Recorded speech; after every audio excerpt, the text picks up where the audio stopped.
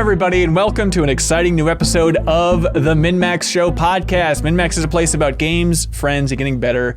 This is a very big episode. My name is Ben Hansen, and I want to personally thank you for being here. And thank God I'm not alone, because I'm joined by the one and only Sarah Podzorski. Hello. Hello, welcome. I'm glad to see you here. We're joined by Leo Vader. Get hype. We're joined by Kyle Hilliard. Hello. Joined by Janet Garcia. Hello. Can't go on. It's overflowing. You can't possibly squeeze any more people in. But wait, there's more. Kelsey Lewin, everybody. Hi, it's me. Welcome. And Jacob Geller. Everyone is here. And Jeff Marchiafava. That's me. Welcome. Caboose. Ana Diaz is here in spirit. Shout out. If you're watching this on YouTube, thank you for being here. This is a big episode, so we'd always appreciate it, first of all, if you subscribe to our YouTube channel, our little YouTube channel here. We appreciate that. And you help spreading the word about this episode's appreciated. But the big thing is you can always subscribe to the MinnMax Show podcast in your favorite podcast app. It's not a Patreon exclusive thing. It's completely free. So if you want to tune into all of MinnMax's Game of the Year debates and listen to it in a very convenient way, MinnMax Show on your favorite podcast app. All right, and if you want to watch us, obviously, and you're listening to that, you can always jump in and watch the YouTube version as well. It goes both ways. This is a big episode because this is the MinnMax Awards. We are going through categories and nominating and debating and locking down the winners for a handful of categories, which we will get into in a second. But this is just the start of MinnMax's big Game of the Year series, because the next 2 weeks of the MinnMax Show podcast are going to be all about honoring the best in the game industry. So the week after this, we're going to be talking about the 210s, building out the list of the greatest games released this year. Then we have the 210s part 2 after that, where we're whittling it down to actually a list of the, some would say top 20, others would very adamantly say the 210s, the top games of 2022. But this is all about special categories. And so here's the thing. I think it's going to be tempting to get into a bigger debate about the quality of these overall games. Let's just focus on the categories. You know, if somebody brings up a game and it's like, I think that game sucks. Like, hey, save that. That's for the next couple of weeks, right? This is just all about these very specific categories, which of course are best thing, dumbest thing, biggest news. Leo, do you want to take the next one?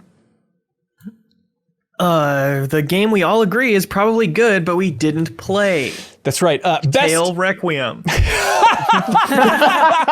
Best character, best moment, and the greatest work of all time, parentheses, 2022. Greatest work of art. Work of art of all time for 2022. Here's the thing. Spoilers. If you remember how we did this last year, some people were frustrated the years prior that we would not have any spoilers in these conversations, because how much can you really talk about the best characters or the best moments without getting into spoilers? It kind of leads to a half-hearted, wimpy conversation. So here's our rules for spoilers.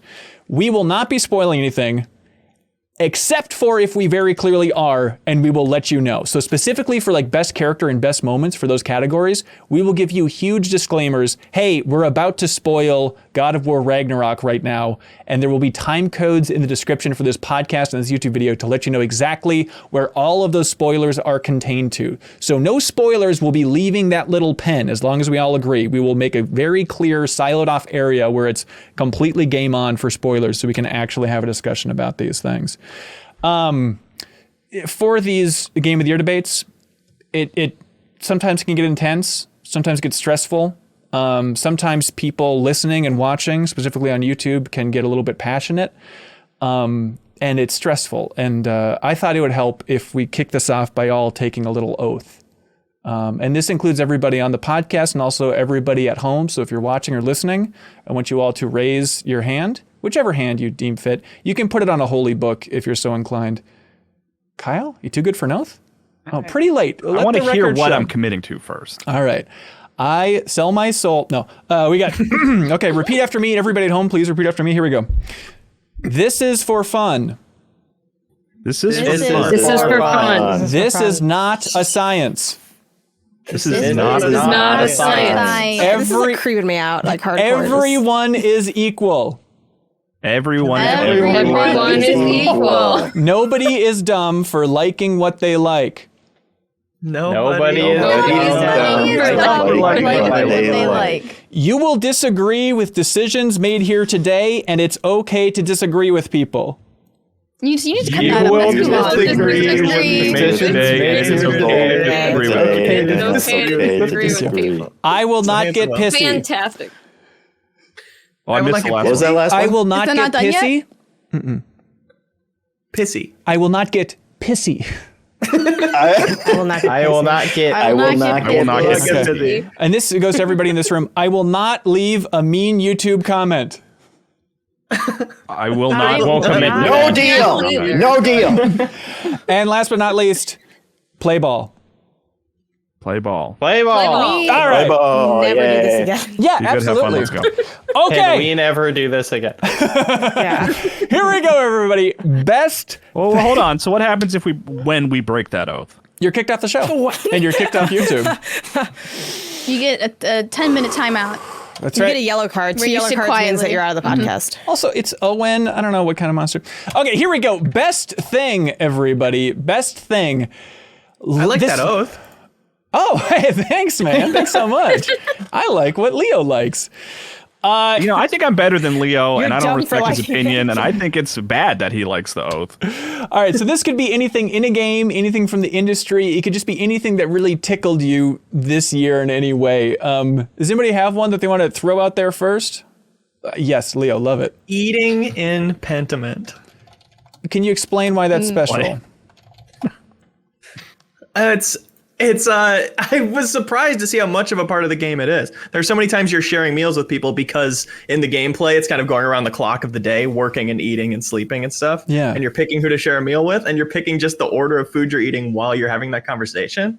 And it's just something I've never seen someone bother to gamify before, even in that tiny of a way. And it's just enriches it and makes you a bit more immersed, and it makes you really feel like you're sharing a meal with these people. I think that's And the meals you eat are different based on who you eat with. So if you're eating with like more impoverished people, you might just have like bread and cheese. And then I'm like, do I eat the cheese first? Do I eat the bread first? The correct answer is cheese.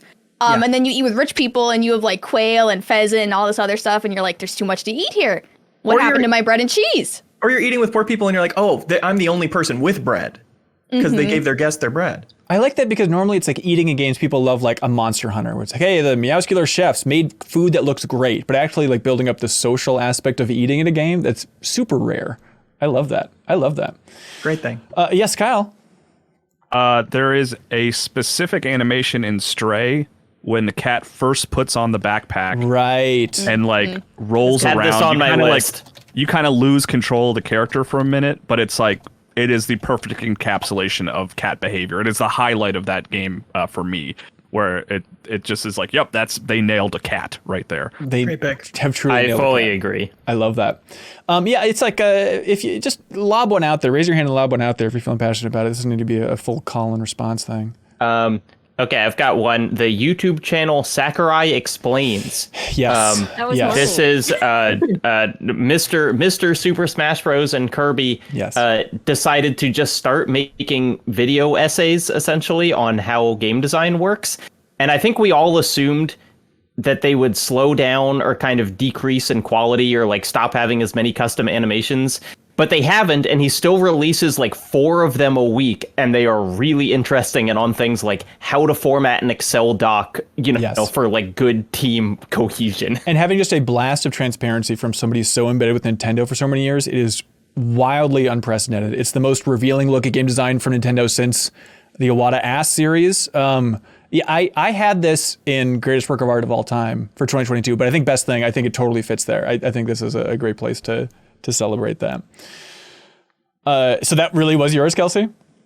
It was, but I have another one. Please. Which is that time period we were all playing Wordle for like a week. Oh, that's so good. The Wordle era. Wordle Apex or something like Yeah. that, right? Yeah. It wasn't quite, it didn't reach like Pokemon Go peak or anything like that. But Right. it was still a nice, like, we're all doing the same thing at the same time, and that feels nice. Yes, absolutely. I love it. What about here's one, and I'm just gonna lob. I have a lot that I've written down throughout the years. So if there's no other like huzzahs to any of these, they won't even go on the list. It's no harm done. But I'm gonna just do some huzzah tests. The game isn't out, but we saw the reveal in the trailer. The dinosaur fountain in Exoprimal, where it was just spitting raptors out of the sky. Is this? I think that's out because that counts for like. How's that working gameplay? It's my sort of spoiler. It's probably going to be disappointing and dumb, but seeing that in the trailer this year was delightful.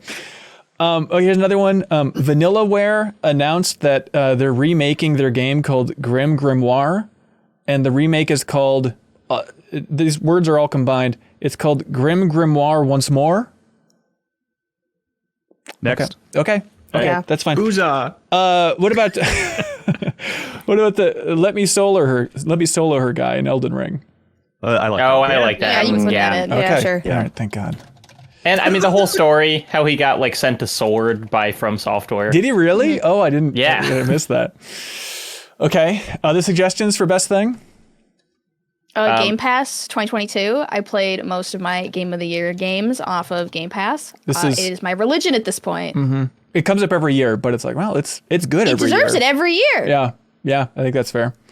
It's like a coupon. I don't know. Like it's kind of. I think- What do you mean it's like a coupon?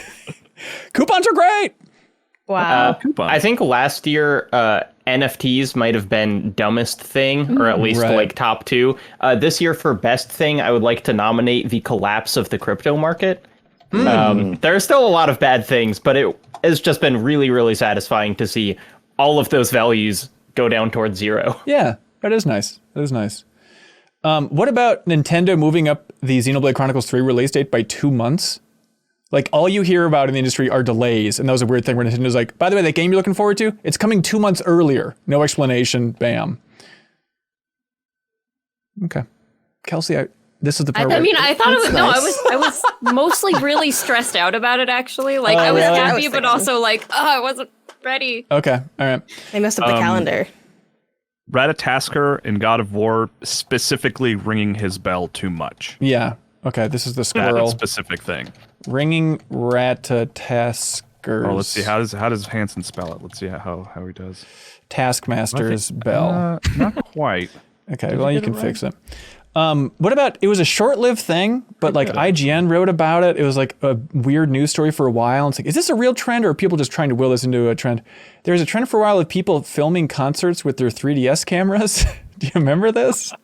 Yeah, I did see that. That was I like. That's a weird one. I don't think it'll make the cut, but I think it's worth putting on the No, I list think- as a fun thing. But we should probably explain what we're doing here. We're building out these lists, and then in honor of our name, we're having two winners. One is the maximum winner, one's the minimum winner. You could see it as a winner and a runner-up, just so you have a good sense of exactly what's going on here. Yeah, minimum winner sounds like last place, but it's second place. Right, that's exactly it.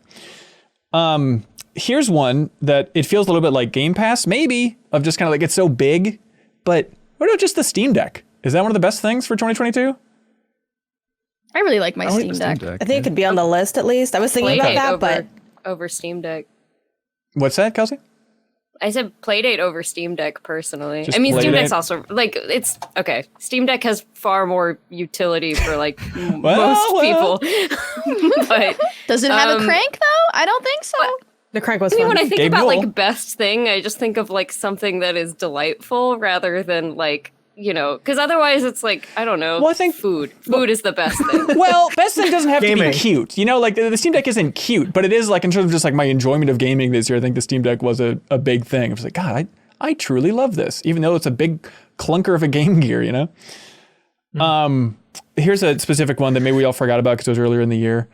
Do you remember where there was that beat in the Italian Parliament where the Tifa porno just aired for like 30 yep, seconds? Parliament Tifa. Yeah. Could that be best moment though? Like, what's the difference between best thing and best moment? 'Cause, like, Let's I don't use understand. moments and Let's not just, this. yeah, I don't think it's But going to the win best best moments waiting. from a game, right?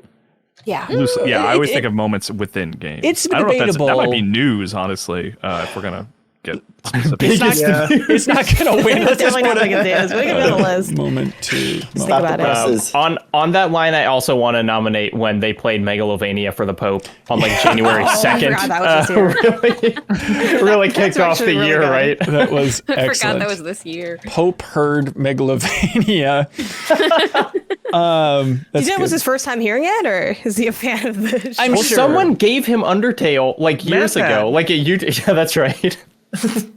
I mean, I think he played Live Alive. Like, I think so that's true. I think he's ahead of the. He kicks my ass in Rumbleverse. I do want to nominate the Play Dead emote from Rumbleverse. It's an emote where you lie on the floor dead, and you can actually do wake up attacks from it. What? Or you can just play dead and have people not fight you, but it's balanced. It costs stamina. People can hit you out of it. But I think it's just such an interesting idea to have an emote with like gameplay ramifications like that. Also, I like that you said the phrase "wake up attack" like it's a concept. Like, oh yeah, of course, wake up attacks. that old trope. Wake up attacks are a thing. Wait, really? Yeah, from laying Yeah. down. It's a fighting Like game. in fighting games when you get Oh, knocked really? down. Well, I'm a fake ass gamer. What about? Okay, this is a specific one. Limited run games. They included a Pizza Hut personal pan pizza coupon with Ninja Turtles, the re-release Yeah, that's fun. of the Cowabunga collection. But they actually included a coupon so you can go get a personal pan pizza, which was a callback to the original thing. Yeah, I just like the idea of having a coupon on the list. I think that's a great thing to have on the list. Why do we just say coupons? Dang it. Pizza Hut How coupon. about also from the Ninja Turtle collection, the fact that you can watch playthroughs of each game and then jump into the playthrough and continue playing from any spot in one of those games. It still Especially technically blows that my mind. original NES one. That Digital was Eclipse thing that they do. Yes. It's so good. Yeah. Yes, video playthrough, jump in. That's a tough one to boil It's down. just like one playthrough, or how do you see the playthrough? Yeah, it's like a let's play, and then at any point you can hit a button and you are jumping in and playing, and it's all just seamless. It's amazing. Interesting. What do you think about this one? Fortnite Zero Build Mode. Oh, was that this year? That was this year. I was gonna put that on just like games of the year, but Yeah, best thing. I anticipate that coming up. On the same Fortnite note, I have Dragon Ball Z in Fortnite. I mean, they have a lot of collabs, but I feel like that one, like that was the one where I'm not gonna lie, I bought a lot of V-Bucks, and I was like, we're going shopping, and it's been a blast. Yeah, it got me to play Fortnite again. Yeah.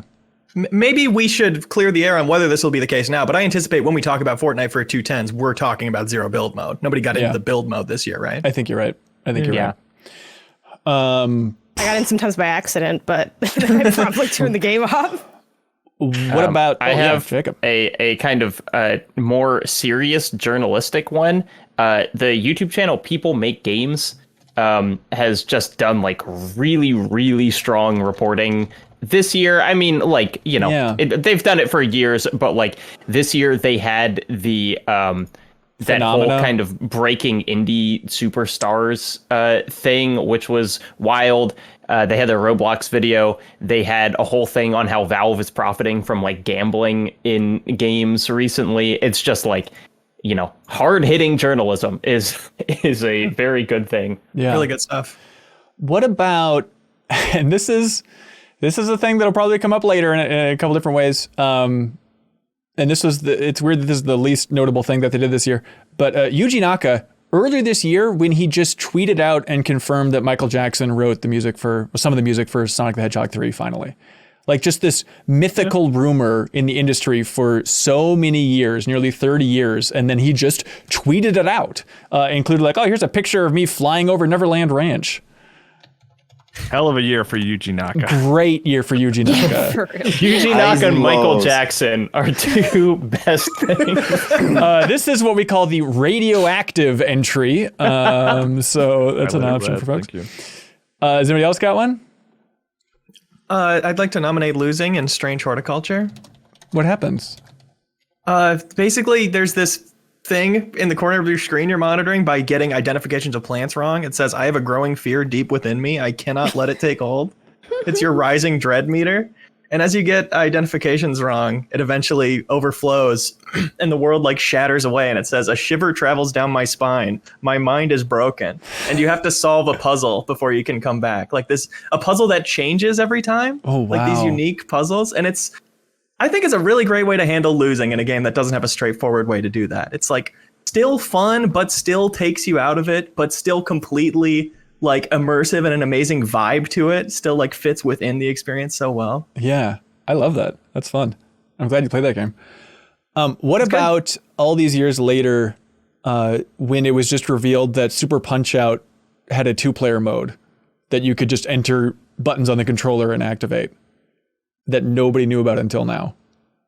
That's fun. Kyle, that's the type of ringing like endorsement that I can only imagine from you. So thank you. Huzzah.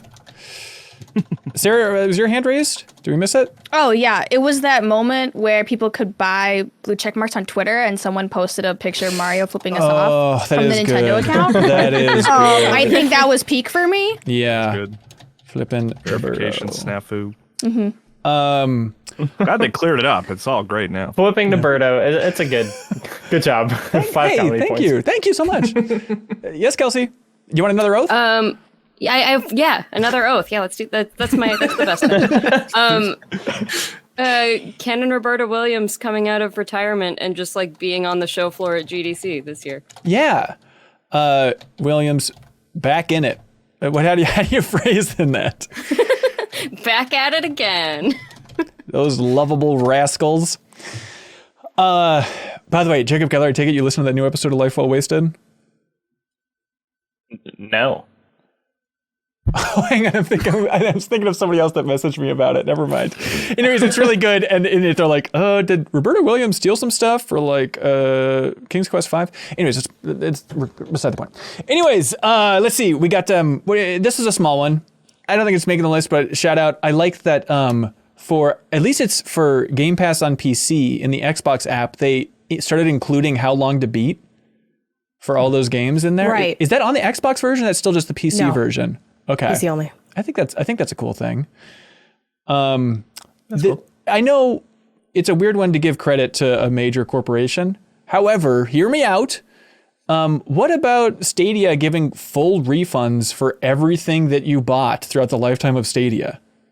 I was going to bring that up for news headline or whatever, just the implosion and then refunding and then Yeah, because it's like think I don't about this again. Sure.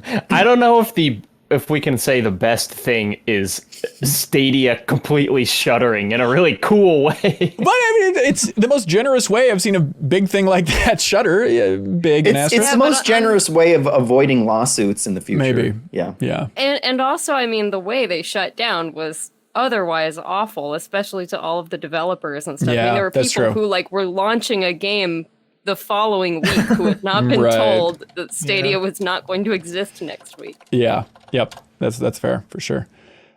Here's a very specific thing. Sorry for being a dork. Tom and Jerry's attacks in multiverses. The idea of having like a tag team partner in a fighting game, but all of their attacks are what's that? I said ice climbers. Well, Ice Climbers, yes, but what's cool about Tom and Jerry Multiverses is all of their attacks are technically them fighting each other, but they make them look like attacks for other people. So it's like, Tom trying to hit Jerry with a bat, and then Jerry ducks, and then that's the attack for the enemies. Leo, you're nodding. That's good. I am so with that. That blew me away the first Thank time you. I saw it. And honestly, so much of that game is like remarkably good attention to detail and love of the characters. And I Yeah. think that's a great like pinpoint of all that. Yep. Awesome. Oh, thank God. What about the... Give it up for a big corporation. The marketing for God of War Ragnarok and how spoiler-free their entire marketing strategy was. I didn't like their marketing, Really? to be honest. Just- Yeah, it was a lot of like nothing, and then it was like, well, now I don't want anything, and then the game came out. Okay. Just me personally. All right. Yes, Sarah. Jacob has something to say. Oh, okay. I have another Fortnite thing. Maybe we can just put like a Fortnite cameos or whatever. But the last Battle Pass, they had a Gwen Stacy or like Spider-Gwen from Spider-Verse skin, and it looks exactly like the movie. Like truly it is so good, and they give her like an emote that's like variable frame rate, like Spider-Verse, where it's like, I have never been so excited to earn a skin, and I know it's dumb, but it's like, man, they freaking nailed Spider-Gwen in Fortnite. All right. But Insomniac did it first. They did have like the variable frame rate. Did that win best thing from us? It probably did. I think it might have. It definitely was talked about. Spider-Man, best thing. Yeah, how about that trailer? Let's just throw that on there yesterday. We like the mom. Sarah, what do you got? Wasn't your hand raised? Oh, well, I guess what I just wrote in chat was that the Japanese God of War commercial where they played it like a children's show. Oh, and they were like, right. this is Kratos. He has a son. I think that was one of the best commercials I've seen. I haven't seen Better this. than the Ben Stiller obnoxious one? Yeah, Let's look up the save that for Japanese dumbest God of thing. War commercial. Okay. Yep. I love it. Oh yeah, I do feel like some things I have in mind might just be dumbest thing. So Yeah. I'll hold on to that. Even some of my favorite games of the year might actually just go into dumbest thing. The Pilot Wings 64 trailer that Nintendo uploaded when that came out on Nintendo Switch Online. Did anybody watch that? Where they just like it's game footage, but then they just put like this sexy narrator, like, ooh, you like flying? And it's like this minute-long weird sexual take on Pilot Wings. And you think that's the best thing of 2022? I think it's number one. I think That and the centralizing Tifa Pilot stuff, Wings is number one best thing. Wow. Yeah. All right, There's a real nonetheless, theme here, I Hanson. think it's cool. All right, I think that's it for me. How's everybody else feeling? We got a That good looks list like a to go lot. down.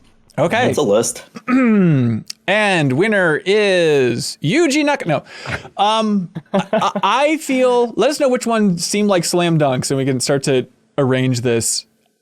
Personally, oh yes, Janet. I was just gonna say I also feel like some of these might be better suited for Moment, like Stray Cat with backpack animation. That's interesting. I think Some of these could be like the game centric ones might benefit from being. I think you're right. I think category. That way we can just move Tifa Parliament Moment up higher. We'll just Right. move everything else a little bit lower. that's really my end game here. right. I understand. No, Yeah, I think that's very think fair. Stray Cat would hang for best moment, but that's not necessarily a reason to like keep it. I right? agree. Yeah, I don't think it would feel make for like best it. moment, but it would win this. That's how I feel. It just feels like the best thing because it's like it's not a moment. It's just a cat being a cat. Yeah.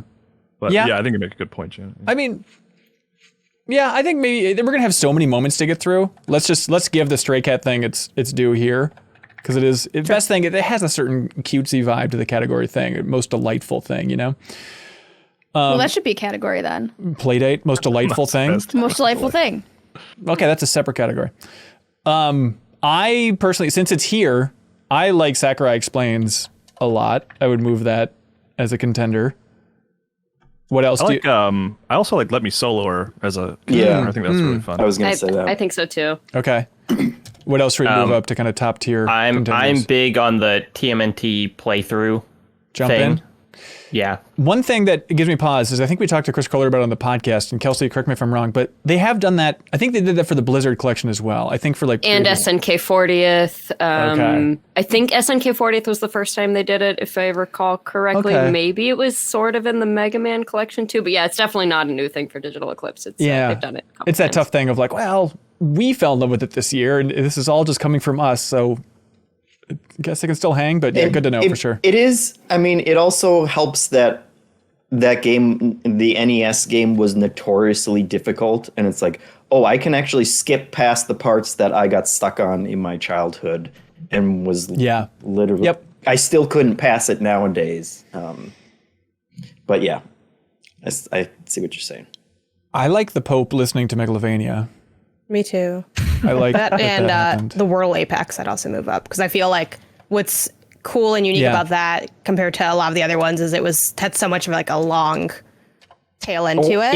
Is there an argument for just Wordle going on the 210s? Absolutely. I think we. Oh, I'm bringing it. Right. Yeah. So absolutely. okay. Absolutely. So it's like the question is, will it get its due there?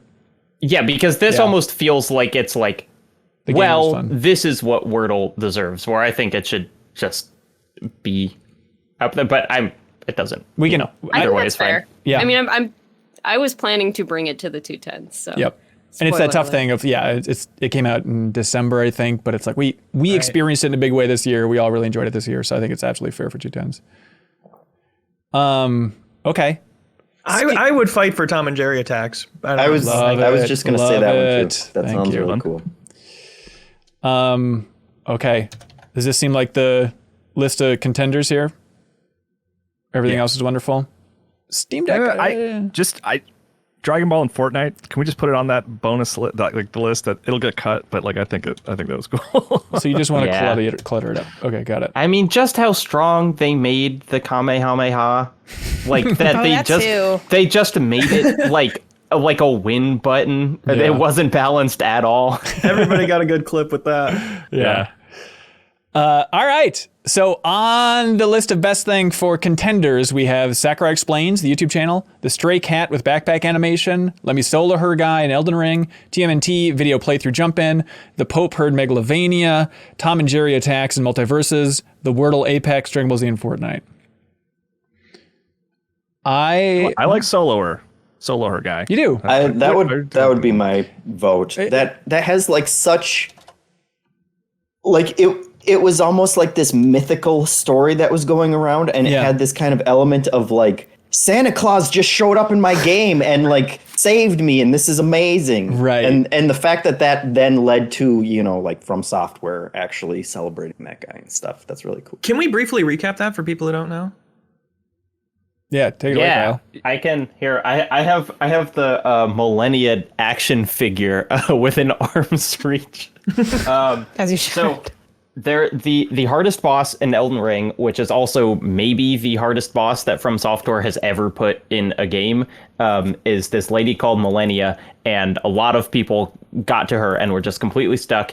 And so there were legends, and then kind of officially confirmed when he showed up on Reddit, this player named Let Me Solo Her, who was naked with a pot on his head and 2 katanas, and he would go in, and the player who summoned him was just supposed to stand in the corner, and Let Me Solo Her would just do the entire fight flawlessly, just soloing her. And he did it, I think 1,000 times, and there was like 1 million fan arts of him and whatever, and From Software sent him a sword. Yeah, it's like a natural superhero just kind of being built up in the video game community. It's just like this beautiful experiment. I would go Let Me Solo Her and Sakurai Explains. That would be my vote too, actually. I'm okay with that. I like that. I'm okay with that. Wait, holy cow! Yeah, are we reaching consensus? Okay, what takes it? Is Let Me Solo Her? It seems like there's more passion. Is that Max? And then Min is Sakurai Explains. My Max, yeah. Sure. Hey, this isn't that hard, everybody. Look at this. The best thing for 2022 is the Let Me Solo Her guy in Elden Ring. And the minimum best thing, of course, otherwise known as the worst thing, is Sakurai Explains, the wonderful YouTube channel, which... Shame on him. Yeah, I fell off for a while, but I was watching every one. I mean, I've probably seen every one, but maybe like the last 5 for Sakurai. And I love that we should give it a little more of a due. The fact that they're all under 5 minutes, just super quick. They're not monetized. The production value is absurd. Sarah Pozorski's old coworkers at 8.4 doing the localization for that thing. So it's just impeccably translated. And there's a lot of good design tidbits and stuff in there, but then specifically it's like him walking through his career. You don't get that. You don't get that idea of like, hey, here's some behind the scenes footage from making Kirby, from making the first Smash Brothers. We've seen stills of like that weird mannequin early prototype that he made with Iwata, but actually just having him reveal early prototype footage for that is, Kel says, imagine as a historian, it's incredibly valuable. It is. Also, can I share something really cool about Sakurai Explains? Yeah. I don't know if it's gone in a video yet, but I sent Sakurai my copy of Kirby Air Ride because he didn't have an American copy. And the guys at 8.4 reached out to me and were like, we need a copy of Kirby Air Ride. I didn't have one in the store, so I just sent him my personal copy. So that's awesome. Can I nominate Great that sacrifice. for best thing? Yeah, should have brought that up. That is awesome. Best moment heartwarming. was That you is explaining that. Unbelievable. Sarah, Kirby Air Ride, your favorite game. Yay! What is that? You never stop screaming about that game. All right, there we go. Best thing locked in. That's amazing. That's like brush with fame. That is unbelievable, Kelsey. Did you leave like a note in there or anything? No, and like I did ask, I was like, I will send this for free. Is it possible to like get him to sign my copy of like, the original Kirby or anything? And they were just like, he doesn't really do signatures. And I was like, that's fine. It's still cool. This is still really cool. Yeah, that's amazing. You should have You get him to sign an unrelated thing, and then we just kind of transfer it off. Yeah, I need to sign his paperwork in order to receive my copy of Kirby's Air Ride Saga. All right, let's get stupid. This is dumbest thing, everybody. Dumbest thing. Silly. The God of War marketing, I think. The Ben Stiller ad specifically. What about it struck you as dumb, Kyle? Just that it was dumb.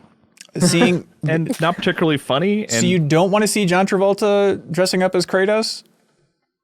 Well, I do, and he wasn't in the ad that way, so that was the problem. I think. I don't know. I don't think I finished the ad. I was just so annoyed by it. It was that your TV out the window. Something about it really, I did really disliked it. I just thought it was just not funny and like bummed me out and didn't share anything new about God of War. I doubt Ben Stiller has ever played God of War. Yeah, you could tell he's a fake ass gamer. All right, love it. It's on the list. I saw it. Go ahead. Overwatch 2. It's a quick one. I had Overwatch 2's like the phone number fiasco, but just in general, Overwatch 2 you think is a better way to go? I had Overwatch 2 in-game items being more expensive than the IRL items. Yeah.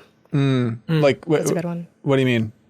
Like there was a keychain, El Pachimano keychain that's $5 in real life, but it was like double that in-game for your gun. Right. Yes. Yeah. Can we just say everything about Overwatch 2? Is that just a good umbrella? I think so. At Its this existence point, is really it seems the like problem. everyone has their own Overwatch 2 thing for the category. Okay. That looks so mean, though. It's the dumbest thing. It's not a nice category. Yeah, this isn't our friendliest category. This was early on in the year, but when Troy Baker tweeted out that he was working with that NFT company for like digitizing voice actors' voices. Oh boy. And he really got pompous, with all due respect, with the tweet. And he said, quote, "You can hate or you can create. What'll it be?" That's a Can you directly quote that, too, please? Yeah, absolutely. Troy Baker, hate or create. NFT It is not the tweet. critic who counts, not the man who points out how a strong man stumbles or where the doer of deeds could have done better. Wait, are you quoting? Is that Wait, what did you he said? post that himself also? 'Cause He posted that in some other controversy, the man in the arena. oh my God, that's I when- forgot. It was. I forgot that he posted that, and I had thought in my head, clearly someone sent that to him as like a troll, but no, No, that's so Troy much Baker, funnier. our cringe king of voice acting. And here's the thing, I really, like, my favorite gaming podcast is the Play, Watch, Listen podcast, which he's on, and it just broke my heart that he was on it, and they bring up this NFT tweet to him, and Alana Pierce is like, I understand wanting to make money. Like, you clearly did this to make money, right? Like, that was the goal? And he's like, absolutely not. Absolutely not. And then like a minute later, he's like, look, I'm trying to feed my family. And it's like, okay, all right. So it's all over the place. But he got enough crap for that. Yes, Jacob Keller. I got a real heavyweight. I previous talked about how GameStop, or how NFTs, like crypto market in general, going down. GameStop did not get the memo. And earlier this year, one of the official NFTs from GameStop that you could buy was essentially the famous falling man 9/11 photo. Oh, that's right. Oh God, I remember that. Which is, truly in a lab could not make up a worse thing for them to sell as an NFT. Yeah. Is it worth just saying GameStop's NFT push in general? Because like I had on my list, and somebody in this podcast, you're welcome to cover yours if you want and not weigh in if you want, but them doing the Game Informer covers, but they couldn't get the license to do actual Game Informer covers. So what they did is made like fake Game Informer covers where it's like fake art for Elden Ring and tried to sell that as an NFT, but it's just generic fantasy guy attacking fantasy troll. Truly the dumbest thing. And like fake Game Informer 100th issue that is not anything like their actual 100th issue. But is it not Elden Ring characters even? No, it's just like didn't realize that. generic idiot fantasy guy. It's like, hey, you can buy this, everybody. I do think that's dumb for the gaming industry, and Yes. a picture of a man dying in the century's most famous terrorist attack is kind of on another level. I agree. Okay, so you don't want to genericize it? You want to say GameStop NFT? You can just say GameStop. Okay. I'll leave it at GameStop NFTs. But we know. We know. Never forget. Kelsey? Kelsey's going. Politely raising her hand. Okay. I don't want this to be the all blockchain and NFT category, although it probably will be that. But GDC 2022, which every company pulled out of, so it just became all blockchain and NFT booths, and half the talks, and no one cared. No, it was just like a separate convention happening inside of this convention for specifically these people. My favorite part of this was that you guys remember the Axie Infinity thing, the really big NFT game, and that was the one that was supposedly that you could earn you could earn money by playing it theoretically. Yeah, and it was it was the one that people were looking to because it was actually doing okay, and they threw a huge party that anybody could get into. So of course I did go because I was just so fascinated, what kind of people are going to be here, and I will take your free mini corn dogs, sir. So that party happened, and 2 days later they announced that they were completely out of money. Oh my god. Best thing. I know they get dunked on a lot, but it's their fault. That they released that Kingdom Hearts collection for the Nintendo Switch, and the official name is Kingdom Hearts Collection : Integrum Masterpiece for Cloud. But for cloud. Because it's the cloud streaming thing. I was like, wait, from Final Fantasy VII? I wish. I mean, he was in Kingdom Hearts as well, I guess. Kingdom Hearts Collection. Okay, Janet, did you have one earlier? I thought I did, but then I can't remember it now. So circle back to me. That's fine. What about I like that the podcast exists. I don't have a problem with the podcast, but the fact that Summer Game Fests took a block of its hype to let Kojima announce his podcast as a major I have the piece of Kojima news. podcast on my dumbest thing list as well. So interesting. Has anybody listened to it? I talked a big game and was very excited to listen to it, and I have not listened to it yet. I've listened to it. The first couple of episodes, and they have an in-world narrator that's an AI asking questions of Kojima, tell me about Metal Gear Solid, please. And they have the Keely News thing where, I kind of like the fact that it exists, even if it's a little far up Kojima's butt. It's not the podcast is the dumbest announcement. thing to me. It's the announcement. Okay. Is my sort of. And is this just Jeff Keighley's relationship with Kojima is the dumbest thing? No, I think it's sweet. I refuse. Yeah, we love it. I mean, it worked out for the Game Awards. I loved it there. Yeah. Janet, your hand is doing something. Yeah, I feel like you could argue it's best thing, but Crash announcing that Crash game on stage. Crash Bandicoot coming out. Now, if you were sitting in between Sarah and Leo, you could have heard a pin drop. They did not give a crap. But they've taken the suit out of retirement. Yeah, it was sort of exciting in the sense that I don't know, it's a big Crash Bandicoot guy, but it is a little ridiculous because it's it doesn't fit with how we do things now. So it was funny. I was watching it live, and the people behind me were so Crash is just announcing this game? That's not and just when they said that, it kind of shattered the pageantry for me, where I'm yeah, I guess that is a little weird, isn't it? It was also smattered with that other very 90s energy, super staffed up celebrity game right after, so it's kind of a weird block. Oh, right. Yeah. Love it. Crash's grandma, maybe? Crash's grandma. Crash's quote about grandmas. I have Kelsey's thing about the Summer Games Fest reminded me of another thing that happened at the Summer Games Fest, which is Dwayne The Rock Johnson appearing shirtless in a gym and talking about his energy drink for 4 minutes. Yep. And then enjoy your gaming. And he didn't bother to mute the music playing in his gym. It was just, it felt like sub cameo level of care for sending in this video. It was unbelievable. I love it. Happy birthday.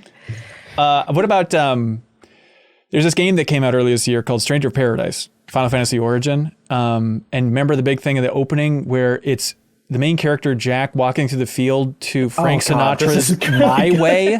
And they made such a big deal about that. But then also in the actual game, like it cuts off before you even get to the chorus. So it's just like the build up to My Way and then awkward jump cut It's to like, gameplay. I did it. And then there's a loading screen and then And it never comes back. it's not like an intentional artistic thing. It is just like the most shoehorned weird thing of like, wouldn't it be cool to have Frank Sinatra's My Way? So, okay.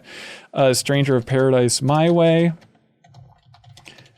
And also it was like very big on the streaming thing. Like you can't stream this part. This needs to be secret. And you'll also be flagged if you do stream this, but we need it in because it says everything about that game.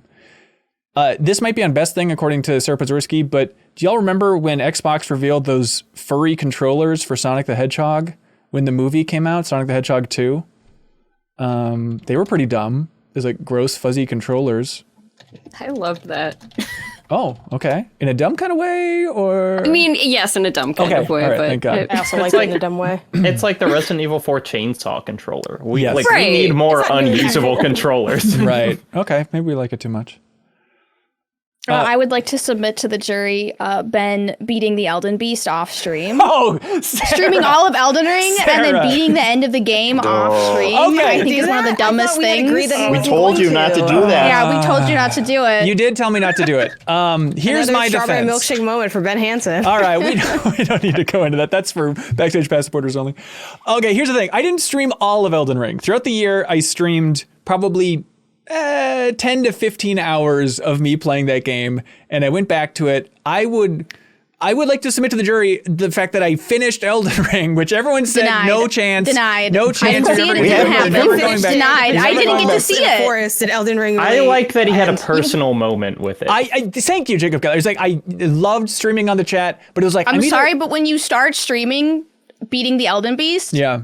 and then you don't finish it on stream, you no longer belong to yourself when you put that content out Yes, there. We agree. own Like, you. I think it's totally That's- fine to have like a games off stream, like that's very healthy, very fine. Yeah, It's that very was fine. But you like reopen the door, like Right. months later, you're like, I'm gonna stream this, I'm gonna beat it. Everyone was I excited. didn't say I was going to stream all of it. One I of did the not. streams is titled "Beating the Elden Yes. Beast," No, it's in not. which you No, it's didn't not. beat the Elden It is Beast. not called And I beating get that the because sometimes Elden it takes Beast. long. It is. You know. And I watched that stream, and then I was expecting as a viewer, I'm probably not paying viewer, but someone gifted me a sub somewhere, Yeah. to see glory happen, Right. And it didn't happen. I beat so many bosses on that stream. I would like to take some time for myself. Plus, my wonderful wife, she had like company over, and they were like working upstairs, so I didn't want to be downstairs being like, "You MF or really, Elden real Ring." quick to throw your wife under the bus, man. Like, just, Look, just I was take just saying, that. Leo, you respect this, right? Just some me time. Not everything needs to be a public hullabaloo.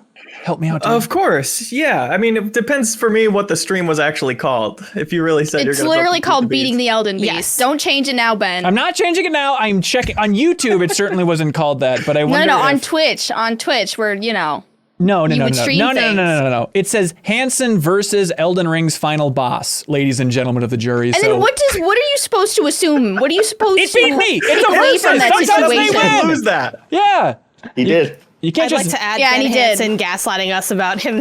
I never promised to stream It's all of gonna it. be I never Elden Ring. promised to stream all of it. I made no promises. Ah, He's turned into Seinfeld. I'm now. innocent. The Elden Beast. I had one that won't compete with blockchain stuff, I think.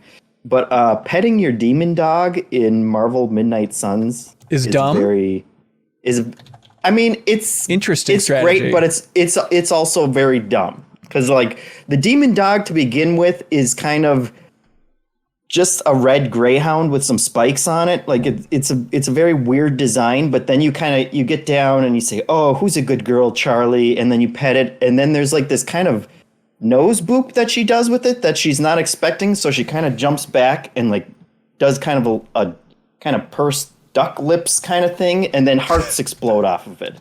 And Jeff, I but think this is what the internet wants, man. I hate to tell you. they might, but it's also something that you have to do every like. I've seen that probably like 1,000 times because you do it every day for the XP or whatever. and it just gets goofier every time. It's a dumbest thing that I love. Okay, all right. It's one of those kind noted. of Very noted. And it's a demon dog, Hanson, not a dog. Demon dog. I'd like to suggest Weird World, the location from Marvel Snap.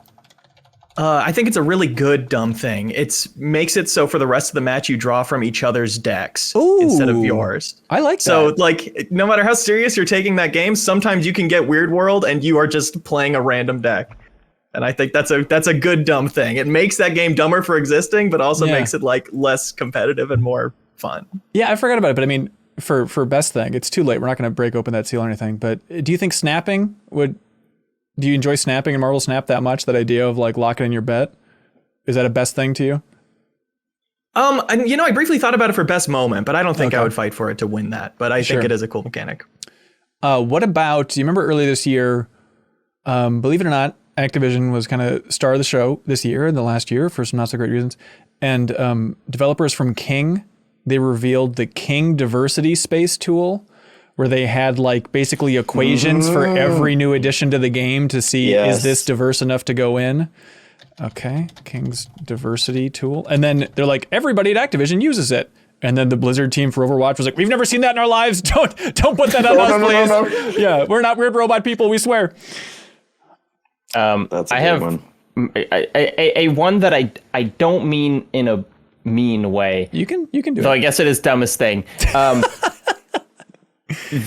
Earlier this year, a game released that at least some outlets called fundamentally technically broken and near unplayable, and it sold more copies than any game Nintendo has ever released, and it's Pokemon Scarlet and Violet. Like, I'm not saying anything about that game, but just the technical state combined with it selling more copies than God. Like, I cannot believe how well that game sold. Yeah, how do you phrase that? Because I also think it's the dumbest thing just that they shipped it in that state.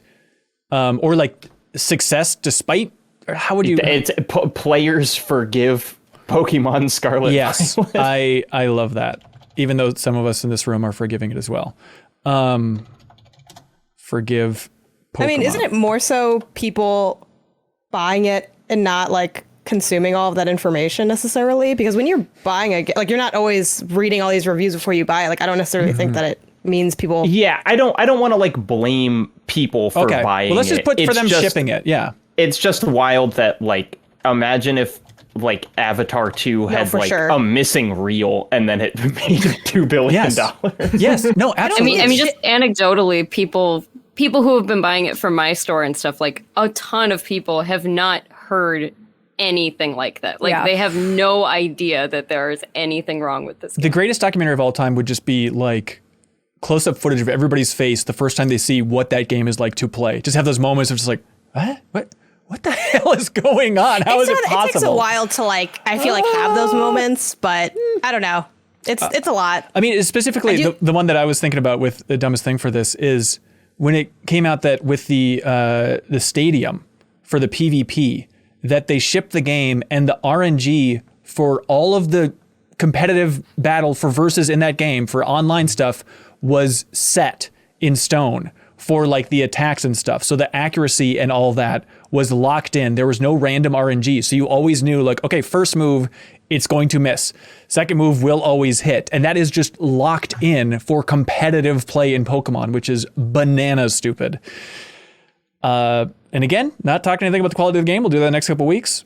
But I think shipping in that state, I think that is absolutely the dumbest thing. Back on the, this also was delightful, but if you remember in kind of the E3 era, Summer Game Fest era, for Call of Duty Modern Warfare 2, with that reveal, where they revealed it by having drone photography of this huge boat sliding into the harbor next to the other boat to reveal the big ghost face on that two ships. They just like rented out an entire like shipping dock or something. Right. And all the comments were like, aren't we like in the middle of a huge like freighter, like log jam and and then they did absolutely nothing. It was just one person standing out there being like, Call of Duty Modern Warfare 2's big or something as big as this dock is, and it's just like as big as this dock. It's like very much not how game marketing is done anymore. Like it's the kind of thing that you might show to like the few game journalists that like you need to just get hype for when they're writing for a magazine. I mean, like what the original Modern Warfare 2 would have done. You know, it's like 10 years ago in publicity. Yeah, like imagine anybody being that excited about a boat that they make standout coverage just for it with your game reveal. It's very stupid. Winky, winky. On the Modern Warfare 2 train, I do just want to say for the record, and aiming an assault rifle directly at a civilian in the hold L2 to de-escalate is for my money much dumber than press F to pay respects. Definitely. De-escalating isn't a word according to Google Docs, so Call of Duty invented it. Yeah, I think so. What about Kojima? Do you remember this, where Kojima was identified on certain sites as the assassin for the Prime Minister of Japan when Abe was shot? Oh my god! Do you remember this whole thing? Oh, I do remember that. Okay, Kojima. I forget like what site got that rolling, but then everyone was just using a picture of Kojima for like this assassin. Yeah, they like used his picture incorrectly, essentially, with the article. And he had to have as the assassinator. Right, and he had to like tweet out, "I did not assassinate the Prime Minister of Japan." It was literally, they were like, "This guy killed the Prime," and it was a picture of Kojima, like just chilling. Yeah, and he like now we know that's just an ARG for Death Stranding 2. That's right. It was it was a long game. Again, not saying anything about the quality of this beloved game. With all due respect. However, is this a Pokemon? No, this isn't. Everyone can relax except for Kelsey. Dumbest thing, the combat barks in Xenoblade Chronicles 3. The fact that I have to hear, "Come here, I got something for you," every 9 seconds in that game is unforgivably Lance wants stupid. something a bit meatier, yeah. That's fair. Okay. That's fair.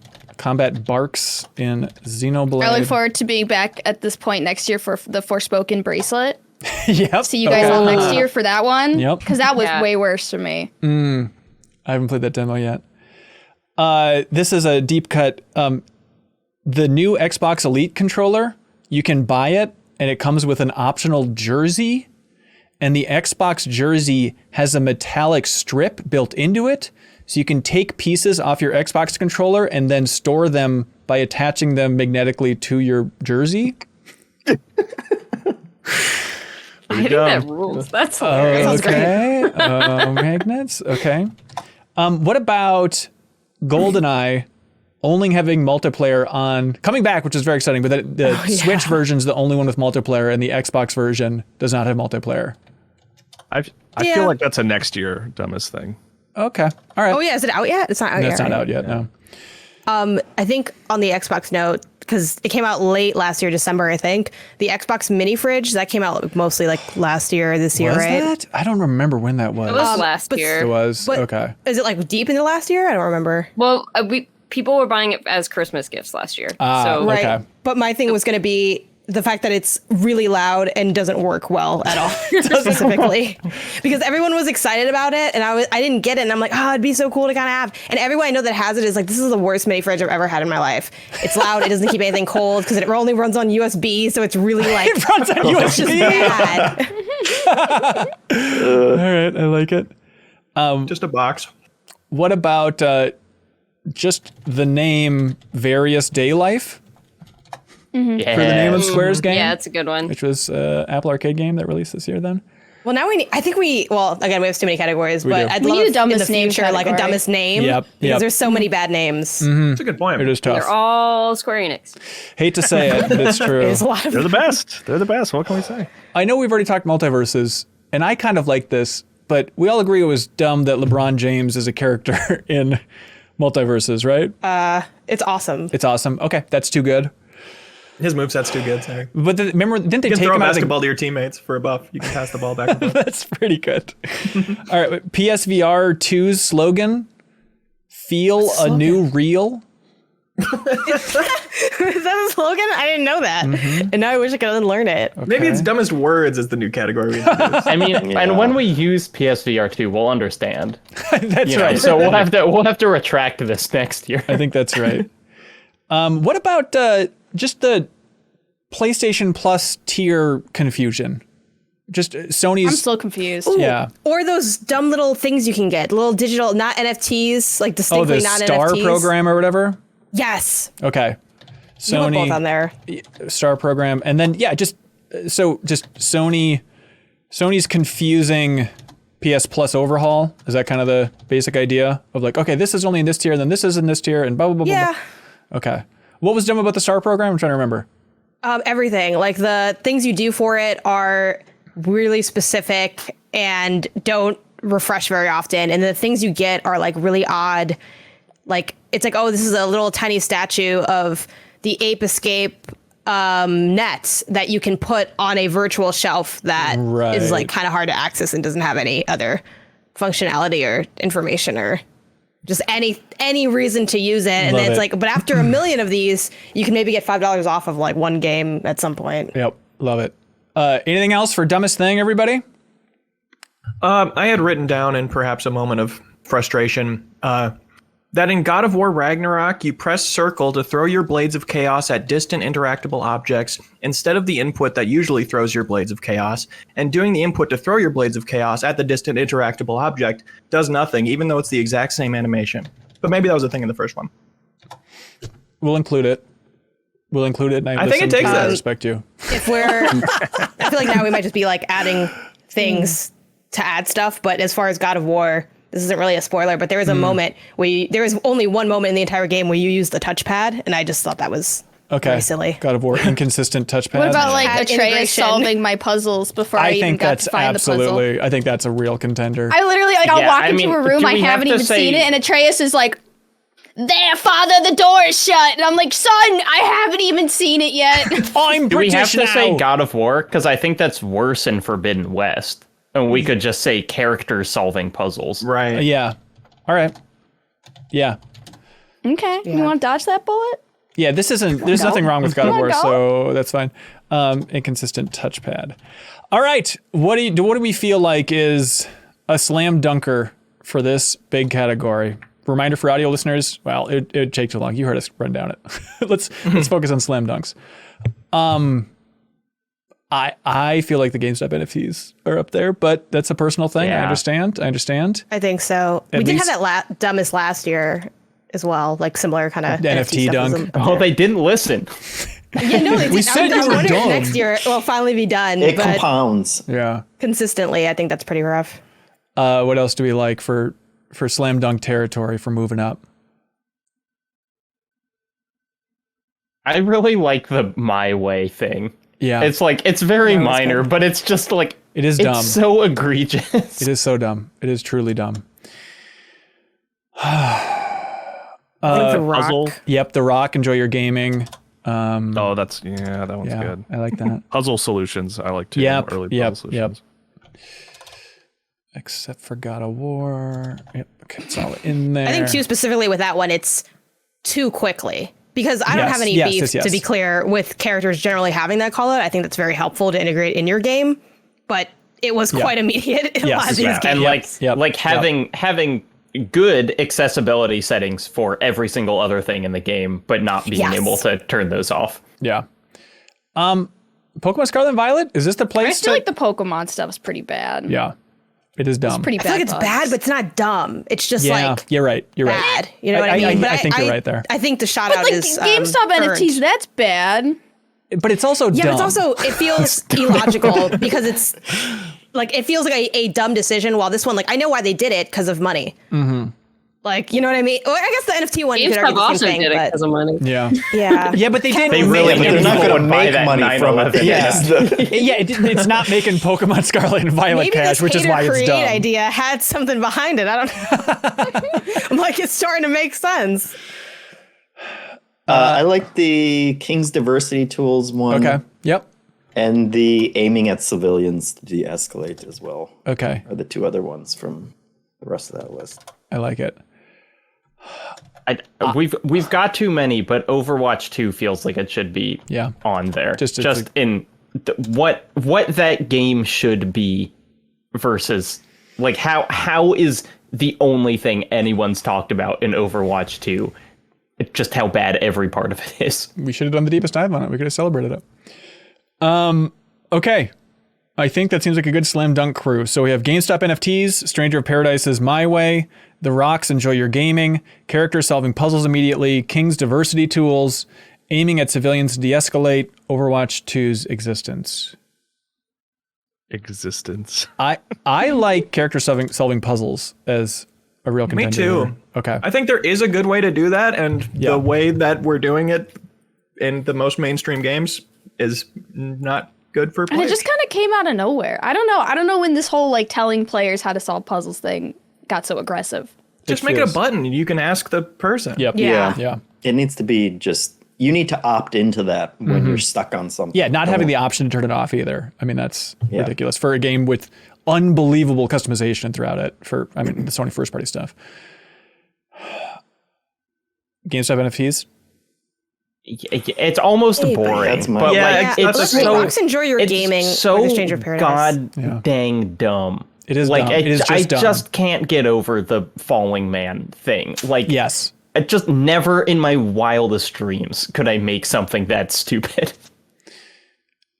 Yeah. And I mean, it's also, they announced it after the backlash had already been like peaking, right, of like, hey, we're getting into this. And now like just last week, I think they announced that they're axing most of that team. We've seen like the entire arc of it this year. Right. And the fact, that there were layoffs, but there were those layoffs earlier across GameStop and Game Informer, but the NFT team was safe. And now it's like, it turns out maybe not NFTs. And then they axed a lot of the NFT team apparently recently. I like those two, but please, everybody speak up. I like Stranger of Paradise more than GameStop NFTs. You do? I'm just like tired of devoting energy to GameStop in any way, including every year for Dumbest Thing, you know? Yeah. I can get on board. And dumb feels almost too light. Okay. Like it's like if it was like evil, then I feel like I would get Evil. into it. Using that word. We do need an evil category. Okay. Number 1, maximum thing, characters solving puzzles immediately. Yeah. And then the minimum thing, Stranger of Paradise's use of My Way from Frank Sinatra. I think those two really capture the idiocy of this year. I think as you're well. right. None of the GameStop one doesn't. There's a lot of dumb things that speak to the year, but I think that feels like what I experienced this year. Absolutely. Please just watch the Stranger of Paradise intro. If you like it's hard to communicate how bad it is. It's this year's Life is Strange no license music mode where it was just silence and sound design. Right. And and the sound of people's tennis shoes squeaking on the floor. I beg to differ. Not bad, Jacob Geller. Dumb. Key phrase. Dumb. All right, there we go. Biggest news, ladies and gentlemen. This is the fun one. I hope you like acquisitions. Like a million of these, Ben. I know. I think this is just Ben's category. Yeah. Do you all like biggest news? I think it's a nice way to look at it. I assume you're gonna hit all of mine. If we just go down your list, probably all of mine will be on it. Don't mind if I do. Is the Activision Microsoft stuff, is that this that was this year? Yep. Okay, I know it's ongoing and it's still not finalized. It might not even happen, but I think it's certainly big news. I think that acquisition, the fact that literally it was news throughout the entire year and the repercussions, having Sony and Microsoft get in felt like new flavor of console war, of Sony trying to throw them under the bus every step of the way, but being like, this sucks. Government, listen to us. We're Sony. Call of Duty is really good. And then Microsoft had to literally go out there and in court documents say Microsoft's games aren't as good as Sony's, so it's nothing to worry about. Like that is and we're bringing Call of Duty to Switch. It's fine, right? Like everything, it was just year defining for news. I feel like, but we can't. Who knows what it might be? There's a lot of other options here. Take-Two buys Zynga. If you remember, that was like the biggest deal, the biggest acquisition of the game space before Microsoft buys Activision. That was a gigantic deal. Sony buys Bungie. That happened this year, everybody. God, that was just jeez. Yep. Right. Wow. New York Times. That's the other Ben always has a million of these. Umbrella thing that's just like acquisition. The game Everyone industry gets way smaller. It's just a monopoly. This is our acquisitions category. I always like getting specific with the news, but I hear it. It is like this is just more and more. Antitrust laws fail America. Right. Yeah, I mean, part of the point of this category is to like recap the year and think back on it and stuff. But I think there's no chance that more than one acquisition is on here. And if it's going to be one, it's probably going to be Microsoft buys Activision. I'll just list it out because it's fun though. New York Times buys Wordle. for, was it 500 million, I think? Let's get all these acquisitions. Embracer buys everything. The Embracer. Well, I mean, this is, I think, two separate biggest news items where they buy Square Enix's Western Studios and the Tomb Raider IP, and Crystal Dynamics, all that stuff. But then also Embracer buys, what was it? It was a bunch of kind of smaller studios like Tripwire, Limited Run Games. But then the big thing was Embracer buys Lord of the Rings. They bought the rights to Lord of the Rings. Yeah. No, just the license rights. It was it was a confusing thing when you dove into the weeds of like it can handle shows up to 9 episodes, but not. It's just a mess. Weird. Yeah. Outside of that, there was the war in Ukraine, still is, but because of that, I think it was big news where like CD Projekt and Good Old Games and Microsoft and Nintendo, they stopped all sales in Russia. So big companies stop Russia game sales. I mean, Advance Wars getting delayed indefinitely because of the war. I don't know if it's even delayed at this point. I just don't know that it exists anymore. There's that weird thing where someone was able to download it, like random person. Yeah, that was so bizarre. Sony raised the price of the PS5 outside of the US, like to be this a couple years into a console and have the prices go up. I think it's the first time that's ever happened that I know of. Well, did Oculus do that first? That's right. Yeah, they did raise that as well. I mean, so that's it's more of a peripheral, own, though. Yeah. Well, except for the you can make an argument Quest, for you can. Quest. Yeah. It's standalone. Yeah, I mean, I almost want to say metaverse. Like, there's no real movement on it, which makes it like less of a big story. But just like Facebook continues to be all in on creating metaverse. Yeah, it's mind blowing. Do you want that as a news thing?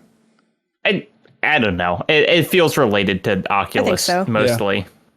I think that was like a big conversation too, and I feel like there's been multiple stories kind of in that vein throughout the year. Was it this year that they renamed themselves? Yeah, right? I don't know. I think it was. Okay, Facebook goes all meta. FIFA changed the name of the game. Like one of the most popular games in the world. The fact that EA is changing the name of FIFA to, what is it again, Janet? EA Sports FC. Well, it's more like that FIFA. I mean, I don't know how you'd want to word it, but it's not that they're just like, oh, we decided, why not? Like they couldn't, like FIFA, the organization, like the soccer organization did not allow them to like license out. Like they couldn't come to a deal to get the license again. That's huge. Leo, you were thinking something strong? Surfer Rosa in the chat says Jeff Gerstmann leaves Giant Bomb. I think that's big. Yep. Thank you for watching us live at the Backstage Pasture, everybody. Again, that feels like, well, that's not headline news, but it's like, that's big news for us this year. More? Please just jump out there, yell it. Just, I don't know if this is one story or not, but just mass layoffs over all games media. Yep, I was gonna say. The gutting of like, and I mean, some just shut down, but a lot of outlets were just like completely gutted this year. Yep, for sure. That was a sad recurring trend. Yuji Naka having just the best 2022. I mean, he got once, arrested but twice. Yuji Naka's 2022. Does that mean he's let out of jail? Trading. How does that work if you're arrested twice? Yeah, it's like rolling doubles. You get out. Yeah, so if you didn't follow that, he was inside Square because of the development of everybody's favorite game, Balan Wonder World. Worlds? Alan Wonder Worlds. Yeah, Underworld. Alan Underworld. Wonder Wordle, I thought. Anyways, and then because of that, he learned about, and others, wasn't just him, learned about the development of Dragon Quest Tact. I think it was the mobile game. Then it's like, let's invest heavily in that developer. And then learned about the development of Final Fantasy VII First Soldier and said, this is going to be a hit battle royale game. Let's invest in that developer. And now you can't do that. I would like to know how those investments turned out. Like, were they profitable, or was he just found out early and then he was like First wrong? Soldier is shutting down in January. So. Yeah, definitely. There's a fun thing that they talked about on the 8-4 Play podcast. Sarah, that's where you came from. That's where you were born.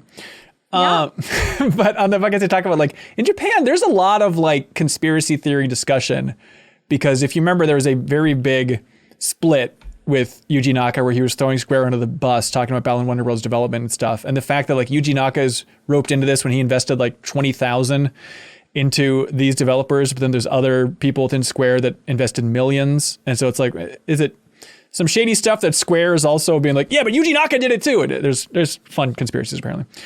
But that's Yuji Naka, everybody. Fascinating story. It is. Neil Smith in the chat points out the Twitter sale, which is also interesting. Yeah. It's one of those things like I don't love that because it's not directly game related. I don't know. I want to play Elden Ring. That's why I stayed away from it for dumbest thing. There is actually. I was just thinking there was the story where Sam Barlow said that Elon wanted her story and Tesla's, and then didn't offer any money and said it'd be worth it in exposure. Oh, really? Wow. If we want a story about Elon being an idiot, there's a gaming related one. He's not welcome on this podcast. You can tell him I said that. Yakuza was renamed Like a Dragon. Not huge, but I think that's another weird thing. It's just a huge popular franchise getting a new name. We were gonna push the Google Stadia closures and that's right. Of course. Yep. Good call. Closure. Junichi Masuda leaving Game Freak. I don't think it's hanging with the rest of this because he's still within the Pokemon. He got a raise, but he got a promotion. Well, he's at Pokemon Company, but he's not directing games. He's no longer at Game Freak, which Kyle, I feel like you talked about before. That was a big deal. I know you're poo-pooing it. Why you poo-poo? I don't. Yeah, because I think. Yeah, maybe it doesn't even go on the list. I wonder if it'll have an effect on like the sort of the games. I guess is like I don't. Did you play Pokemon Scarlet and Violet? Yeah, I like Scarlet and Violet. I do too. Quite a bit. Okay.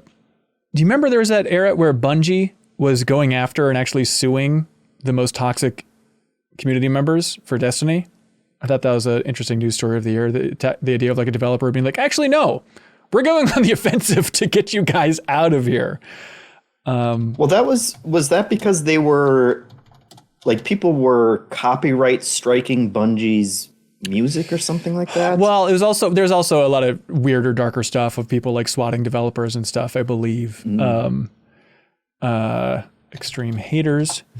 Let's see. 343 drops the Halo Infinite split screen. That was a big deal when they did it. I don't think it's hanging with this. GoldenEye returning was a big deal. Splatoon 3, the fastest selling game in Japan of all time, was a big deal. And then Pokemon came around. Write that down at least. I thought that was crazy.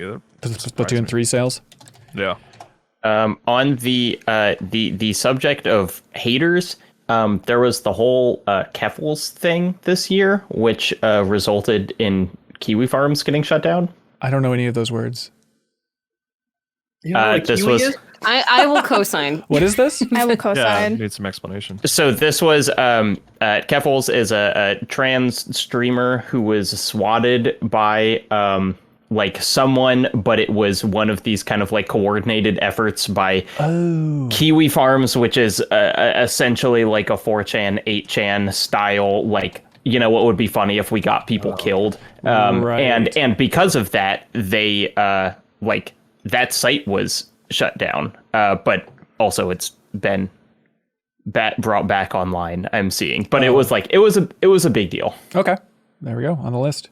Big one. GTA 6 leak. Oh God. Yeah. That's probably like the biggest modern leak of all time. I mean, obviously there was like the big Nintendo Giga leak, but that wasn't of modern stuff. Yeah. I think that, most anticipated game by and large, you'd have to say. By a famously secretive company. Right. Yeah. Ubisoft is back on Steam. I don't think that's hanging here. But hey, that's cool. All right. What do we think is like the slam dunkers? Microsoft buys Activision. It feels like there's no way that's not in there. GTA 6 leak. Yep. I will layouts say was a big theme of the year. It was. Yes. I always am hesitant of like the big umbrella stuff, but yeah. Mm-hmm. I will say the one that I like had the biggest eyebrow raise of like, what's going on, is the Yuji Naka. Yeah. Like, yep. That whatever is developing there and ongoing and is bizarre and strange. Mm-hmm. I think so. All right. So out of these four, Microsoft buys Activision, GTA 6 leak, Games and Media gutted, and layoffs, Yuji Naka instead of trading harassment. By the way, we didn't say it. Yuji Naka, the creator of Sonic. This is why this is a wild deal. We've just been throwing that name around. Sorry, everybody. I think Microsoft buys Activision. There's no way that's not number one. That was Yeah. the biggest. I mean, I like thing. the top two right there, honestly. GTA 6 leak is minimum. I think I do too. Can we do? I mean, this is semantic, but like Microsoft buys Activision, tangles with FTC. Yeah. Because it's like it doesn't have to be Umbrella, but like it is. Yeah. You know, they are now fighting with the government. Yep. Part of the story. They're at war with the government. All right. Is that it? Speaking of, everybody hold your peace. I like that. Microsoft buys Activision, FTC tangles, FTC, for the maximum biggest news of 2022, and minimum is the wild Grand Theft Auto 6 leak from Rockstar. How did we get so good at this? I think we add more people, we get smarter, I think is what's happening here. Or maybe Kelsey and Jacob are just like really smart. All right, next one. Probably that one. Yeah, I think so. I think so. Here we go. This is the game we all agree is probably good, but we did not play. Plague Tale, move on. Okay, and here, Plague Tale. Let's go. None of us So play what it? this None of us? category is, I think there's a certain, the secret sauce, I think, for this category is minimum amount of playtime. If nobody played it, that's juicy. And also, it's like the guilt. It's that feeling of like, I should have played this and I didn't get to it. I think that guilt is crucial to this category. You know why this is winning in guilt for me is because just this morning in the Discord, I saw somebody say like, I'm pretty sure a couple of them have played it. I'm excited to hear them talk about it. It's like, they want it so bad, they've manifested it. Now, here's the thing. Janet, didn't you start this with me? Somebody else played a little bit of this, right? No, I didn't start it, but to be honest, I don't know. I heard some people not that hot on it, to be honest. So I don't know if I necessarily think it's going to be great. But it was nominated for like a Game of the Year. It did get nominated for Game of the Year. That is why I feel like, the fact that none of us played something that was nominated for Game of the Year feels pretty big. Yeah. To be fair to me, on the list Nor seemingly even intend to. I feel like I'm not personally interested. To be fair, I played like an hour and a half. How was it? None of us are like, I'm going to go spend some time with it. Like, if you like hiding in tall grass and throwing rocks for stealth. But I understand it gets a lot more complicated after that. I should play this game. Oh, check it out.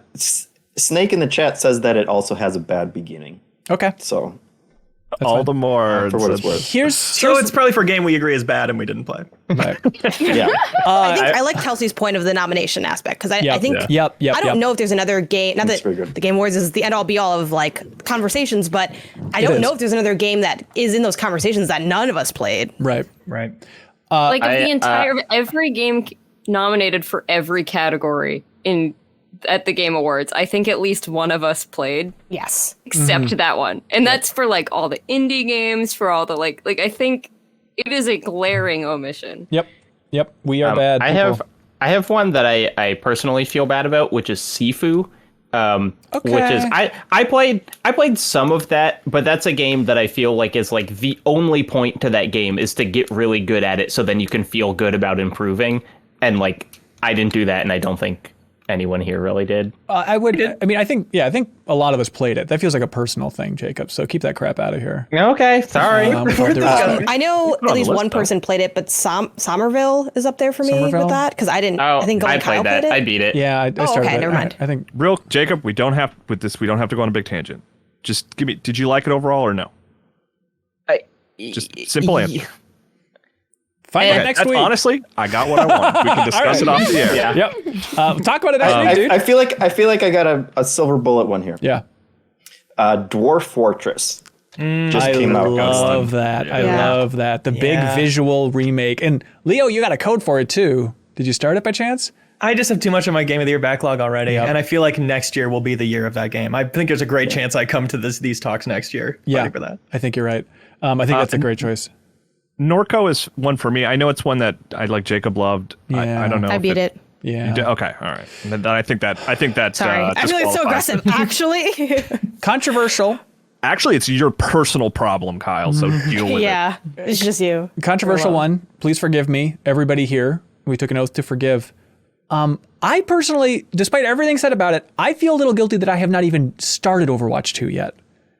Does anybody? It's the same as Overwatch 1. Did you play Overwatch? Yeah, you've played it. I mean, so you don't think it even belongs listed on this category. The fact that none of us really played No, the because it's sequel. probably the game we all agree is probably good, and we just spent like Yeah. 5 minutes talking about Overwatch what we 1 didn't is like good. about It's it. just the game Overwatch we 2, all like- didn't play is a different category. Yeah. I think The the game game that exists that we didn't play. But we all agree Overwatch is good, and the big knock is Overwatch 2 is Overwatch 1. So therefore, Overwatch 2 is probably fun to play. I played a decent amount of it, and I did have fun. But I don't think probably good tracks when Okay. like you have played what that game is. Okay. For me, I'm putting it down. I don't care what anybody says. Total War Warhammer 3. I've been meaning to get into the Total War series for my entire life, it feels like, since Rome first came out. And especially this one, hearing like, Mike over on Firescape screaming about how amazing it is. Now it's the best strategy game ever made. And I feel bad as a fan of RTS games that I haven't played that, because I'm guessing it's quite good. Oh, go ahead, Kelsey, please. Oh, I have kind of a weird one. People are saying that the new World of Warcraft expansion is like actually pretty good. Yep, And I I have don't think that on any the of us list. are ever going to play that. Yep, Dragonflight. That's good. Beyond that, I don't think anybody has acknowledged in the industry that this came out. Like, I saw a couple tweets from like John Carson about it and stuff, but like it feels like radio silence for the industry at large talking about a new WoW expansion, which I guess when you're Not on a number lot of 13. people like want to support Blizzard That's right what it now is. for some weird reason. Right. No, it's very much it's same with like Diablo 4. It's like, and Diablo 4 was at the Game Awards. Moving on. It's like, okay, it's still in Ooh, this chat weird mentioned dark Moss box. Book 2, but I think one of us played that, right? I played that. It's I bad. started it. It's yeah. bad. Really? What did Yeah, you play the that- first one? Yeah. Okay. It winning the game award was a real signal of no one plays VR games. Yes. I was just like, no one played any of those games. Yeah. How are we doing on triangle strategy, everybody? Which can you be more Ooh, yeah. specific? Yeah, it came out earlier this year as a Square Enix Tactics game that was supposed to be good, but It seemed good. I played a little, but not much. What's the other Square Enix strategy game? Diofield Chronicles. Tactics. Oh. And then also there's Tactics Ogre. Did any of us play that? Sarah I did. played that one. Yeah. I mean, if like one of us has dabbled or played even, I don't know if it necessarily fully disqualifies it. I Maybe it agree. does, I guess. agree. You I think so? it's all a spectrum thing. Because like I would throw up Xenoblade Chronicles, which I know might be blasphemy for Kelsey, but I think at this point, not like, one I'm No, gonna play. I'm just not. I think you know? I think I it think doesn't that's fit anymore. fair for like, most of the people here. Jeff, I don't know how far you got in it, but Yeah, probably like 10 hours. I mean, half of us have started it. I feel like that's Yeah, I feel like we've played it. yeah. Because my two that even last night I was like, should I at least start these before tomorrow? Are Xenoblade and Immortality. I also haven't played Immortality. But I know a think lot we've of played that, folks yeah. here have played Immortality. Yeah. You should at least start it before Friday. I know. So we're gonna talk for 30 We'll minutes about see. There's bagel, so but we're much gonna to let do. Kyle pronounce immortality like that. Immortality. There's a new game. There's a new game that's supposed to be quite good. People in the community are really enjoying it. But it's a new kind of 16-bit throwback RPG called Chained Echoes. I have Yeah, I on intend Game to Pass, play yeah. it, but like Okay. What? these are just coming out too close to the Game of the Year discussions. Hey, It came you out, intend like, to 2 play weeks it? ago. Yep, I hear you. That guilt it's on the list. The winner of Games for Change As Dusk Falls. I know a Oh, couple I haven't people played like that. started it. Yeah, I started it. I mean, I I played don't a think bit, that yeah. game's good, but it did win a game award. I'd say that having not played it. Yeah. Here's one that I feel like might be perfectly dodging all of us, and I intended to play more of it, but my nephews didn't enjoy it as much as I wanted. TMNT Shredder's Revenge? Did we give that a lot of fair that. shake? You played a lot of it, Kyle? Yeah, I didn't beat it, but like I played a lot of it. And the fact that it's like a brawler and also I didn't beat it, I feel guilty about that. Is anybody I else? played some and was like, oh, I don't like brawlers. Okay. All right. It is a little bit of like, this is exactly what it's trying to be. It's really nailing that. Yep. It's not a mysterious thing. I like that it exists. I will say we did like a community poll for like the top 10 games of 2022, and we did it halfway through the year. And that was like number 4. Like it's just one of those things like, oh, everybody loves this game. That's Cool. lovely to see, but I just don't think it hit bullseye for any of us. Chat says grounded. Backstage. Yeah. Backstage Pass chat is screaming for grounded for I think- sure. I think- Have I played the most of that here? Like 8-10 hours total? Yeah, you have. Yeah, I think so. I think it's a good Yeah. one to. I started It is pretty good, but I hit a wall of like progression that I was not interested in getting past, even in co-op with friends. Yeah. I don't know. Other ones, let's see. Skywalker Saga, Lego Star Wars. Is anybody feeling guilt about not playing more of that? I full on don't like it. I played some of Okay. it and Okay. I actively chose not to continue because Love I it. didn't like it. There we go. Rogue Legacy. Leo said it was because they made Star Wars woke. I don't know what that was about. Rogue Legacy 2. I played that. Okay. I I played just a lot didn't of get it. that far, and it's awesome. Okay. But I just didn't beat it. Here's a weird one. Cuphead Delicious Last Course. Did anybody play that? Yeah, I beat it. Okay. Pro gamer. Here's another one that's a little wonky. Power Wash Simulator. This year. I was playing that. Okay. Didn't Sarah? Didn't you stream that with Anna? Or am I, Yeah. Wait. I you streamed did? that when it was out in early access. Okay, but not on MinnMax's channel, so it doesn't count. How about Yeah, on MinnMax's channel, Ben. Exactly my point. Splatoon 3's single player campaign? Oh, I'm playing that, and it's awesome. I don't feel guilty about You're not playing that too. playing You're that. jumping over the rings. I'm ready to talk about it for best moment. What is it? The ending of that one. Oh man. What was I'm it, ready Kyle? to take my headphones off. I have one that's so. What was it? Hang on, weak. sorry, Kyle. I didn't hear you. What was that game? Splatoon 3's single player okay, campaign, sorry. All right. specifically the single player campaign. Got Like it. Kelsey made a good point that she does not feel guilty about finishing it. This one's indie enough that I don't know if it should even really count, but Hindsight as a new Annapurna game that I've heard is very good, and I don't know anyone who's touched it. I do feel so guilty because I have it and I just Yep. haven't played it yet. Okay. So that's a big point of guilt for me. I thought the reviews were a little mixed on that one, but It's think it got might a have been. it's sitting at like an 8 out of 10 on Steam. Okay. I don't know. all right. What's the? I don't know. I wanted to play it though, so I'm 70 down on to kind Meta. of listen to that. Sure. I don't think From there's the guilt angle, which Leo has me covered, is Pentiment. I feel guilty about not diving into Pentiment yet. Yeah. I think a lot of us started Pentiment at least. Yeah. I finished it. Okay. There we go. Let's talk about it next week. This is one I don't think there's any guilt, but Destiny 2, The Witch Queen came out this year. I don't think any of us really spent a lot of time with it. But I haven't slept a wink. I think it should still go on the list. I know guilt is part of No, what let's we're give going it for two. here, but it is a great game that Yep. we have not played. Absolutely. Okay. What are the slam dunks? Plague Tale Requiem seems like no way it's not on Yeah. this list. I feel like that wins no matter what. So we're just talking about the min I think at you're this exactly point, right? right.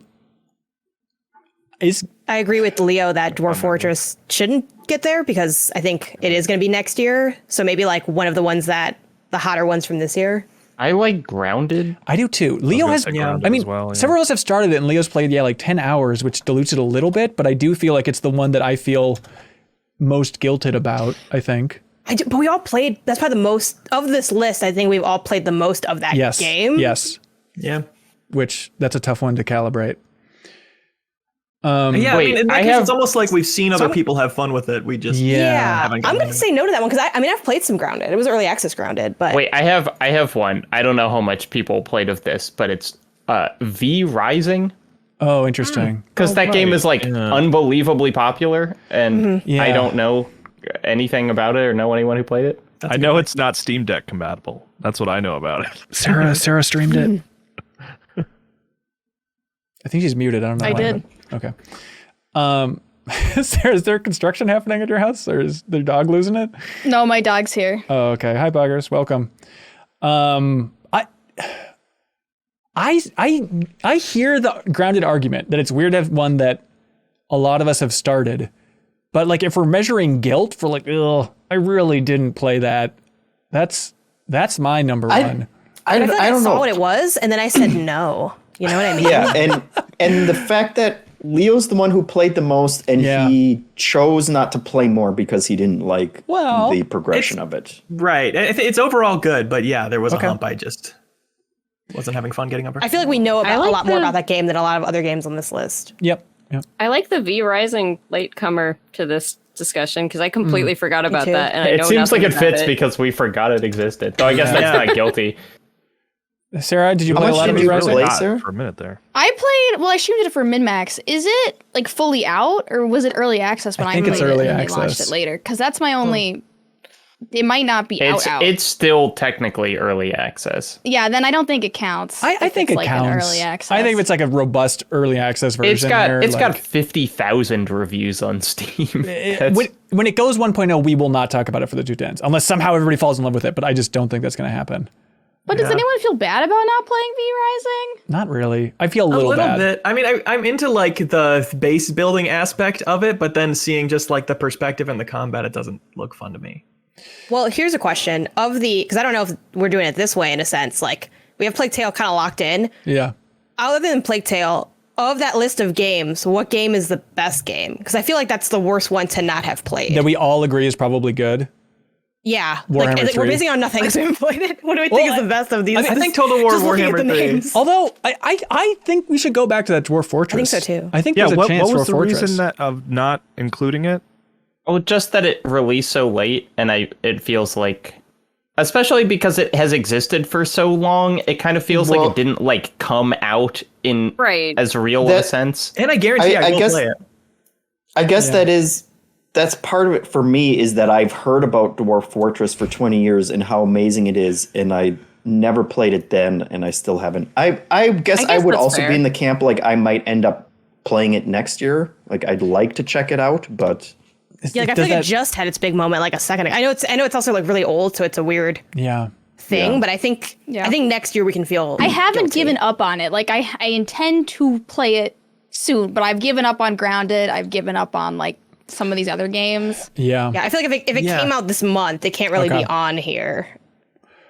I think Total War Warhammer 3 is a sleeper min for this. Well, the question is, who's feeling guilty about not playing Total War Warhammer 3? Is it just Leo and I? Maybe. Yeah, I feel guilty about Dwarf Fortress. Yeah.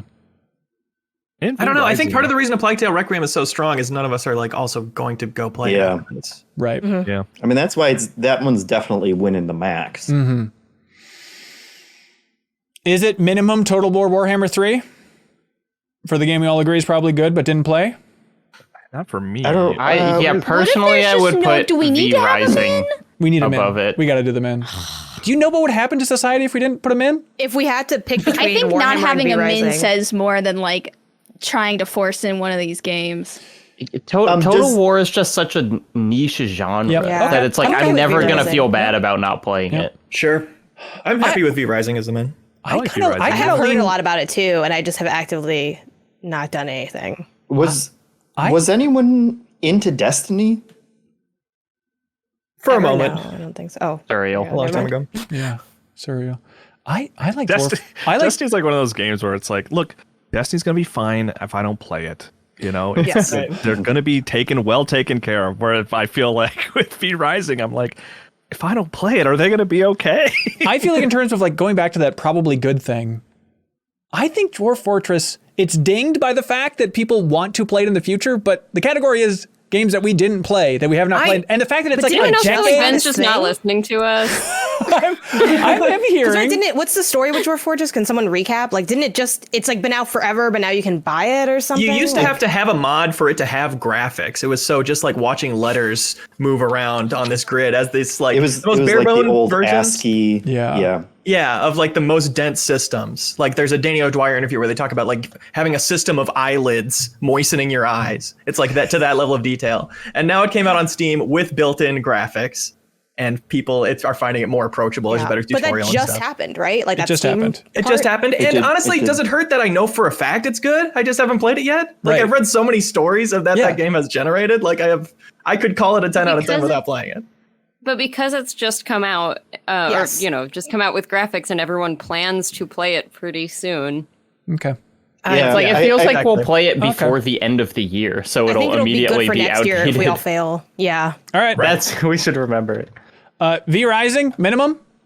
Yeah, I think so. People in the comments are talking about Gran Turismo 7. Oh, that's an interesting choice. I played. Let's put it in for min and let's get this over with.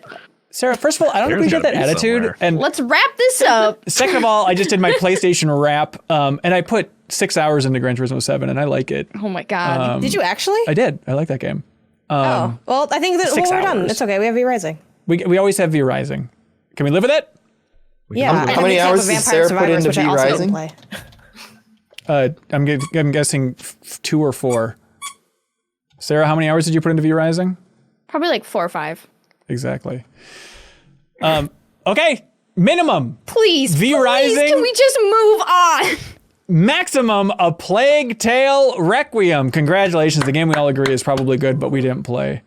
We will remain in this category until Sarah's attitude changes. Help us, God. In this break between categories, can I use the bathroom? You can, but first, while everybody's running to use the bathroom, I want to ask, of course, Jenna Garcia, do you know how this whole thing operates? No, but I think you're about to tell me. I'm about to tell you. That's right, everybody. It's Patreon. Patreon.com/MinnMax. Hey, where's everybody going? We're doing the ads. No, that's fine. Get out of here if you need to. Patreon.com/MinnMax with 2 N's, everybody. If you've enjoyed content this year from MinnMax. I'm here for you, Ben. Thank you so much. Please get my back. I'm the only one. If you're just listening, everyone has left but me. They cruelly abandoned us. But if you've enjoyed MinnMax's content, even one show, just one show, even this show, whatever, jump in there at the $2 tier. Please help us hit our goal that expires before the end of the year. And we have an episode of Trivia Tower, our video game trivia show where you can win an Astro A40 headset, which is worth hundreds, and a ton of free game codes by jumping in at that $2 tier. Trivia Tower is happening on Monday, everybody. So it's a great time to jump in and support us right now if you enjoy our content at the end of the year or throughout the year. And thank you to some of our bigger supporters. You know who you are. I'm talking about Miracle Brand Sheets. Kyle, they sent us these Miracle Brand sheets, and these are like silver, self-cooling, NASA-developed technology, these Miracle Brand sheets. And honestly, I was like, sheets, sure, that seems fine. Put them on my bed. Genuinely, it makes me feel like a fancy lad. Every time I go to sleep now and I slide into those cool, cooling Miracle Brand sheets, I feel like I'm glad that I have like a high-end quality product somewhere in my house and somewhere in my life. Because it turns out, Kyle, you spend a lot of time in those damn sheets, right? Third of your life. Third of your life, everybody. And Miracle Brand Sheets, they're the perfect holiday gift. Miracle Sheets are the perfect gift for your spouse, friends, or family. Who doesn't want better sleep and luxurious feeling bed sheets? And since these sheets come with 3 free towels, you get 2 gifts in one, just in time for the holidays, they want you to know. So go to trymiracle.com/MinnMax. Trymiracle.com/MinnMax to try it today or gift it to someone special this holiday season.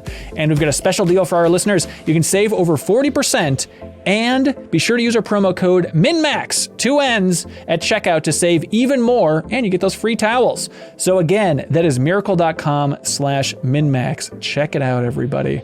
And thank you to Miracle Brand for sponsoring us. But thank you as well to the fine folks over at Omaha Steaks. Omaha Steaks, everybody. Still delightful. You never think, at least I never thought really about buying steaks, never go out of my way for steaks, but what if you just order them online and then delicious steaks show up at your front door? Leo, gotta say, I know you're chewing on something right now, but you wish it was a frickin' steak, right? I wish I was eating a full steak. Well, you can only do that with Omaha Steaks, everybody. Check them out. They want you to know. We can't say you can only do that with Omaha Steaks. There's probably other places to get it, but these are Omaha Steaks, Leo, and I've tried them, eaten them. They're damn good steaks. They sound great. And they have like a bunch of variety, different styles. Like one of them is like steak with bacon wrapped around it. Mouth-watering. So you can achieve gifting greatness this year. They want you to know when you give the gift of perfectly aged, tender, and delicious Omaha Steaks. 5 generations of a family-owned expertise means uncompromising quality you can trust. Every steak and every entree is flash frozen, vacuum sealed, ready to share with your family. And every steak and every entree is backed by a unconditional 100% money back guarantee. Omaha Steaks, everybody. Order with complete confidence today, knowing you're ordering the very best. Visit omahasteaks.com for 50% off site-wide. Plus, you can use the promo code MinnMax at checkout. All these links are below if you want to check it out there. MinnMax at checkout to get an extra $30 off of your order. So it's 50% off site-wide for Omaha Steaks, and then an extra $30 off by using the promo code MinnMax, and the minimum order may be required, all that fun stuff. Check it out, everybody, omahasteaks.com. And thank you, of course, to our dear friends at I Am 8-Bit. They want you to know that they got a little special something happening, and it's, ladies and gentlemen, a bonanza at the I Am 8-Bit online store. It is a vinyl bonanza. They have the Bugsnax vinyl, the Joystick Jazz vinyl, the Archer vinyl, the Chicory, last year's game of the year for MinnMax, that vinyl soundtrack available, the Artful Escape soundtrack, Minecraft Dungeons, the soundtrack, musical story. It's a straight up vinyl bonanza over there at I Am 8-Bit. If you like vinyl soundtrack or just want some cool art to put up in your house somewhere, check out I Am 8-Bit's wonderful online store for their vinyl collection and more, because you can go to their wonderful online store, there's a link below, and you can use the promo code WETBANDITS. Wet Bandits, no space, for 10% off everything under $100 in I Am 8-Bit's wonderful online store. We can't thank them enough for supporting us throughout the year. They have been awesome. They've shipped out literally hundreds and hundreds and hundreds of physical prizes to the MinnMax community. So thank them by going to im8bit.com and using the promo code WetBandits for 10% off, especially if you're looking for a cool holiday treat. Okay, this is where things get a little meatier. Get a little bit longer, so make yourself at home, get comfortable. Oh no. No, it's a good thing. I'm delighted. I love doing this. I don't want to speak for everybody, but I'm so glad we get to do this every year. Thanks everybody for being here. I'm appreciating everybody. Kyle, how are you feeling about the awards going into this year? The best character of 2022 is Freya from God of War Ragnarok. Okay. I co-sign that, but I also want to add in the squirrel. Was that a boo, Jacob? Okay. Yeah. Okay. Just because. I mean, also, I think the best character is not Freya. I think it's Odin. Okay. Oh, all right. Both belong on our list. Okay, let's get these down, and then we can debate them and unpack them as needed. Does that Just seem put like... cast of God of War. Okay. Love it. Okay, and But like, let's be real though. I think this is the list, right? I don't think there's any other. no. I believe there's some Elden Ring from God of characters? War, I meant specifically. Oh, okay. yes. Especially Kratos and stuff. But I think these are the standouts from that cast. I really like Angerboda, but put her on there too. I mean, Rabbit, it's a bit. You know, I don't know if it deserves to be character. Look, let somebody make that argument if they want to. It depends. Are we going into high art or like I was excited to see you? Because again, says more about me. But I was like, this is just what this game needed. That game has some great animals, and that's one that can talk. So just a reminder for everybody, we're going to put spoiler gates actual up. Squirrel? Is that? Yeah.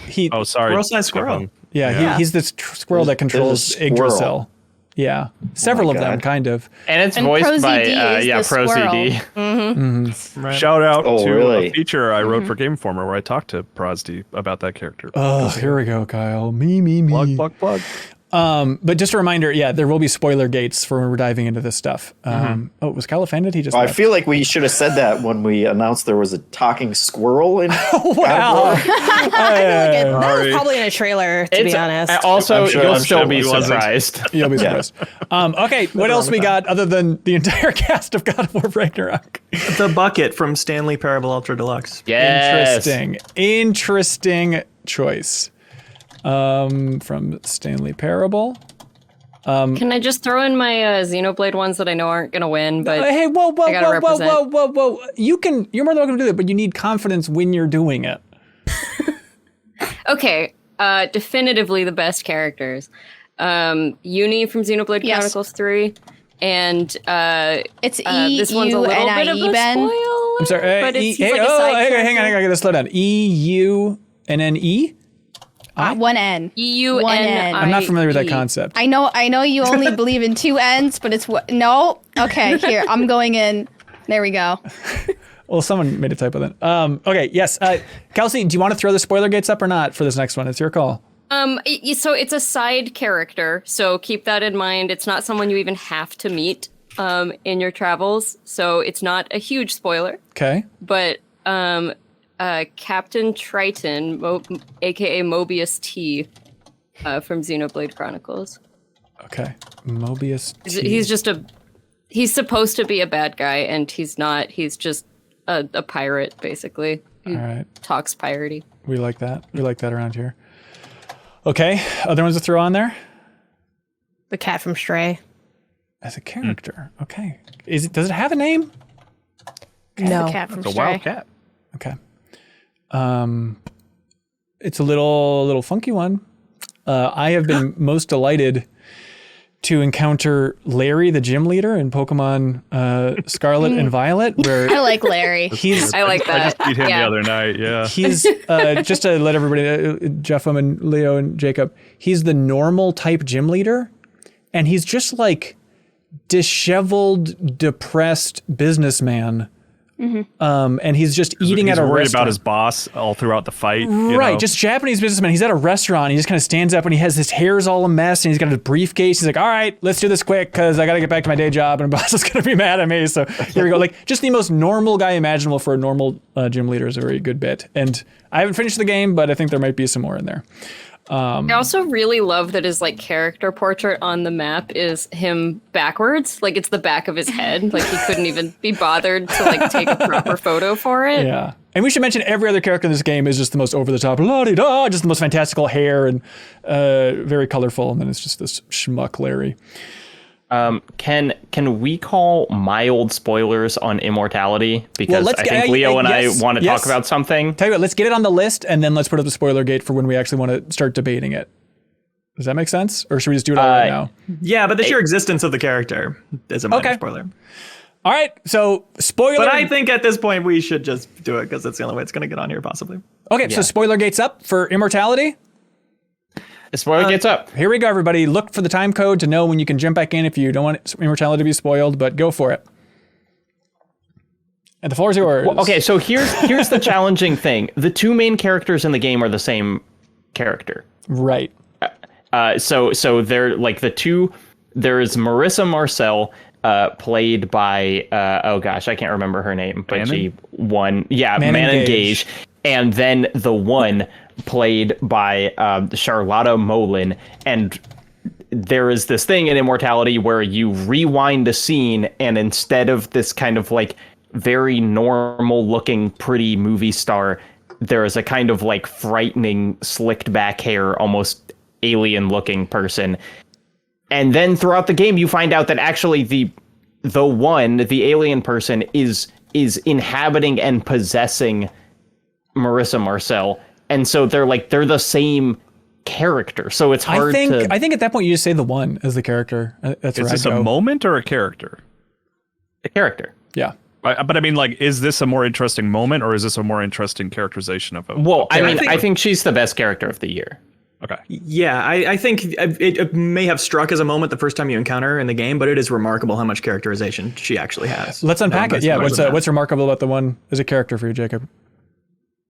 So the story of the one is that she's been alive forever and is kind of a vampire and like takes over other people's bodies or whatever. But the story of Immortality is essentially her deciding that just living forever sucks and she wants to like make great art, and essentially she wants to live through art instead of literally living forever.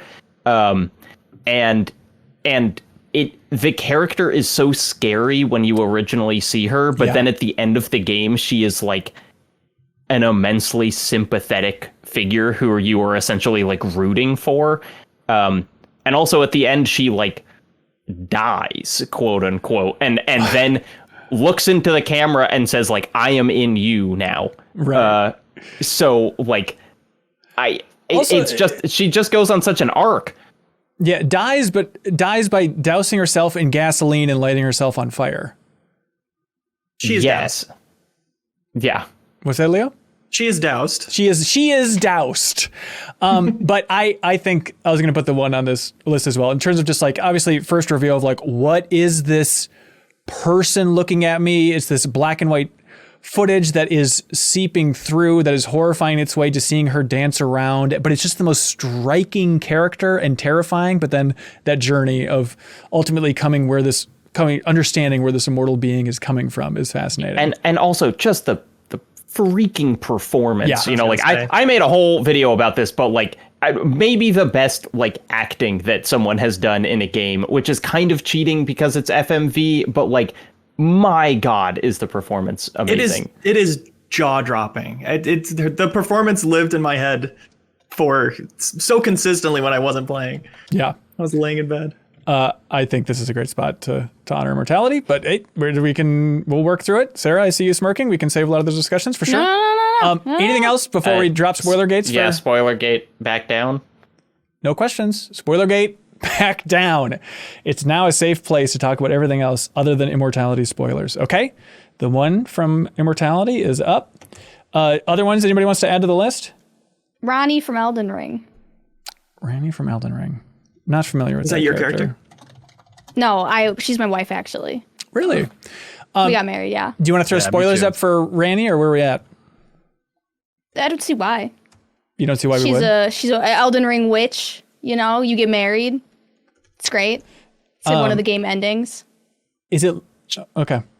got a cool design. She looks cool. Just the fact that it's like people like her. Souls games have so little characterization or like explicitly, and you meet Ronnie and it's just like, she's cool. Look at this cool witch. Right. All optional. Right? Yeah, I think so. Okay. Yeah, because you didn't do it, right? I don't think so. I might have started you sat it. on the throne. I wouldn't know. I didn't get to see it, so. I was going to say, we don't know what happened. And you're saying we don't need Elden Ring I think we need some Elden Ring spoiler things going up in this section.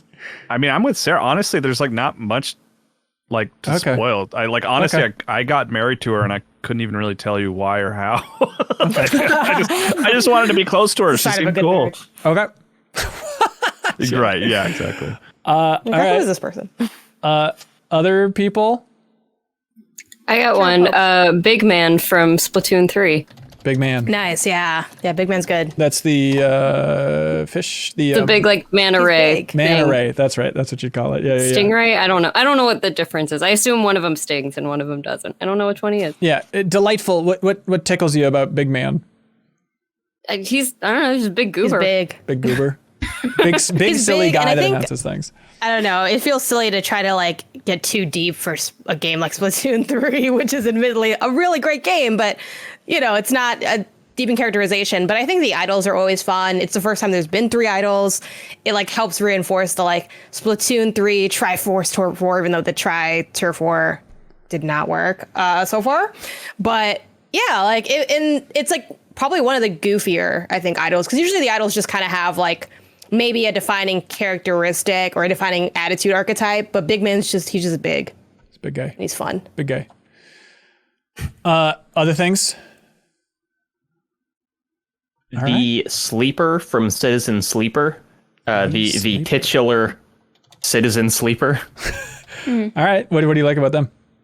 I mean, just the setup is very cool, that essentially they're like a scan of someone else's brain put in a robot body, and so they like, you think like a human, you have emotions, but you just have like no rights, and kind of under the game's capitalism, you're like considered property, and it's just, then developing relationships and kind of doing things with other people throughout the game is a very moving experience. There we go. Is this our list of characters to start whittling down?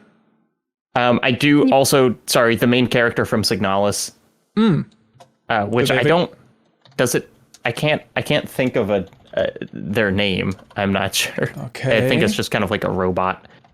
Okay. Elster? Okay. Yeah. What Elster. Oh, weird. What do you like? I didn't play a lot of Return to Monkey Island, but is there anyone that stands out from that game? I think Guybrush would be the character. I'll put it on the list. I don't. What about Guybrush's kid? Yeah, I feel like there might be.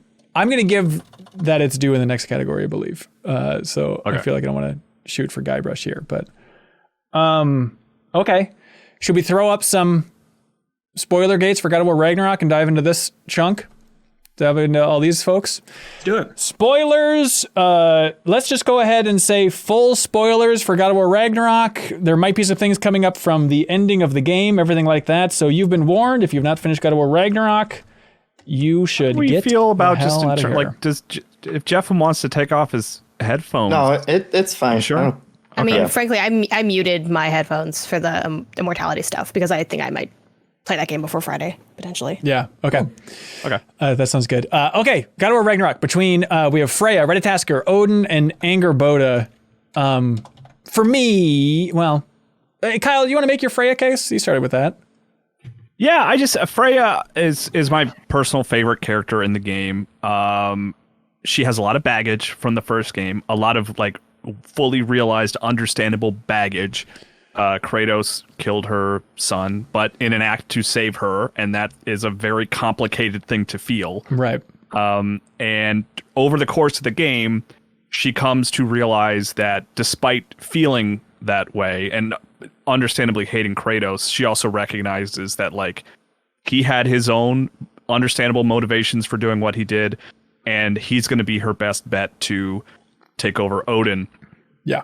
And in particular, you fight with her at the beginning, you see her a couple times. The moment like where she literally in real time comes to that realization of like, I have to work with Kratos here. And when he's dealing with Atreus in a new form and he's trying to calm Atreus down, and the camera cuts in close on Freya's face and she turns away from the action, and just the animation and performance of like her lip quivering of just like fully understanding like what she has to do next is just like one of my favorite sort of performance moments in any video game. And then she becomes like this fully realized like companion for you for the rest of the game. And she's really interesting and often funny and helpful. And like, I think that her sort of growth over the course of the game and her basically going, started as a good guy, became a bad guy, and then became a good guy again to simplify it. Like, I just really loved that arc for her, and I just thought the performance was incredible. And she also benefits from being with you for a lot of the game. Right. Like, I was surprised how much time you spend with her. Like, Odin's moments might have been more impactful because there were fewer of them, but like, I just really walked away like really liking Freya and liking being with her, and was happy that she basically spends the whole post game with you. I was like, hell yeah, I'm just gonna go hang out with Freya. Right. And that she gets so much time with Kratos, and like some of the highlights of stuff with Freya for me was like her and Kratos just talking about families, and Kratos revealing his previous family to her, and then just unpacking the messiness of both of their histories with families, and then like the whole wedding quest of walking through her relationship with Odin. I mean, that part was pretty incredible just for her character overall. Freya's great. She does have that dopey brother. I think that's going to bring her down a couple of Freyr. Freyr. I kind of like that he got he's that. He's not on this list. The lesson of God treatment. of War is you can't judge people by their family. Right. Yeah, but I hear you for sure. No, he's maybe the weakest character in the game. Yeah, I think he absolutely is. Angerboda, I think, is incredible. I think that performance is great. Angerboda is a giant lady who's been living by herself in this but not literally. Oh, that's right. In this little oasis in Jotunheim. And then Atreus goes and visits her, and she is awkward in a charming way. I think it's tough to pull off. They're like, I don't really talk to people that much, but like she immediately is likable despite being weird and awkward as a result of her isolation outside of her grandma who's repeatedly trying to kill her. But also and then in combat, she has the coolest looking moves in the world, where she has such explosions of color with every attack. So I really like Angerboda. I don't think she'd be my number one here, but I like her. Reditasker, you want to give that character its due? I really just want to say that it's a fun, delightful character. I mean, I don't think it's going to win this category, but there's a playfulness and a humor to God of War Ragnarok specifically that I really wasn't expecting and thoroughly enjoyed. And I feel like the existence of this character sort of speaks to the levity that this game creates space for, despite being very much like one giant kind of tragedy of a story with, of course, catharsis in it, because that's every tragedy has to have catharsis. So that's what I like about that character. Just kind of out of left field, unlike the other members of the cast, that also has like a functionality to it in terms of like side questing and the larger components of like what you're doing. And it's fun that like that character comes into play as well. Like when Atreus frees, does anyone know the name of the giant wolf dog? Nidhogg. Garm. Yeah, no. Yes. And everyone's when everyone's like, what the fuck? Like that's the squirrel also is like, yeah, you gotta get on that. Yeah. So I like that aspect, but to just kind of echo some of the Freya comments, because Freya is probably my pick for this, and I love her character. I think there's a real beauty to the way they depict like the pain points for her, and also her strength in dealing with that pain. Certainly there's been plenty of conversation around like women in games and like the representation of like female characters in games. And I think what I like about Freya, even though I know some people couch in, so much of her we see through the lens of motherhood and maybe she's limited in that sense. I feel like we see so much of her open up in this game with like the things she's gone through with Odin, like her voice acting for when she says like, get out of me, and they're like trying to break the sort of bundle, I think is so beautiful and powerful and moving. I feel like just societally, like there's been so much trauma and violence that comes with womanhood. And I feel like she embodies so much of that experience, but also like the ability to overcome those experiences. And I think that's really the power of her character. So that's why like Freya's my pick for this, but I just also love the talking squirrel. So I had to give the talking squirrel a shout out, but I freaking love Freya in this role. Shout out to the talking squirrel. I really love Odin. And like you said, Kyle, it's a matter of like screen time. You have so much more time with Freya. But in terms of any character this year where every time they were on screen, I was riveted, it was absolutely Odin. Like the approach of taking Odin and making him mob boss, but subdued, quiet old man. But then the part that I absolutely love is throughout the entire game, he, what feels like, bends over backwards to be nice and reasonable to Atreus, right? We should mention that in this game, full spoilers, obviously, you play a good chunk of the game as Atreus, 40%, somewhere around there, maybe 30%. But every time Odin is talking to Atreus, Odin is just so over the top nice. Even like the first time Odin appears and goes into the cabin and he breaks a hole in the roof, obviously, and it's just like, okay, well, here's money for your roof. I want to take care of that. Like every step of the way, he is trying to be the most reasonable man of like, hey, you know, I want you to do this thing for me, Atreus, to find this mask because I'm scared of death. And this is me just clawing to try and figure out what's happening in my afterlife. But every step of the way, he's like, hey, you can leave whenever you want. I'm never going to ask you to kill anybody.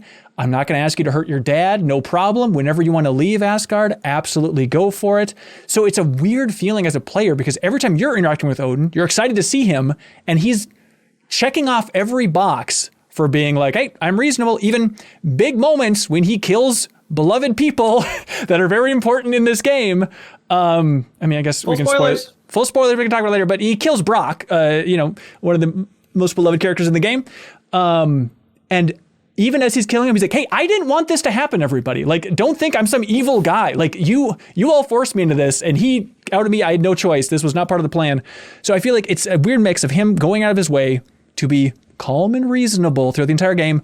But then I think what makes him so fascinating as a character is you get to see the consequences of the way he's interacted for hundreds, thousands of years with all these other characters, where it's just very clear that he's an emotionally abusive piece of work. Because everybody, like Freya, who's married to him, Mimir, who used to work with him, kind of, sort of, Tyr, everybody who's interacted with him in the past is like shattered. His son, Thor, that is a big part throughout the entire game, is he just like has these little side comments of like, Thor, you're more fun than you used to drink. Okay.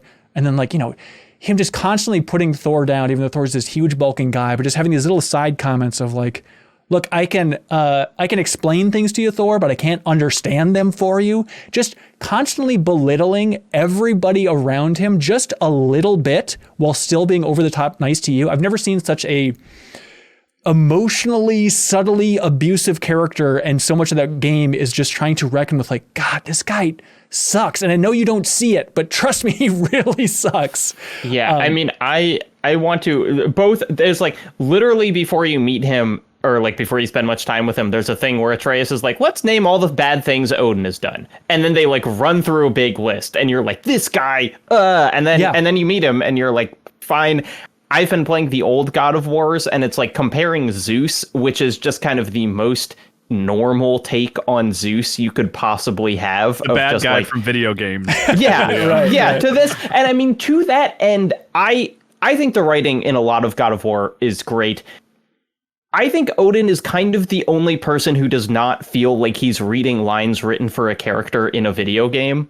You know, like just the way that he delivers lines feels like he is almost the only real person and everyone else is kind of like artificially stiff and whatever of just like, he feels like he is in those scenes, you know, and I don't know how much is just the writing and how much is Richard Schiff's improvisation and, you know, whatever, but it's like that guy feels like he is there and he is just absentmindedly like commenting on stuff that's going on around him. Whereas everyone else, including characters I really like, are kind of, I am reading from the script of the video game God of War Ragnarok. Yeah. It's like if you put 100 writers in a room and say, give me your write Odin for God of War. Like, nobody would come up with this. Like, it's such a weird take for Odin, but the fact that they nail it so much, and now I will never think of Odin any other way in my mind. Is and I mean, also personally, just that he's played like an old Jew, which is just something that I like. I like that they're not trying to make him like Norse. Right. We should probably settle where we're going before we leave God of War Ragnarok spoiler zones. I mean, I like Freya. I assume Jacob likes Freya. I assume Janet and Kyle, you like Odin. Yeah, I like to go with Freya, actually. But now I feel the case for Odin was very compelling because there is like a special kind of abuse that he really embodies in a great way. Yeah, but I think for like best character, I think I'm still gonna give it to Freya, but I feel like both are very valid. It's a tough thing, and I understand this is a whole can of worms, but like a lot of the most interesting stuff with Freya is reflected in Odin being such a compelling character, of her just trying to work through this man. But I understand that's a can of worms to say, well, technically she's only good because of Odin. I mean, I agree with Kyle that like the scene of Freya deciding to help them is very, very good. And all of the kind of like her building a relationship with Kratos, I feel like feels earned in a way that I kind of didn't expect that they would be able to pull off. So like I won't be mad if we pick Freya, but I do feel like she's more of a character that we've seen before, and Odin is less of that. That is true. I mean, I understand she has a lot of evolution in this game, but we did know her pretty well from 2018 in terms of best character for 2020. Odin's all new, baby. Didn't even show him in the trailers. There's a shadowy. They showed his silhouette. There's a silhouette. Please. Yeah, that's the tough, annoying thing about this is like I would go Freya, just because I enjoyed that evolution of that character, that change over the course of the game. Yeah, but like Odin's a great pick. I know, and same to Freya. Same to Freya. Yeah, it just makes it so. I almost want to like go to the folks who haven't really played it and be like, "Hey, whose argument did you like?" I mean, Kyle, you don't always have to do it. You're allowed to do that right now on this very podcast. Yeah, I like the Freya one. There we go. Sorry, Freya. Kelsey and Leo and Jeffem, how y'all feeling? I'll sign off on that. Okay. On what? On Sarah's. on Freya. Yeah. Jeff and Leo? It's tough because I didn't realize Richard Schiff was in this game, and I'm such a fan of him as an actor. Oh, really? And he could not be more in this game. It's so good. Yeah. It is really good. So, Jeffem, that's a... And so... Are we doing this because we just don't want two God of War characters? It's not impossible. It's not impossible. I would prefer not to, but if we got to do it, I would pick Freya over having two God of War characters. I'm fine with us going with Freya. Okay. Jeffem, Leo, Sim, you're okay with that? Yeah, both great cases. Yeah. I think it's incorrect, but I respect it. And there we go. Let's go ahead and move Frey up for now. That was really cool, but I know we're done, so. Yeah, you know we did it, Janet. Okay. And Sarah and Kelsey. All right. Spoilers done for God of War Ragnarok. Please do not spoil anything else for the rest of this discussion for God of War Ragnarok. Maybe when we get to moments, we can unpack some more stuff. You should finish it, Jeff. I don't think knowing these details would diminish the impact of that game. Well, no, I should start it. You don't even start it? I have just around the corner, buddy. I have learned so much stuff today that makes me want to play that game now that I didn't have as like motivation before. It's like one of the best games. And it's almost all in the first 2 hours. It's like the first 2 hours of that game. Okay. I felt like I was a bad guy, and I swapped our rules of like explaining the characters as you add them versus not. So I feel like we kind of glossed over some folks. But the bucket from Stanley Parable Ultra Deluxe. Spoiler gates up for Stanley Parable Ultra Deluxe for the bucket. The floor is yours, Leo. You will hate this game if you know what the bucket is. It's on a surface level. You feel like it's kind of doing the companion cube thing again of like, we're going to make you attached to this inanimate object. And it's kind of funny that you care so much about it. But like, 60% of this game is bucket content. It's crazy how much they get out of this like concept of having this bucket like represent the whole idea of like a character in video games. Yeah, and didn't they like make a bucket version of every ending as well? Like if you're carrying the bucket, it's like a different version of the and like hundreds of endings, radically dozens? different. Like not like the voiceover changes to say and there's a bucket. It's like a fully different. And it is. I mean, it's just the beauty of the humor of Stanley Parable, I think, in general, that like with that serious British tone, which sounds just like a stupid throwaway gag, like isn't it funny to have a bucket that you carry around, but just the seriousness with which they take the bucket and leaning that far in, it wraps back around and becomes just more and more silly the more time you spend with said bucket. There's an interactive game show called Is It a Bucket? That's right. To teach you what a bucket is. That sounds good. We like the bucket. Do you two think that the bucket is one of the top 2 characters of 2022? I wouldn't put it over the one, and Okay. it's not going to beat out any God of War character. Okay. If God of War had a bucket, just imagine. Okay. Freya loses to a bucket. I mean, there is a bucket that Sindri gets into at one point in God of War. It's a pretty compelling scene. Interesting.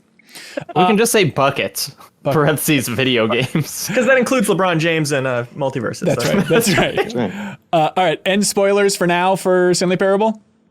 All right. Ended. Xenoblade.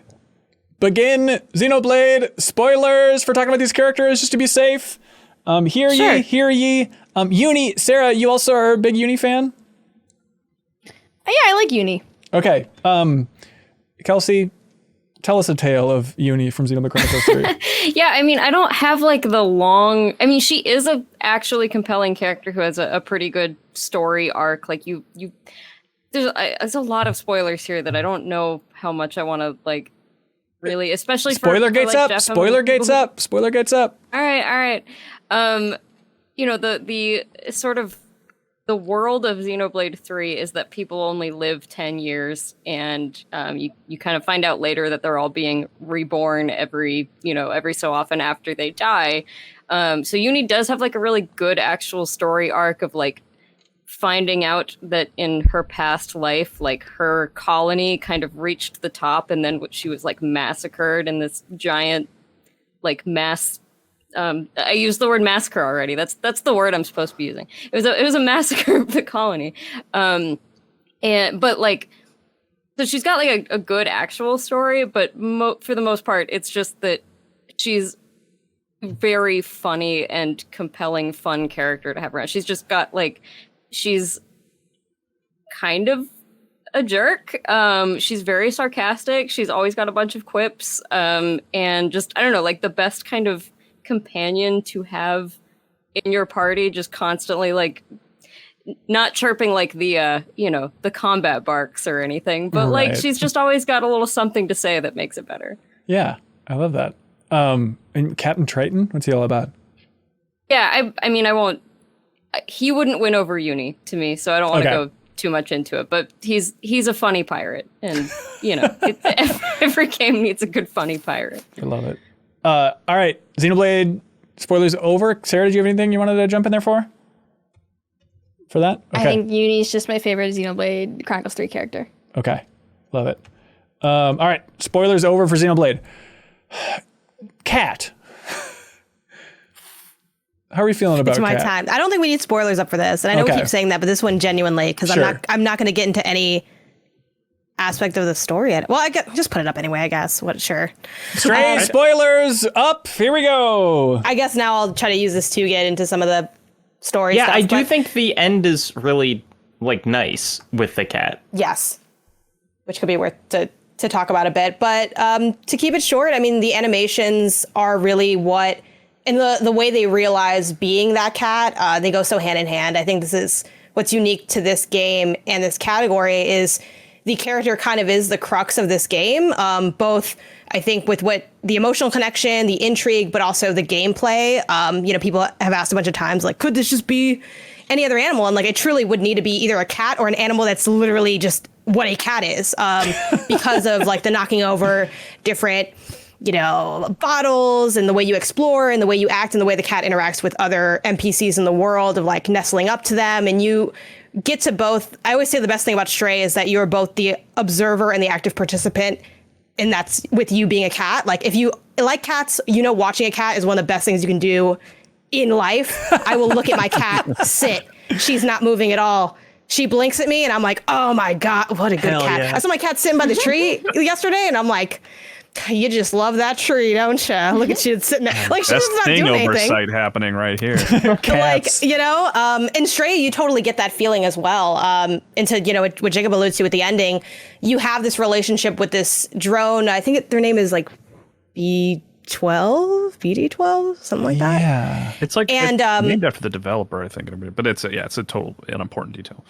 Yeah, you have this like relationship with the drone, which obviously has mechanical function, but it kind of evolves into this kinship of, I guess you could kind of say in a way, like pet and pet owner, of this kind of friendship evolving. And towards the end of the game, like it doesn't make it. And there's like this really sad moment of the cat kind of tapping at it and wondering what's happening. And then it kind of ends in a weird way, like Inside, where you're the world opens up at the top and you're not sure what's to come next. But I think that the relationship between the cat and this drone and the way the cat like cares for its friends, I think really helps get at or like bucks the stereotype that cats don't have emotional connections to creatures and beings. And I think you really feel some of those connections. And it's so funny because so many people will criticize this saying, well, I don't really feel anything. It's just a cat. Like, it's not emoting. And I'm like, that's why you don't get cats. You know what I mean? Because if you have a cat, you know that that subtlety, there's so many like little cues to show what does it mean to be loved by an animal, and specifically this type of animal. And I think Stray embodies that in its characterization of the titular cat that doesn't have a name. Yeah, Very well said. It's less like, oh, look at the choices this character made and the characterization, as much as it's like they made a cat. Like it feels truly like a cat. And The cat. Yeah, one of the things that I think is so cool about it, and we talked about this a little when it came out, is like there are moments where you can see the temptation to kind of animate it more humanly, kind of personify it more, where it's like, oh, it falls down a hole and loses its like friend cats. And you can see a version of the game where it would go like, no. Oh, but it's like, it doesn't, it really sticks to kind of cat body language. And so then when you have these emotional moments, they like really hit because it feels like a cat doing it. And if you have a cat, you know that like a small bit of kindness from a cat means a lot. Yeah. Do we think cat might stand a chance? Should we move it up? Yeah, I think cat stands a chance. Cat stands a chance. Cat stands alone. Anything else we should move up to the contender category? I mean, I'm going to move Odin up just for the sake I like of Larry. I mean, just to give him a shout out, just let him know that he got over the line. He's not going to make it. I but also really like Larry. I This did one's for enjoy you, meeting Larry. in the game. Isn't there a part where he just tells you like he's like, I don't want you to think that just because you believe in something means that you could achieve it? Is literally like what he tells you when like you beat him in the gym. He's like, hey kid, I don't want you like, you need to ground yourself. Life's tough out there, kids. See ya. God, I love Larry. Let's see. I don't want to say anything. I don't want to steer this a direction. I want to know how everybody else is feeling. I think maybe Uni could be up there, just especially Sure. I think. Yeah. Yep. I don't play Xenoblade, so I really like defer to y'all for that. But there's such a passion, I think, in just gaming in general, our community specifically, obviously here, because that's why the character's on the list, that there's something worth exploring a little bit there if it doesn't make the top two. I don't need to fight for it too much, but I do think that Elster from Signalis is just going to be a thing that will kind of gradually grow. Like, I think more people are going to play that game and be like, oh, wow. And there is like a really devoted community already. There's a bit of a romance around that character to a certain degree. You know what I mean? Like, unless I'm misinterpreting the whole game. Oh, no. I mean, I wouldn't be surprised if, Jacob, you told me, you're like, that's not what the game's about. No, it's a game about gay robots. Like, that's part of what people love about it. Why was that not the initial pitch of the game? Yeah, but it's, I mean, it's like, it's a very kind of like tragic character in a way that echoes Silent Hill 2 and kind of other stories like that, but it lands in a different place, and it's just like a neat story. All right, moving on up. Okay, so the list of real contenders here.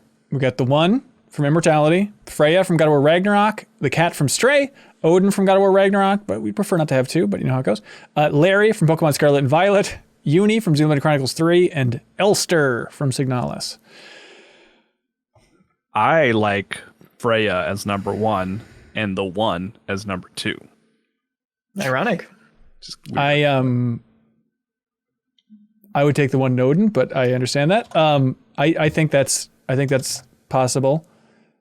I would flip it. I'd be open to flipping that. Yeah, I don't want to argue for placement before we narrow down the two, but it's like the one is just better. Like Freya still plays like a good character in a video game, I think. Yeah. Interesting. Anything else? The one is unique, is what you're saying. There's not much like. Yeah, which is made possible through like that game's story delivery, but it's like it doesn't have to do any of the dumb video game stuff that Freya has to do, where she's like, those sigil arrows could make a bridge to burn the vine. You know, it's like you just fall out of the character when they say something like that.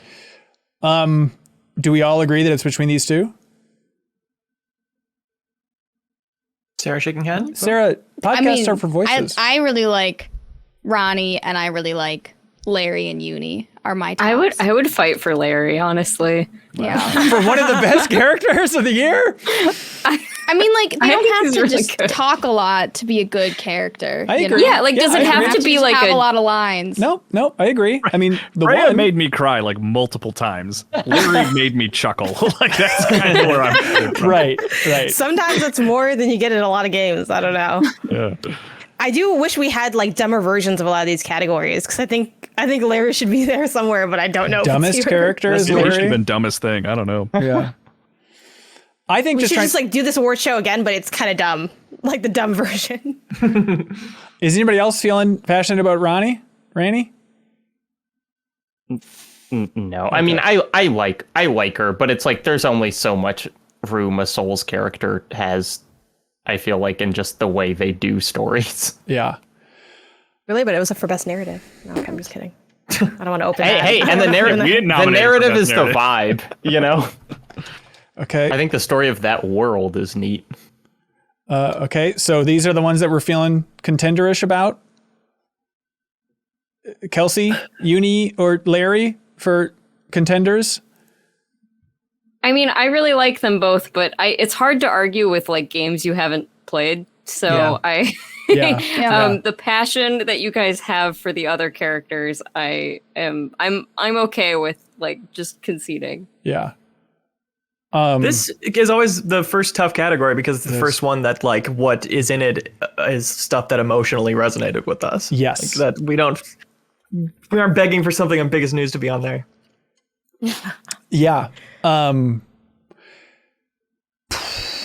I don't think Larry should make it now that longer I look at it. Like, right. it is a fun Larry's nod, got but his nod. Pokemon characters notoriously suck too. Like that has like some of the worst video game writing, story, everything. 100%. And that whole game was broken too, which I feel 100%. like I guess that shouldn't be a knock because character is different than technical performance. But Game's Pokemon broken. writing but, is really bad, but I It's think so that's why bad. I enjoyed Larry so much. I was just do, like, though, this is enjoy- actually I get- I'm actually enjoying this. yes, I get what you mean. There's a certain It's the it'd be Sonic like Canva that effect. didn't have as much value. You know what I mean? Yeah. It's like it's in that vein. Yeah. Here's the thing. I think Leo and Jacob, and to be fair, the one was a slam dunk on this list for me as well. I think the passion of Leo and Jacob, the challenge is figuring out the passion for the one from those two in particular, and I appreciate the one. It's like how that competes with, what, 4 of us that really love Freya from God of War Ragnarok? That's the tough one. Well, are these our 2? Are we officially locking that in? That's a great question. It feels that way to me, but I'm open to it. I think Change. so. Yeah. Yeah. I don't think either of these camps are letting these two off of it. I think that's right. Leo, help me. Who's played both these games? Jacob and I? think, yeah. I will say I don't hate Jacob's argument about, Freya has her video gamey moments. Yes. I think that's a fair thing to sort of point out as a light knock against her. That's a weird knock, but I hear it. Yeah. One is, I mean, they're very different like styles of video game. Like one is, oh my gosh, I know the genre. You know what I'm talking. Like FMV. Thank you, FMV, and then one is like more traditional action adventure. So inherently, there's just a more like direct kind of relationship, like player to thing in the game, just because FMV always does have an arm's length element to it, because it is a little bit more of a consumption genre than an active participation genre. But I guess the question is like, what do we mean by best character? Is it like most moving, most like well realized? Because to like kind of counter, yes, Freya's definitely the more gamey of the two, but she's in a more gamey game. Mm-hmm. Yes. Though I will say that you cannot interact with the one without getting into the gaminess of Immortality. Like, it's not, Immortality isn't a game where you just like watch all the clips in a row. And I think like the story of that character is very connected to how you figure out how Immortality works. And so it's like, it's still gamey. It's not like you're just, you know, writing a book and then putting that character up. Yeah, I think the one is, I don't know. Well, that's not fair, because I understand Freya's story is touching a lot of people, but it feels like the one is more like directly to like connecting to the player. It feels more like a personal thing, but that's probably not fair. I will say, like, years from now, when I look at a picture of both these characters, I think one of them will be like, Jesus, that's right. What a character. And that is the one. That's the one from Immortality. That's the one. I mean, I'm okay always with the one being. Go ahead, Leo. I'm always a more interesting is better than good person, and the one is like really interesting and fresh as a character in pretty much every single way, down to the way you interact with her. Yeah, I think I feel that. I think I feel what you're saying, Leo. And Freya sounded great and stuff, but it didn't sound like anything I hadn't really experienced. I think that's right. I think Jacob, that's if you had to make the call, like what? Because you're the only one that's played both. No. You like both? I have. Oh, you have played both. Okay. I mean, I already said I would. The one is like, it's like the rest of these characters are like 4 notches below, and I really like God of War, but I think the one is kind of on another level. I'm okay with that. I also think it's kind of to Leo's point, like a more interesting setup. Mm-hmm. Yeah. So, and I don't have a comment on the one because I haven't played Immortality yet. More unique. I'm cool with that. All right, maximum winner for best character for 2022. The one from Immortality, and runner-up, otherwise known as the minimum winner, is Freya from God of War Ragnarok. Way to go, characters. And now, Jacob, I will force you to concede something in a future conversation. All right. I'm ready. Buckle up, buckaroos, because now it's time for best moments. There's going to be a lot of spoiler gates here, but this is the category to end all categories. Whew. All right. This is the beast. All right. Who wants to jump out there first and throw something? And before, if I may, how do y'all want to handle it? Do you want to throw it on the list and then unpack it then, or go back and unpack it after? What do you think works better? Actually, I thought that worked pretty well. Unpacking it as you add it? Build the list, and then we kind of make our arguments, because then it's like more clear for the spoiler gates. Okay. Once the list builds, sometimes you notice that some stuff doesn't need to be talked about as much. Yep. I think that's right. Okay. Well, who wants to throw something on there? God of War Ragnarok, very beautiful scene is the coded phrase Beautiful. for it, I guess. Okay. Beautiful scene or location? Location. I feel like you know what I'm talking about now. Yeah, I do.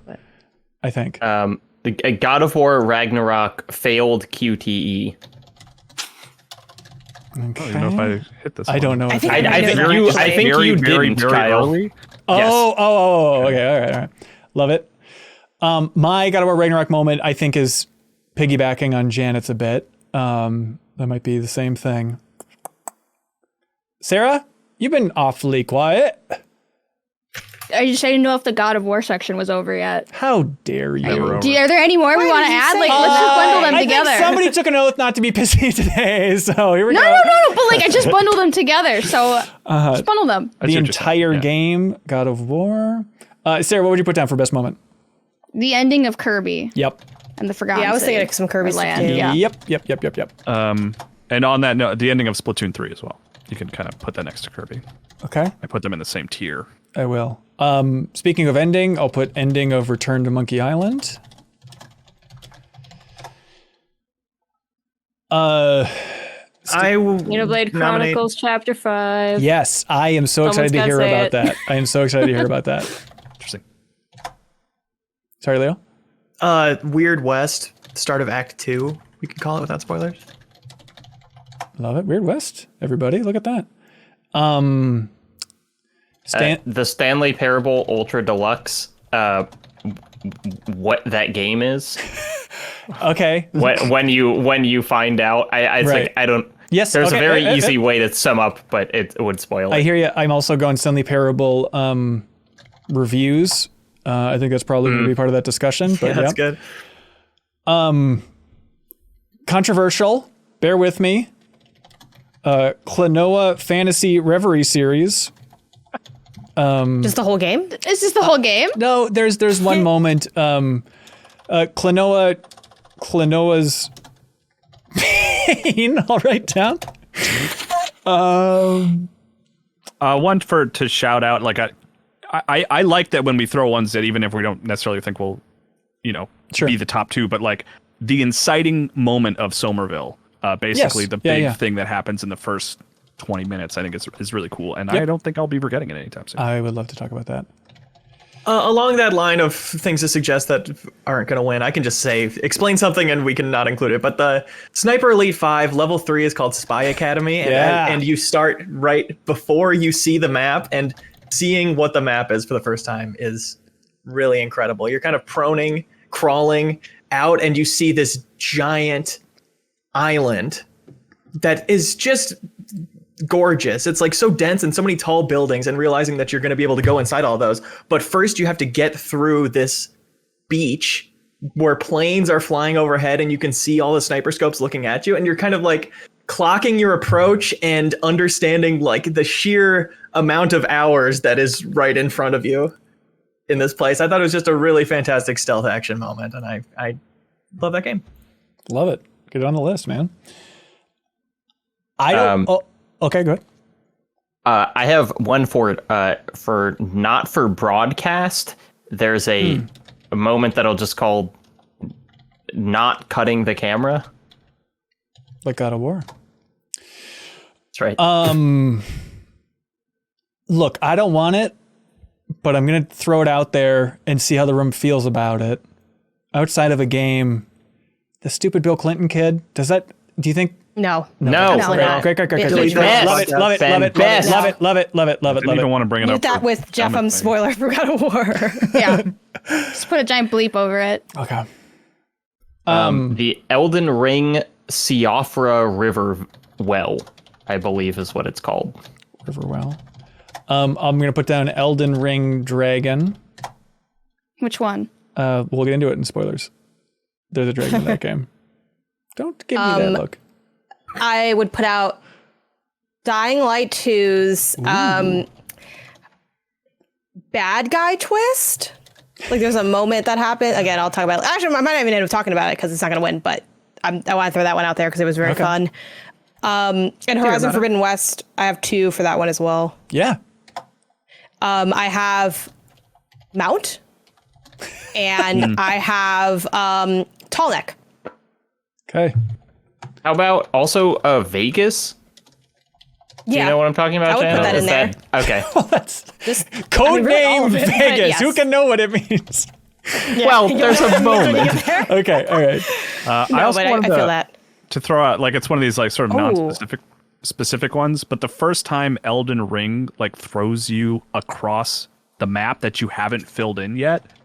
Okay. And you are both excited and your heart sinks because you realize how insanely huge that game is. Yes. It gives you it basically, it's not a spoiler, so let's go into it real quick, but like you build the map piece by piece. You don't see it at first, and there's early on you find a gate and it like throws you to the like really northern part of the map, and it's like insanely far away, and you're like, I have to fill all that in. I've already been playing so much. I thought I'd seen most of the game already. Yeah, so I love it. That moment was really magical. Also, just fun to like have that moment of just now you're completely somewhere different. You have no idea what to expect, and that's when you begin to comprehend just like the range of that game. Like what am I even looking at right now? It's just so fun to have a game that just can warp you to what almost feels like a completely different game. And again, you just realize the scope of this thing. Okay, is that it for moments? What are the silly ones? It is not. Okay. Somebody be dominant, please. Okay, I'll go. I'm going to throw in a silly one, but something that I really liked, which is when you get a new Playdate game, you get like the little light notification and then also a little unwrapping animation. And I just think that is a really nice way to present new games to people. Great choice. Great choice. How Fish is Made song. Damn it, that was mine. Where's this from? It's from a game called How Fish is Made. Kojima tweeted about it. Maybe you saw it. I mean, we can unpack this one. If you're really worried about spoilers for How Fish is Made, jump ahead a little bit. But Jacob, how would you describe this? Oh, yeah, no, Sarah should go. Sarah, please. Oh yeah, so basically what happens is you meet this, other fish and you're all just kind of dying in this horrible machine together. And this little parasite jumps out of the fish. And then it performs a little song and dance about how we're all going to perish together with a little top hat and a Q-tip. It's a full music video. It's an electro swing beat is how I would describe it. And it's just a very the game is very heavy and like kind of weird. And then all of a sudden like this electro swing pops on and there's a little parasite dancing around with the top hat. And you're like, yeah, I did need that. Thank you. It is excellent. I'm watching it and it's good. Can confirm. We can all go home now. Yep. Anything else for anybody? Pokemon Legends Arceus. I'd probably put 2 out there. One is just big scary Pokemon, which it was in the trailer, so I don't know how special it was when it happened in the game. But I would also put in Boss as well, just in general, some of like the kind of boss moments in that game are very cool. I wanted to put in when God became a cell phone in Pokemon Legends Arceus, where he like speaks to you from the sky and then becomes a cell phone. Okay. That's like the opening of the game, right? Yeah. Spoilers for the first 2 minutes. Remember how weird that game was? Somebody should do a deepest dive on that. Okay. That looks pretty gosh darn good. What are we missing, folks? Speak now, forever hold your moments. That's a big list. It's a big list. I won't even explain this one. There are some moments in Bayonetta 3 where you get really big. Okay. Like, that game has some very good big moments. Write down Bayonetta 3. Bayonetta 3. Big old Bayonetta. Okay. I think that's good for biggest nudes. Immortality? All right. Wait.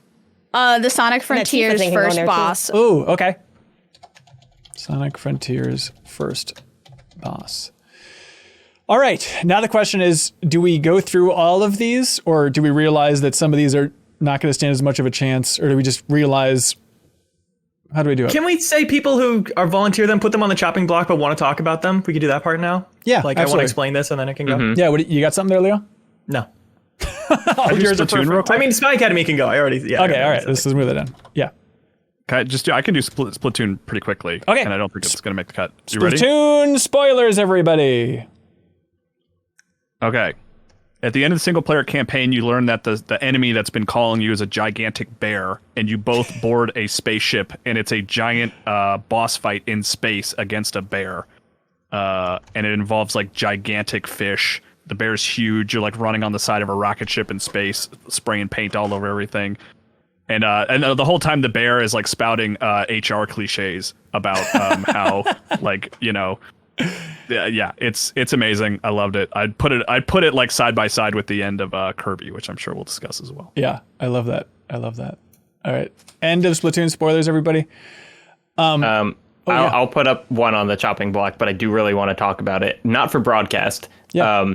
A game that I know no one else played. Also, a content warning for this part, like a kind of there's some self-harm themes. The story of this game is like you're running a news. You're like the guy behind the camera at a news show, and there's like a totalitarian government that starts influencing how you show the news, and so there are like incentives to bleep politically, controversial things. And there's this dude who's been the news announcer for the whole time, and it gets to a point where he gets up and he's like, he kind of breaks and he's talking to the camera and he pulls out a gun and he is like I am going to kill myself live on air. And this is like an FMV game. So it's like a guy saying this and he's kind of talking about like what the government has done and whatever. And you're in the booth and there is like the kind of guy in the booth is like screaming at you to cut, but it's your move to cut or not. And if you don't cut, then he kills himself on air and that's it.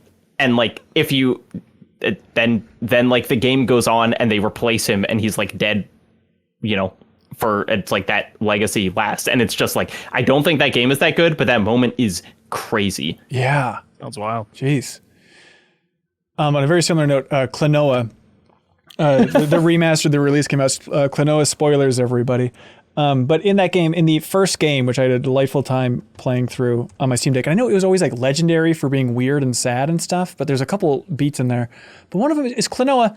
Sarah, you remember Klonoa? It's like a fluffy rabbit who like grabs things and throws them with his ears. It looks very like, it looks like a Yuji Naka design. Famed creator Yuji Naka, right? So it's a very light, fluffy platformer, very bubbly, cute, and delightful.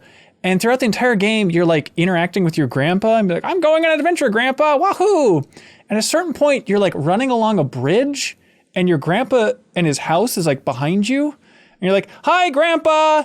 And then the villain flies over and launches a missile at your grandpa. And then you just watch him die and you like go over and try and talk to him. It is just the most jarring death scene I could possibly imagine. I never expected a brutal death in Klonoa. And then also at the end, Klonoa gets teleported like back home to his real world and he's like crying like, I don't want to go. It is a weirdly emotional game. So Klonoa, it rules, everybody. Check it out. All right. So that's why it's number one. What other ones should we jump into right now? Ones that don't stand a chance, but you want to give it a shout out. A Weird West, I don't think is going to stand a chance. Okay. The spoiler wall's up for that. Weird West, great game. I believe it's Act 2. It might be Act 3, but it's you play as like 5 different characters throughout the course of the game.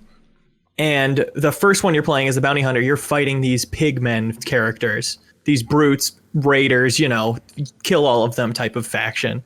No different from monsters. And then suddenly the next character you play is one of the pigmen who's just been turned into a pigman by this witch in game. And so you find out the origin of the pigmen in that story and you start to feel so guilty for what you've done to them. And then that act becomes about like justice for the pigmen. But I think it's such an interesting twist that like isn't teased at all. You don't second guess what you're doing at all up until that point. That's awesome. I love that. Dying Light 2 isn't going to make it because there's a lot of reasons. But the bad guy twist, so this is spoilers for Dying Light 2, like midway or maybe a third through the game, and I forget the name of like the main bad guy. If anyone knows it, let me know. But there's different like zombie-esque creatures in Dying Light 2, like any other game of this kind of ilk. But he sort of like, you see him kind of turn and have like these wild supernatural abilities, and you're kind of witnessing this as it's a first person game, so you're like knocked in a tunnel and you kind of just see it unfurl in front of you after going through like this kind of involved combat sequence. And just like the way it's sort of, I guess, put out there in the spectacle of it just really took me aback. And Dying Light 2 definitely is like, the high points of that game can be very like goofy and very gamey. And that was just a moment where I was like, whoa, this is crazy. And I got like really into the game for like those kind of portions. And then just because it came to my mind now too, my favorite part of the game, and I think like by far the best part of that game, was there's a mission near the end where you have to like get to the top of a radio tower. And just that entire mission is like one of the best things I've honestly like played this year. It was extremely good. Like the combat was amazing. Like the emotional beats were cool. Like the traversal like really hit super well. And then you get like this great vista. And then the game goes super downhill after that. And then that's why I like didn't end up rating it very high, because I'm like, wow, this game is so good. And then it just like went a lot of different ways in a lot of different directions. But those were 2 like really fun high points for me in that title. Should we unpack Pokemon Legends Arceus? Yeah. Sarah, do you want to talk about your choices here? Oh yeah. Well, mine was that in the beginning of the game, Arceus like talks to you after you get isekai'd into this weird past Pokemon world. And he's like, you're here now. You need to fix this for me. Here's how I'm going to communicate to you. And he turns into a cell phone that looks like Arceus the Pokemon. And then he's like, I'll text you when I need something. And then that's how that part of the game goes. And throughout the entire game, you're trying to figure out, what is your character? What world are they from? Because you're just teleported and everyone's confused about this boy or girl from the sky that fell down and can talk to God. And I don't think you ever learn then, right? Like, what is happening? I don't think you tell anyone that you're talking to God, right? Like, I don't think that's something you divulge to, people in the past. Right. And the first alpha you encounter, or just the alpha fights in particular, Janet? Yeah, I just think the act of them, that's probably one of the biggest high points of that game and what made it feel like so fun and fresh. Even without the alpha, I think just the hanging out in that world and seeing either a random Pokemon that you are interested in that is like way high level that you weren't expecting to see, that's oddly big, like any variation of that. I think just those, it's hard to pin. I can't really pin down to one specific moment because it's not scripted in that way. But I think that's the excitement. And I feel like we all have our own version of that story. And to me, that's like one of the standout moments from that game. And then for the bosses, I just mean like the way you throw like the bags of food at them. I mean, Pokemon's played around with different variations of like what is a gym or what is a boss in this game. But that really surprised me when I realized like I don't even have to fight this Pokemon. I can just throw bags of food at it and roll around.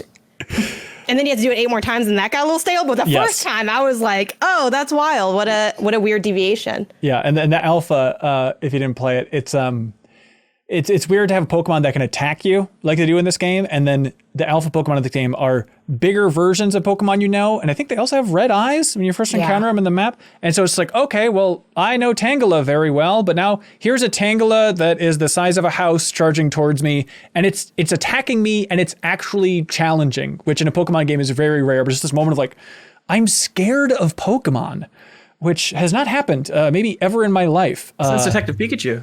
That's right. Mr. Mime and Detective Pikachu. But good game. Sonic Frontiers, first boss? Oh, yeah. So this is like a spoilers up for Sonic Frontiers. Yep. Put the walls up. But in most Sonic games, when you beat the game, at the end of the game, when you're fighting the final boss, that's when you get to turn into Super Sonic. But you get through this first area, and then you get to the Titan, and they immediately turn you into Super Sonic because you've collected all 8 Chaos Emeralds. And I was just losing my mind because I was like, I'm already turning into Super Sonic and I'm not even finished with the game yet. And then they play this metalcore music by Kellen Quinn called Undefeatable, which is like the modern day Sonic butt rock. I was absolutely losing it at that moment. I was like, oh my God, is Sonic back, baby? And then I had to do it 4 more times, which kind of diminished it a little bit, but it was still a really good moment. That's great. We're happy for Sonic. I'm listening to it now, and it's real rock and roll.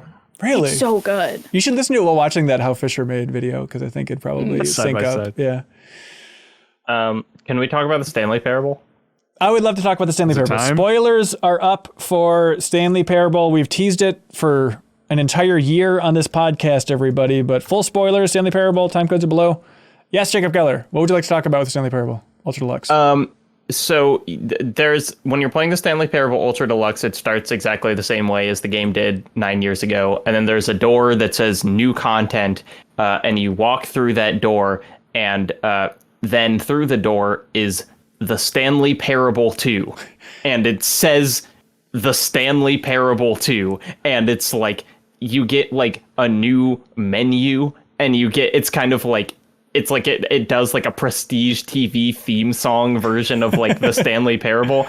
And then, like kind of what it is, you go through this whole like expo hall, which is basically like, here's what the Stanley Parable 2 would have been. But there is like dozens of different like posters and like banners and whatever that are all like graphic designed for the Stanley Parable 2. And it is just like, it is so much content for the bit is that like the Stanley Parable 2 is hidden in the Stanley Parable Ultra Deluxe. And that's what a lot of the game is wrestling with, is the idea of like, how do you make an Ultra Deluxe version of the Stanley Parable? It's like, okay, it is just Stanley Parable 2, but what does that mean? How do you make a sequel? And then the ending really leans into, all right, you want Stanley Parable 2? Here you go. Can you explain the ending of that game, Jacob Geller, and how it is infinite in a way?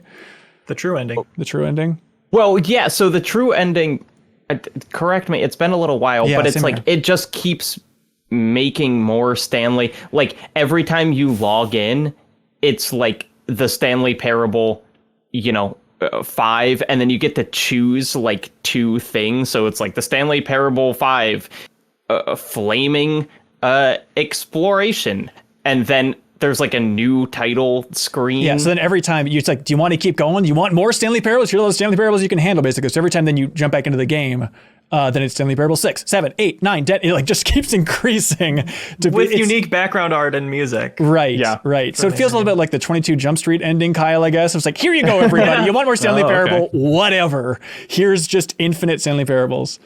And that's why this is a tough game to talk about, because it's like, you want to say, it's just Stanley Parable 2, everybody. Treat it like Stanley Parable 2, but that's a fun I think reveal. people assume that from how much you don't want to say what it is. I think you're probably right, yeah. For me, I think that, oh, good.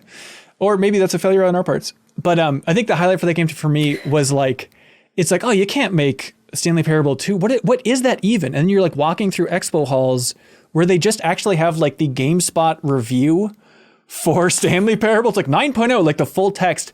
And then it's just, here's a bunch of Steam user reviews, and they have like cargo containers filled with Steam user reviews. And I believe they're actual user reviews, right, Jacob? I think we asked them in the interview. I think so. And so then you're just going through, and like the narrator's just reading all of the Steam reviews for the Stanley Parable and how perfect it was. But then like the recurring themes of the critiques people had for the first Stanley Parable. And one of them was like, I wish you could just skip these jokes. I wish you could like skip when this narrator was talking. And so the narrator gets pissy about it. And it's like, fine, you want that? We'll make the perfect game for you. Here you go. Here's a room, and there's a big button in the middle, and it's just a skip button. Every time I start talking, you hit skip, it'll jump to the next thing, and it's like, I'm not even here. So then you hit skip, and it cuts him out, and we'll jump ahead, and then we'll wait a little bit, and he'll start talking again. Then you can hit skip, and it's very much like a Portal-style button in the room, right? And you keep hitting that button, and then like there's a clock on the wall that starts to obviously move quickly. And then the room just slowly starts deteriorating. Like the electricity is going out. One time you hit skip and just like the fire alarm's going off without any clarity. And then you just keep hitting skip till eventually. And it's like sometimes you get like glimpses of the narrator who has just lost his mind. Right. And it's like not talking to you anymore. The narrator's just talking in the background, like to himself, the way you might after 2,000 years by yourself. Of just waiting for the next time he can jump in. So you're just hitting this time travel button essentially over and over again till eventually like the wall collapses and like trees start flowing into the room like Last of Us. And then at a certain point, all the trees are gone. It's like, what is happening? And then like at a certain point, it's like dark and there's the opening of where part of the wall collapsed. And you just like hear things like screeching outside. It's like, I don't even know what is happening in this world anymore. Then eventually it's just all collapsed.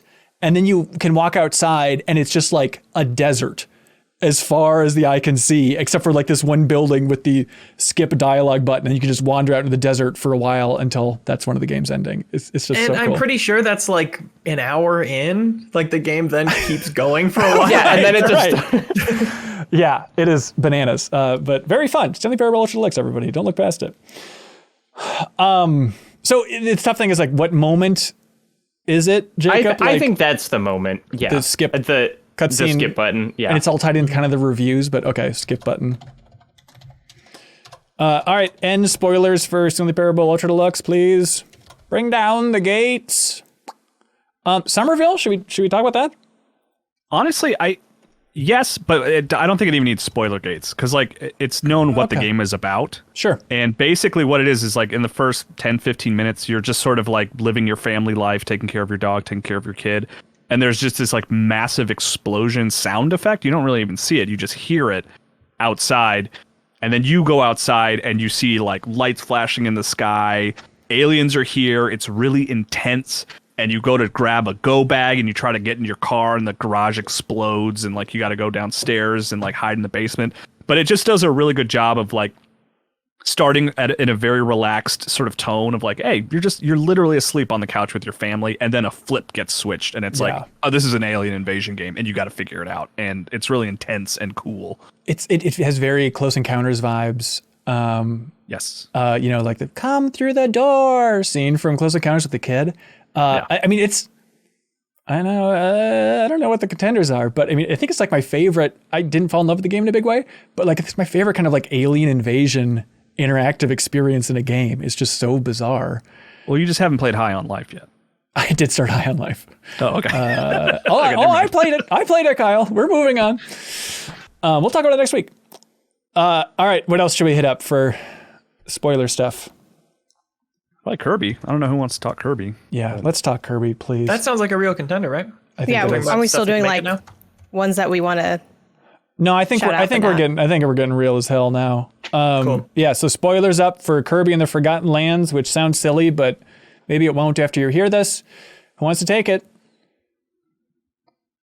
I mean, do you want to take it, Sarah? Or Sarah, feels like you're muted. Oh, you're muted, which makes it challenging. I can summarize it quickly. I don't know if I could summarize it. Like it was all a blur. It was all an amazing blur. I mean, the big thing about it is that like you're fighting like the final boss, and it's like a Kirby boss fight, and then it sort of transforms into this like giant genetic blob creature, like made up of different creatures, chasing you down a hallway, and it's just like horrifying but still kind of adorable. It's really unexpected. I mean, Kirby is a game that has crazy endings, but this might be the craziest Kirby ending. I think specifically anime meets Resident Evil meets Souls. Yeah, honestly, it's like a science fiction experiment gone wrong that Kirby is trying to clean up. Well, that's the Forgotten Land and all that stuff. But the part for me was like, we all knew Kirby swallowed a car in the beginning. That was like the first trailer, first big moment in this game. He wraps his gross mouth around a car, and that's all well and good. Kirby, of course. And then at the end of this game, he wraps his sicko mouth around a semi-truck. What is this slander? What are you trying to ruin? What is? No. Let's back up. Let's back up. No. So he goes mouthful mode. Their words, not mine. But because we're like fighting an alien god, right, who is trying to hurl Planet Popstar, Kirby's home planet, at this Forgotten Land planet. She's trying to collide them together. And you're like watching it happen, and all of a sudden this giant semi-truck appears behind you. And there's this moment of like, is this what I have to do? Is this what everything has led up to? All the things that I've put in my mouth? Is this what this has all been leading up to? And then Kirby swallows the car, the semi-trailer, the 18-wheeler. He goes hurtling through space. You're driving over like collapsing skyscrapers. Yeah. And like the villain's like throwing meteors at you and like enemies, and Kirby's just running over them in his fucking semi-trailer. And then you fly into the sky and you burst through this like giant asteroid. Well, even before that, there's like it's like a quick time event. It is like full on Dragon Ball Z energy battle of this evil big boss, and then Kirby as a semi-truck Kamehameha blast. Like, I was laughing out loud. It is just the most delightful, absurd thing. But sorry, go on, Sarah. Well, then you just end up on Planet Popstar. Then you just save the world. Yeah. Good stuff. Yeah, and the final boss really, it's a Kirby game. What do you expect? And like, but the fact that it came out so close. The final boss was kind of hard. Well, that's what I'm saying. Like, it came out so close to Elden Ring, and like, I was having a pretty smooth ride with Elden Ring at that point, and like, I died like 4 or 5 times to the final boss in Kirby. It was a real moment of like, this thing is actually going for it in a couple different directions. It's awesome. I think too, like, it had such a weird, like, I never knew when I was at the final boss in a way, because like I'm like looking back at the gameplay of it. It's like this Let's Play. It's like a half-hour experience of like you're fighting this boss and this other boss, and it came after doing a suite of levels that sort of were like an homage to the game design that came immediately before it. So it like kept building up over and over again. Like there were so many spots where I'm like, surely this is the last thing I'm doing, and it just kind of kept compounding. So yeah, it just was such, I think that whole ending and the levels that came right before it to like build up to it really just elevated what that game was. And that's like when I realized like how, like, the people that were like, oh, this is a 5 out of 5. And I'm like, really? Yeah, I mean, it's right. great, but I don't know if it's that. I was like, oh, yeah, this is like one of the best games of the year. Yep. Agreed. End of Kirby spoilers? We did Okay. it. I mean, we referenced it. Should we jump right into Elden Ring, everybody? Elden Ring spoilers. Let's unpack all these things, see where we're going. So Elden Ring spoilers, everybody. Here we go. First one on the list, Elden Ring Riverwell. Yeah, so this is the name might not be familiar, but I'm sure you had this experience, which is sometime relatively early on, maybe within the first 20 hours of Elden Ring, you'll be wandering in a forest and you might be chased by a big bear, and there's this just like pretty unassuming structure in the forest, and you walk in and there's like an elevator, and so you step on the elevator button and you start going down, and it keeps going down, and it is the kind of thing where you're like, is this like a poorly disguised loading screen? Like, how have I been going down for this long? And then like the wall drops away so you can see what you're descending into, and it is like a cave so big and so deep underground that the sky looks like stars, and it's like you're like in the cosmos, except you're underground. And it is another, oh my god, Elden Ring is so big, because you realize there is an underground map. Like, when you're looking at the map of Elden Ring, you're not even seeing all of it because there's a full underground map. But just the realization of like what is happening after you step on this elevator, I think, is maybe the best moment of the game, of which the whole game is just, look at how big this is. You know, like, I bet you didn't expect it to be this big. Yeah. I've heard a lot of people talk about that moment at the time. Yeah. Kelsey, did you get to the underground area? Yeah, that was big for me. Also, my own personal fun moment from that, there's like these kind of ghost-like, I think, centaurs down there. Because there's like the concept of player ghosts and stuff in this game. I just started walking towards them, and I was like, whoa, you can be a centaur in this game? And then they killed me. So I found my friends. For me, the Elden Ring dragon, which sounds like, no duh, there's a dragon in a From Software game. But it was specifically being in Caelid, which is this red nightmare world, which is right next to the starting area. You can get there pretty early on, but you realize, like, maybe I should come back. It's the first place I feel like where you realize just how scary Elden Ring can be from the player's point of view. And so you're in this horrible, messed up Caelid world, and you go around a corner from the bonfire, the Site of Grace, and you're climbing up this hill, and you start seeing these little dragons, and they're like, okay, they're still good-sized dragons, and they're still a little bit tough, but it's like, okay, I can maybe take out some of these, and these things are just everywhere as you're climbing this hill. Then you get to the top of the hill, and there is a white, like, dying dragon at the top of that hill. That's one of the like biggest, quote unquote, alive objects I've ever seen in a video game. And it's like, what is this guy? So then go up to him and you realize, like, oh, you can just attack him. And so he's just this giant, sad looking white dragon that just looks like he's pale and he's like breathing heavily, and just go up and like attack him once and stand back, and he doesn't fight back. And you can just keep attacking him then, and he keeps going like, and like starts to slowly move and like breathe heavily, and it's like, all right, this is it. This is when this thing annihilates me because it's Elden Ring and everything is scary. But then no, he just kind of sits back down. Like, he's so big, he cannot even be bothered to deal with you. So I just kept attacking him again and again, and it was, no exaggeration, 15 minutes of just like, waiting for my stamina. I like how your Elden Ring moment is like killing something that cannot defend itself. Well, that is the wild part, because then you the just ultimate fantasy. No twist. You just kill him after it takes forever because he has like 1 million health. I don't think I at this killed point. him. Well, you have a lot of dignity. So then you can take him out. You get 75,000 runes, which at that point in the game is incredible. It's just a gold mine thrown on your lap. And then it's just this weird feeling of like guilt of, why did I do that exactly? I killed this majestic old creature, and it just made me, I know this is real 101 for From Software, but it made me just respect the hell out of them for like, not everything's big and scary. Like everything in this world has its dignity, has its reasons. You can't comprehend what's happening with this dragon, but you can kill him for the runes. You just have to live with the idea of you killed this majestic, gigantic thing for the sake of some level ups. Please enjoy. And it just made me feel like this amazement of why isn't every game like this? Why doesn't every game just put something so bold and so weird in their game to make you feel these conflicted thoughts? It's just incredible world building on that one dragon alone. Does it sell that it's like too frail to fight back or leave or something? You get kind of the way you told that story made it sound like a bug. It sounds. Yeah, it feels like. Quickly understand. Yeah. If Clifford the Big Red Dog had like days to live. It's like.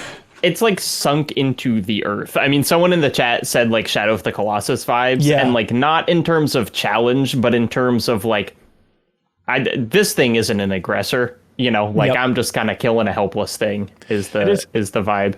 It's so strange. You come across it and it's almost like you come across a building. Yeah. And then you realize you can lock onto it and it has HP. It's like, what? Yeah, that is incredible. It's very weird. Did you guys kill it too? Am I alone for murdering this thing? I did. I mean, the messed up thing is that now that you know, when you start a new game, it's like a really good head start to go to the dragon and kill it. Because it's like, get 40 level ups. Bleed. Yeah. Ugh. Elden Ring spoilers, is it all of them? Are we done?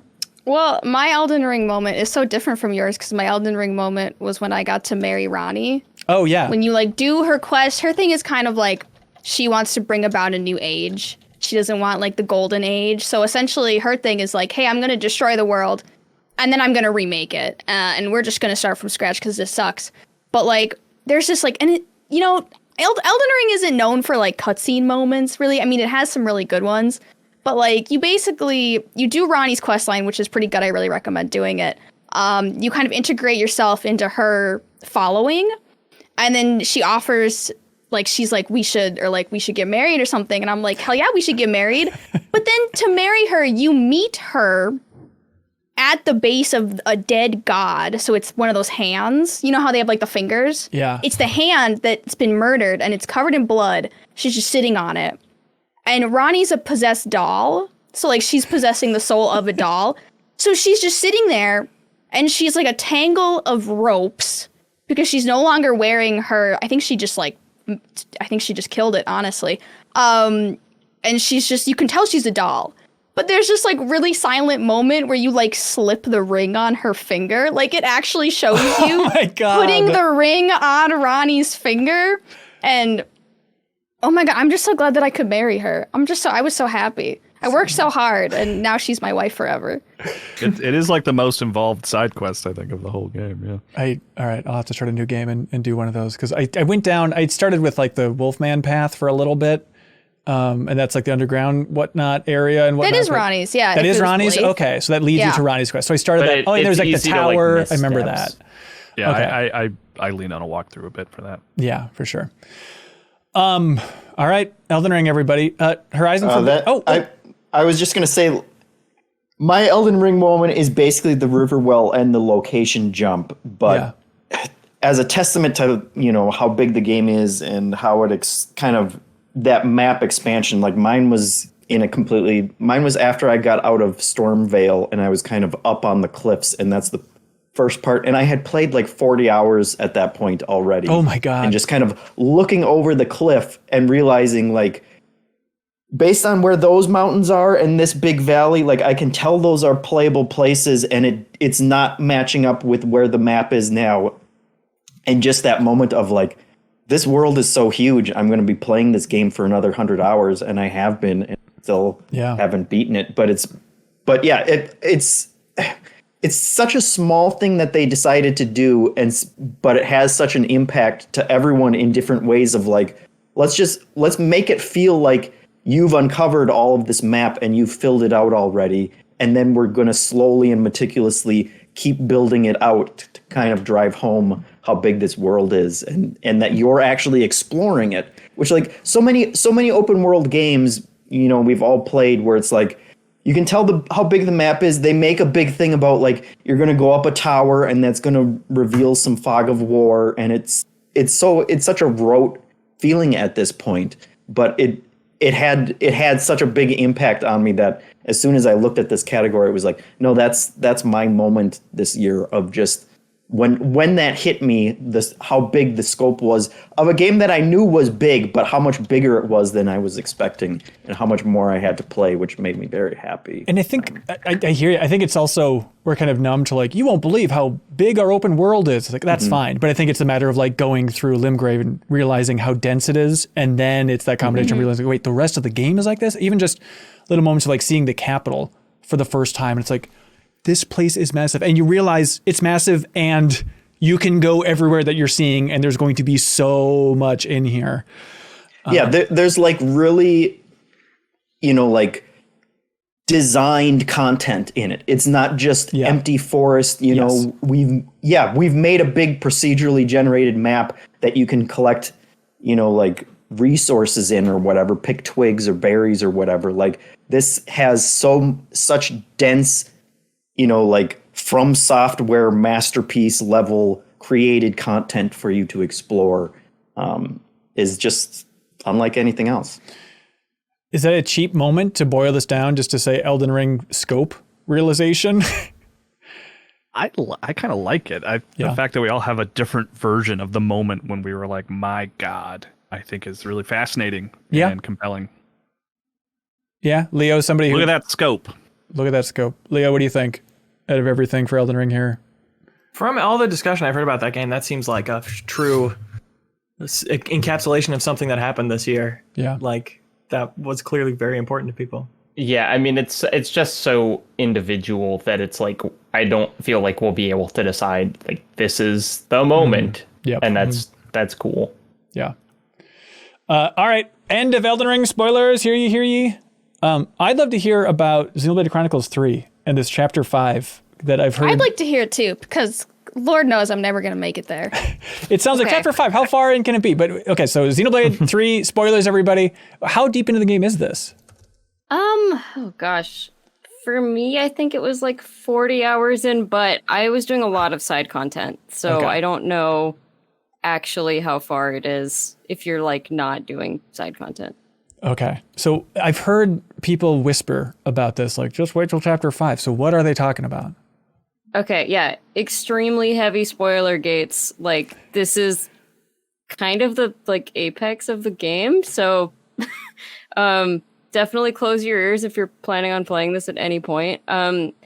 Basically, so chapter 5 is kind of like a big... it starts as a big infiltration mission. Your party is basically trying to break some people out of prison, and to do that you have to go like blend in as prisoners and everything, and then there's a big prison break.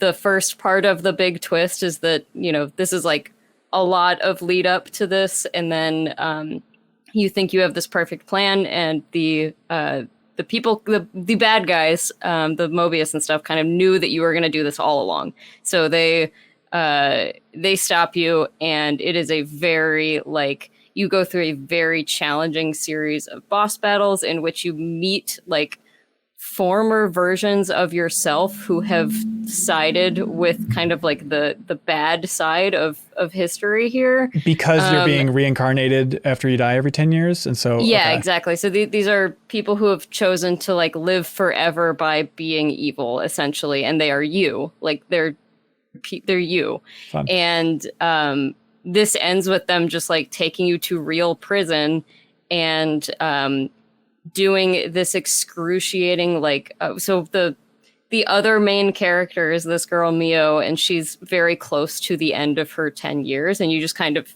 like, you die after 10 years no matter what. And so she's only got about a month left at this point, so they're just like, guess we're sticking you in prison for a month so that you can watch her die slowly. And it is just the most, like, you think you are going to, you've been getting these little wins along the way, and like you think you're really making a difference in the world, and just this like long drawn out, like, no, it's all been for nothing, and you're gonna watch your friend slowly die. And then you do? And you do, and then you find some other, and she like kind of, confesses her love for you at the end, and this is like a world that doesn't really have love in it because everyone dies in 10 years, and she does, and then, I guess we're just still rolling with the spoilers. You find out that those alternate versions of you that are evil, one of them is like, I'm really pretty sick of being evil, and her special power is that she can like kind of swap consciousnesses with people. So she just kind of forces herself into your friend's body, and vice versa. So that way she is actually like, she's still alive, just in the body of the evil one. Oh God, if that makes sense. Yeah, and people are talking. This is a complicated game to talk about, but it is. It was a game, like, this part of the game is a ton of cutscenes. I started, like, the kind of meaty point of this chapter at, like, 10 or 11 p.m., and I was up until, like, 3 or 4, and I was bawling my eyes out for, like, most of those hours. So my God. It's pretty intense, and, like, anyone who's played this game, it's the thing where it's, like, you remember where you were when Chapter 5 hit, because it's... Wait, so did any of them, like, obviously Mio dies, but did anybody, like, escape, or were they just, like, caught in prison, and you're like, I guess, do you just, like, restart the game as, like, alternate versions of them on the same No, map? you do end up, like, getting out of there, but it's because Mio has inhabited the body of someone who is who is free at this point. She's, like, with the bad guys, so she can kind of start, like, breaking people out, basically. But she has to wait until the other Mio dies. Jesus. And it's very intense. And I imagine the music is just nailing it through this entire sequence. Yeah. That's good. I love it. Xenoblade Chronicles 3, anything else before we leave the spoiler gate? Real quick, is this like a halfway point, or is this like a 70% point, or is it like 60 or 70 probably. Okay. So like second it's half, more kinda. Yeah, it's more than halfway in like time, I would say, but also it's like it's the point where things start kind of moving in a new you're kind of moving in a slightly new story direction after that. It sounds like an almost like everything was up to this point is changing kind of moment, right? A little bit, yeah. Yeah, okay. Yeah. Yeah, that sounds cool. That sounds awesome. We could do Return to Monkey Island. Spoilers, everybody. Return to Monkey Island spoilers. Am I the only one that finished this thing? I played a few more hours, but haven't finished. Okay. I'm sorry. Do you mind if I spoil it for everybody? No, I'm very curious. Okay. So the entire game, your Guybrush Threepwood. Obviously, the big meta level of this game is the sequel to Monkey Island 2, more or less, with the creative team coming back and working this thing, a big return to form. So it has that extra layer of fan expectations of like, oh, Ron Gilbert, Dave Grossman coming back to Monkey Island for the first time in a big way since 1990, I believe. And so Guybrush Threepwood, the hero, the protagonist of all these games, in this game, he is obsessed with, like, literally the objective in the game that's in your little book it's find the secret of Monkey Island and relive the glory days. Because that's always been the big thing. It's like, oh, what's the secret of Monkey Island? You never really learn in those original games. And so the MacGuffin for this game is, no, actually, we're going to reveal to you the actual secret of Monkey Island.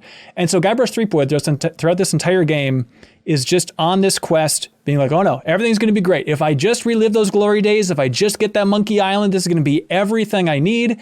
And your wonderful wife throughout the entire game is like, what could you possibly hope to expect to find from this Monkey Island? Like, there's nothing that can live up to this. You need to stop this.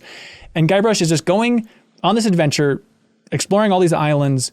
Along the way, then, towards the end, your wife explains, like, hey, you're actually destroying every location you're going to. Like, you're causing a lot of harm by being on this nostalgic crusade. You're not really appreciating what's happening around you in the present. You need to stop this. And Guybrush, lovable idiot style, right? He's like, I don't know. There's only one way to solve these puzzles. I'm sorry it destroys the world as I go, but I've got to relive the glory days. So it's this big climax, like, oh, climactic fight you think's going to happen with the big bad. But no, you just open this area and get to the end of the game. And it is just Melee Island, which is like the iconic location from all these games. It is Melee Island, but kind of like End of Blazing Saddles, just kind of like house cut out, like a theatrical production. Think Mario 3, right? You just are in this version of Melee Island from the series, except you realize like it's all just like this shallow facade. And then a character comes and just tosses you the keys and he's like, hey, go ahead and shut this place down then, Guybrush. And you literally go around with the special keys and turn off all the lights to shut down this like theatrical version of Monkey Island and end it forever. And then you leave that area and it's all, the entire game is framed through like Guybrush talking to his kids, I guess you'd say, son? I'm trying to remember if they're both his kids. But talking to his son. I think it's like son and a friend. Right. So talking to his son in particular then. And so then the kid at the end is like, well, I don't understand. Like, what is the secret of Monkey Island? You experienced it. And then Guybrush is like, well, and then you just get to choose. Like, you can tell your kid, it was gold. Are you happy? Or like, it was the friends we made along the way, or there was no secret. But you get that next generation of like this big mystery that Ron Gilbert has been storing in his mind for 30 years. It's like, it's nothing. It's just whatever story you want to pass on to the next generation if you choose to.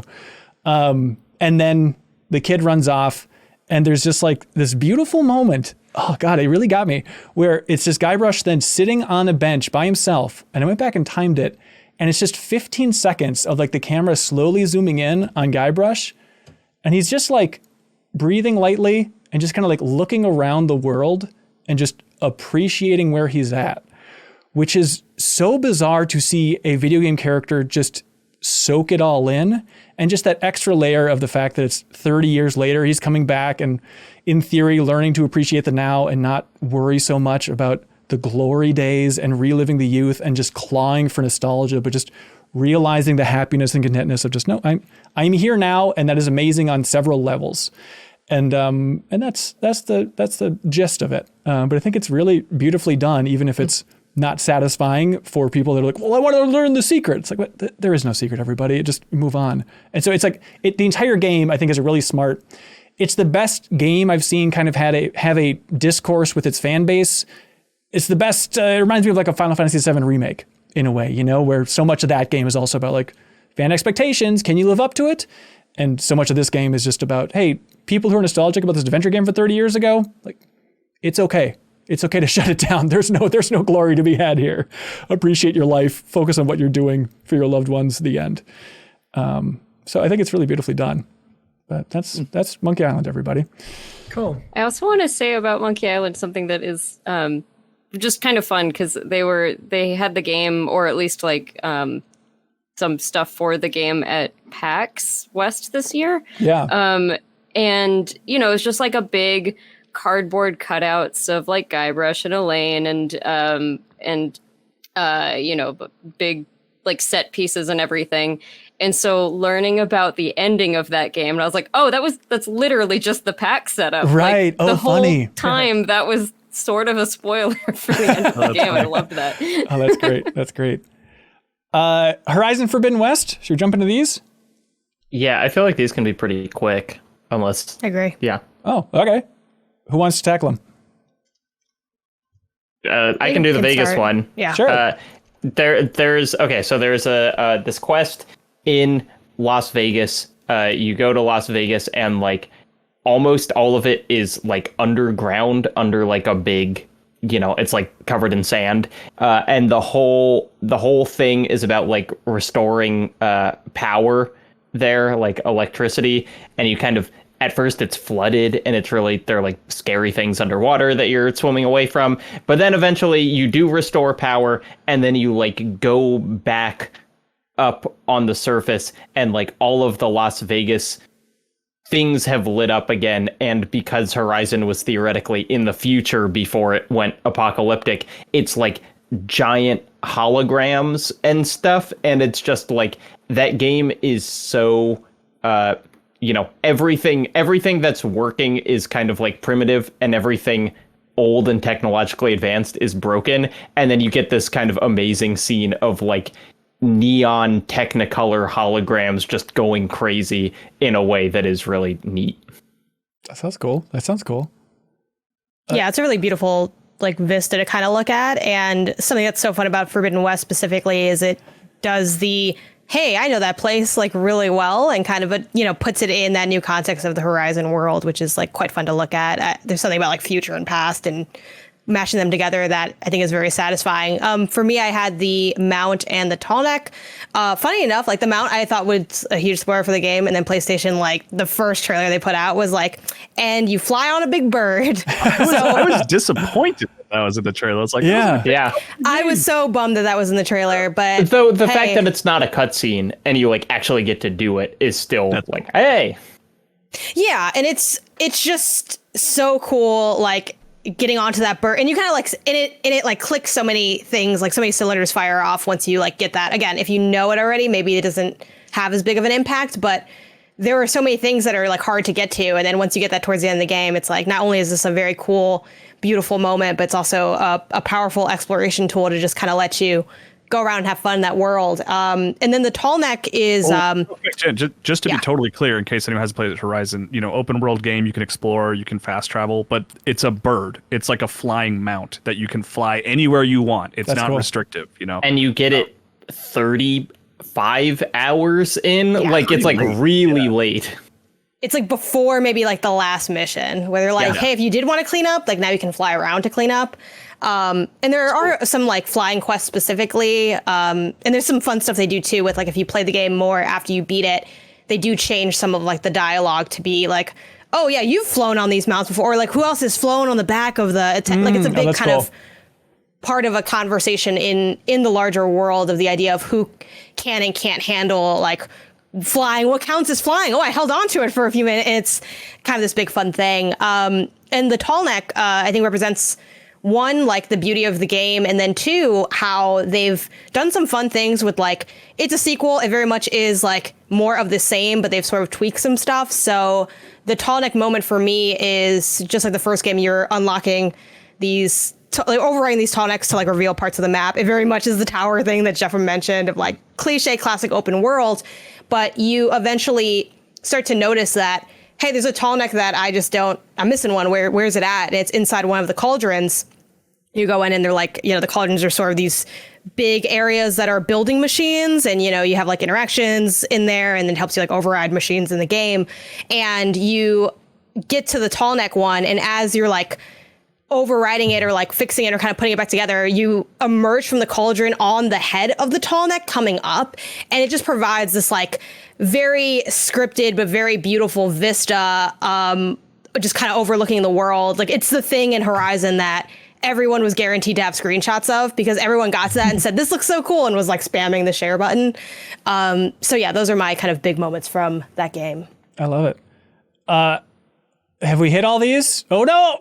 Sorry, God of War, still up there. God of War spoilers, game on for God of War, everybody. Be careful. All right. Yeah, I don't know this. I think I might know what this failed QTE thing is, but I can't believe that it's optional. I didn't know it was that optional. You missed it. Wait, I don't think it is optional. It's the Thor thing in the I don't beginning. think it is Kyle, either. Can you explain what it is? Maybe it just didn't make that big an impact on me. Well, so the first big fight of the game is you fight Thor, and it's a knockdown, drag out battle. And at one point he throws his hammer at you, and it's one of those like press circle to, resist. But you can't win. At least I don't think you can win.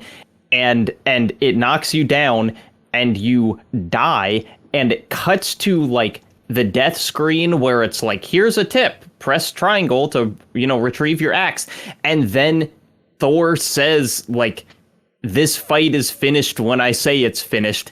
And it cuts back to him defibrillating your chest with his hammer. And then you get back up and keep fighting. So it's like the game breaks. It's like a fourth wall breaking moment where it's it really like weird. It goes to the tip screen. Like it's wild. I totally experienced that, but it just kind of washed over me. I don't know. It didn't. Oh, really? That was like my favorite. It's very that was my favorite part of the beginning of that game, and that was like, frankly, actually didn't like that fight that much. I thought it was like, oh, this is like The Stranger but worse. Like, that was my vibe. And then when that happened, it like brought me up. It did what it did in the game, which I know sounds very nerdy, but it kind of like brought me back into the action and like raised my expectations for what Ragnarok would be. And I just love like a good little like Metal Gear kind of moment where sometimes that stuff can be too much and a little dorky, but I think this totally was just cool, and it was definitely one of my favorite moments of the game. It's just so, that game is just so serious for every other kind of, like, it takes its kind of camera work so seriously. That's the thing. That Yes. to break in that way. Honestly, it's like, I like that game a lot. That's still my favorite moment of that game. Is that. Yeah, there's people watching us live at the Backstage Pass tier. Thank you all for being here. They're like, I'm surprised you didn't nominate more moments. I mean, we should throw on there the big twist in God of War Ragnarok. Is that up there for anybody? It didn't really work for me. No. Okay. I didn't dislike it, but it wasn't I'm with you. Okay. It's a lot of slow burn character realizations for me over the course of that game. It's hard to pick out specific moments as much as like seeing everyone's journey over the long term. At least that's my kind of how I felt. Sure. Two moments that we don't have listed just to throw out are Brock blessing the spear. Yep. I think is just like a moment of tenderness from both Kratos and Brock, both of whom are not given to being tender. And then people were yelling at us for not including Mimir in the best, or not Mimir, Sindri in the best character. That's interesting. Which is fine, you know. But my favorite part of this whole plot line, which is, I don't think I really need to say it, but I like the very last thing where Mimir realizes the answers to Brock's riddle is a hole, right. and it's kind of like there's this riddle that one of the characters has been stewing on and hasn't been able to figure out for the whole game, and then the answer to the riddle is kind of like a meaningful. It's like this is, the game has left us with a hole, and you realize the riddle right at the very end, and it's just like they really smashed that closed. Because the idea is they're at the funeral for Brock, literally. And then the answer to the riddle, which he was teasing you throughout the entire game, of what gets bigger the more you take away. Well, I guess that's like fair. half From the spear on, I guess, yeah. And then you realize, like, oh God. And the most interesting part, I think, about that riddle and that scene by the funeral, I think hits really hard, is Sindri. Leah, I don't know if you remember him. He's one of the dwarves, Brock's brother. Mm-hmm. And the entire game, he's helping you out. And then when Brock dies, Sindri just turns, like he kind of snaps. And the big moment from him is, the developers compared it to the Giving Tree. Because even Sindri, he's like, I spent this entire game helping you. Like, I sacrificed so much for you. Yeah, 2 games. Giving you everything, never asking for a single thing in return. And then my brother's dead, thanks to you. Like, I have nothing left. And they don't redeem it. Like, the rest of the game is just him like, no, like he doesn't turn in like a villain that you fight just him. Like broken as a human. He just won't talk to you. He just kind of hates everyone from the game. Right. Which I thought for sure there'd be a quest to redeem him at the end, but I do love that he's just like, enough of this. I'm out of here. And I really appreciate that Kratos and both Kratos and Atreus are like, we get it, man. Like, we understand. That sucked. That sucked for everybody. Yeah. Beautiful location. Is this it's the edge of the world, or whatever you want to call it, right? In Jotunheim? Everyone like slamming the share button. Right? Ironwood? After like you meet, what is his name? Surtur? The guy with the heart, Oh, God. Like, I love my wife. Like that guy. Yeah. Surtur. Yeah. It's pretty good. Yeah. After, like, honestly, that's one of my favorite moments. Yeah. Yeah, like it just, that thing was in the trailer. Yeah, well, it was in the trailer, sort of. Like, but again, I ain't make those trailers. Like, don't come at me. That's PlayStation. PlayStation likes to just throw some stuff out there. I don't know. But yeah, that location is technically in one of the trailers, but I think the vista of it is really what gets me, not necessarily like the general background where you do fight in that area or whatever. But yeah, it was the most beautiful thing I've ever seen in a game. I almost cried looking at it because it looked so good. So it's all kind of celestial. It's the spark of the world. It's where the universe is created, that idea. And then they do their comic book cover there. They do, yeah. So Atreus is a bear, and you're fighting against some Valkyries, and then there's this big that too, comic book pose. Everyone like it's and I'm like, I can't wait to share this next year, and then someone's gonna be like, "Ooh, you ruined my life." And That's like, it. sorry. Yeah, absolutely. Oh, I thought for sure you were talking about Ironwood when you're talking about beautiful location, which is Angerboda's home base. Nah, I mean it's pretty, but okay. Also, too, I guess for moments, I like when like Atreus freaks out there, like after looking at the the mural. Yeah, the mural. I would go with, for me, my favorite moment from this game is the transition from Ironwood in Jotunheim and then going back home to Midgar. Duh. having that moment of like, just, I thought that entire Ironwood Angerboda section was incredible. I guess it's divisive. A lot of people didn't like it. That seems odd to me, but it's definitely slow. But it's this section, Leo, where you're playing as Atreus, and I don't know why I'm speaking to Leo. I think he's the only one who might, and Jeffem, and Kelsey, and Sarah, if you didn't get there. So you're playing as Atreus, and you finally get to meet this character who's another giant named Angerboda, and you are exploring her home, and it's really just like a little farming sim section where it's like, okay, we need to go pick all these plants. Let's ride on this giant yak. And everything is just beautiful. There's an incredible boss fight where you fight Angerboda's grandma and like attack her pot. But the thing is, she's a giant who's an actual giant. So you run around in her house and everything's huge. And it takes 2 sections of the game. Yeah, it is really awesome. And then like Angerboda is just destroyed emotionally after dealing with her grandma in this way. And her grandma is just brutal.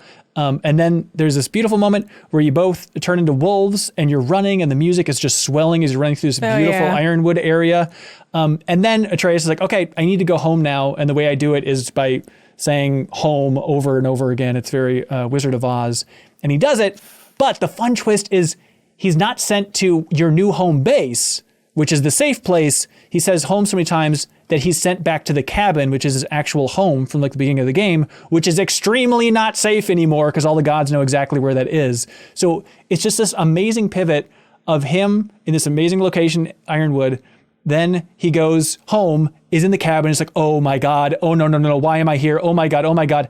And there's a portal and he's trying to go through the portal to get to his real home. And as you're going through the portal, then Kratos like steps out and blocks you.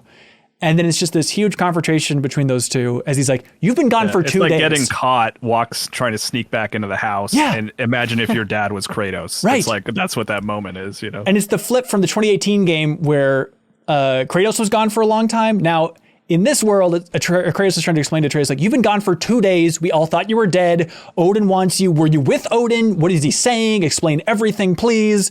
And Atreus can't talk about this giant's location in Jotunheim because it's like a secret bastion and no one else can know about it because it's the last home of the giants and it's where all the souls of the giants are trapped. And I understand there's a lot here. So there's just this big argument about like, we do not understand each other. And Atreus is arguing, I need to be able to keep secrets from you. All meanwhile, then Freya, as a Valkyrie, comes in and attacks, and then the transition of the game pivots again, and you're then controlling Kratos for this incredible boss fight against Freya. Like, this section, genuinely one of my favorite sequences in any game ever. Like, it just... I think now we're just getting into why we didn't originally have more moments. Like, the whole game is awesome. Yeah, yes, but if it's really hard. this at a certain chunk, point, like that's and you were in it. your bag, so I was gonna stop you, but I'm like, I think Ben's just gonna go through like a really nice summary of this game. No, but, like, it's just that's the it thing is that's generally amazing. a moment to moment stitched, but then all of the pieces. I think that's what makes it hard to pinpoint. What is that one thing other than like our couple ones that we've tossed out here? I think it is specifically the moment of transitioning back from Atreus to Kratos after that Ironwood section, and then when you're in Midgard. And it just feels like everything in the game is colliding and impacting. All the tensions are there in this one sequence. And it's just, again, realizing how wildly different Atreus and Kratos play. So then going back to like, oh, now I'm just swinging chains around and fighting Freya as this incredible boss fight's unfolding. I understand it's a bigger moment, but that's it for me for God of War Ragnarok. Other things? Yeah, we could keep going, but I don't think we should. Yeah, I'll say God of War. I think we're ready to start maybe making our calls, honestly. I'm looking over the list. I don't know if there's any other I think you're right. All right, so end spoilers, no more spoilers or cryptic teases of spoilers for God of War or anything else from here on out. Okay. How are we feeling about contenders? Let's start moving stuff up if we think that it's one. I think Ending of Kirby is a contender. Yep. Yeah. There will be also, something from God of War. I think there will be something from God of War. I like our sort of. It's a little bit of a cheat, but like I like our scope Elden Ring. I mean, that was the best moment for like me personally, and I think a lot of you guys feel the same way. Yeah, I agree. I'm gonna insist that Xenoblade be up here. Yep. It is probably the actual strongest moment of the year, but it's hard to. I know it's hard when like no one's gotten that far. Nope, I love it. Right. I love it. God of War. I guess out of these options for God of War, how are we feeling for if we had to choose one to go up? I don't know about one, but I don't think I want the failed QTE just because I think it's more cute than like it's not as epic as the other two. But I did like it a lot, and I had tossed it out, but or I'd what if I don't know? Would y'all go for either Brock's Blessing or the Riddle? I mean, those. It's so hard to. I don't know. I wouldn't personally. I don't like the riddle. I think Ben made a pretty good argument for that going home sequence because it also rolls right into stuff I talked about earlier with Freya. Like I don't know. It's so tough with that game to pick one thing, but I would take going home. I'd be comfortable with that. Love it. I'm comfortable with going home. Other stuff that's contenders. I really like the Stanley Parable skip button. That's a good one. It's nice to have a nice silly one. I really loved Return to Monkey Island, but I think a lot of that is why I just love that overall game. So I don't think that could take the 1 or 2 spot. Okay, so contenders, we have Ending of Kirby and the Forgotten Lands, Elden Ring Scope Realization, Xenoblade Chronicles 3 Chapter 5, God of War Ragnarok Going Home, Stanley Parable skip button. Someone's getting sloppy out there. Now let's make slam dunks Elden of the slam Ring. dunks. Lock it in. Elden. I think that could be cool. That's mine. Really? It's gotta be. It's gotta be. I think so. It's so ambiguous. Everyone has a different one. Well, it has to be because it's an open world game. I mean, I know. Yeah, the point is it's ambiguous in the sense that it's different for everyone, but it's distinct for every person as an individual. Like for me, there was a like hair on the back of my neck standing up like, oh my God, this is amazing. How was your chinny chin doing? My chin was fine. Okay, good. Okay. That time of the year, people were just talking in such hushed tones about their version of that. Like trying to like talk around it and not spoil it for anybody else, but they're like, does everybody and has that's everybody had their mind blown yet? Right. It's like that's the thing it does that no other From Software game has done. It's like you don't have that moment in Dark Souls or Bloodborne or whatever. Yep. Very good points. In general, God of War Ragnarok, I couldn't imagine this category without it, but it seems like one that's kind of hurt by having so many good moments. Or how are we feeling about this for this list? I kind of agree with that. I love it, but it's consistent. It's not. It's hard to just pick one. Weirdly, like I love that game. We're going to talk about it a lot for end of the year stuff. I wouldn't be heartbroken if it's not represented in moments. I'm kind of with you. Yeah. It seems weird to say, but I'm leaning that way too. And Stanley Parable, love it. I don't think it's top 2 moments of the year. I would really love to push for Xenoblade to at least be the min of this, because I think it is extremely deserving, and I think that even if you haven't played it, you can probably tell from the reactions online that this was a very major moment. Yep. It's a game that I had no interest in before hearing you say this moment, and now I'm like, I should play that. Right. And just to be clear, we always try and reframe this, but it's always coming from us. We're not trying to gauge the industry or the reception overall for all this, but for these and our 210s, I'm not saying that it's not, it clearly is, but just, we're not trying to factor in too much about like the cultural impact type of thing, Well, I think that is in this category a little bit part of it, of the idea of like, that's why like we're kind of leaning on God of War not being here. There are so many and they're all different because like the whole game is good. So everyone kind of picks like their favorite highs, but there isn't, what it ends up losing in being so like even keeled fun and twisty is that there isn't like that big punch in general. While like Elden Ring, you could make that kind of same argument, but it's still the same trope of punch where it's the scope. And I do think for Xenoblade, like the reason I lean more on like Kelsey and the just general internet is because since I haven't played it and a lot of us haven't, I've heard another person also describe this same chapter saying they were like in tears. Like it seems like this was the big thing that everyone talked about. And while like Kirby was very fun, to like Kyle's point earlier, like every Kirby game kind of does have like this grandiosity. I do think Forgotten Land does it better than maybe any other game that came before in the franchise, but I agree. I mean, on the passion scale too, I'm also won over by Kelsey talking about how like it kept her up all night, like you were in tears, like she tore her hair out.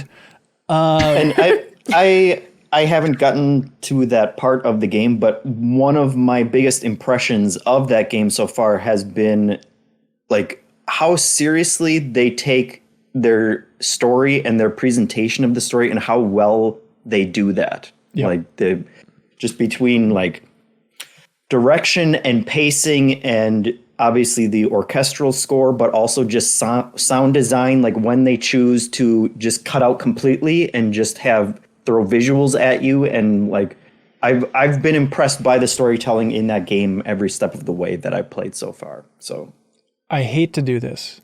It pains me, but Sarah Pozorski, Elden Ring, Kirby, Xenoblade, Chronicles 3. Give it to Xenoblade. As number 1? Give it as number 2. What's number 1? 2. I would give it to Elden Ring. Stabbing Kirby in his little pink back.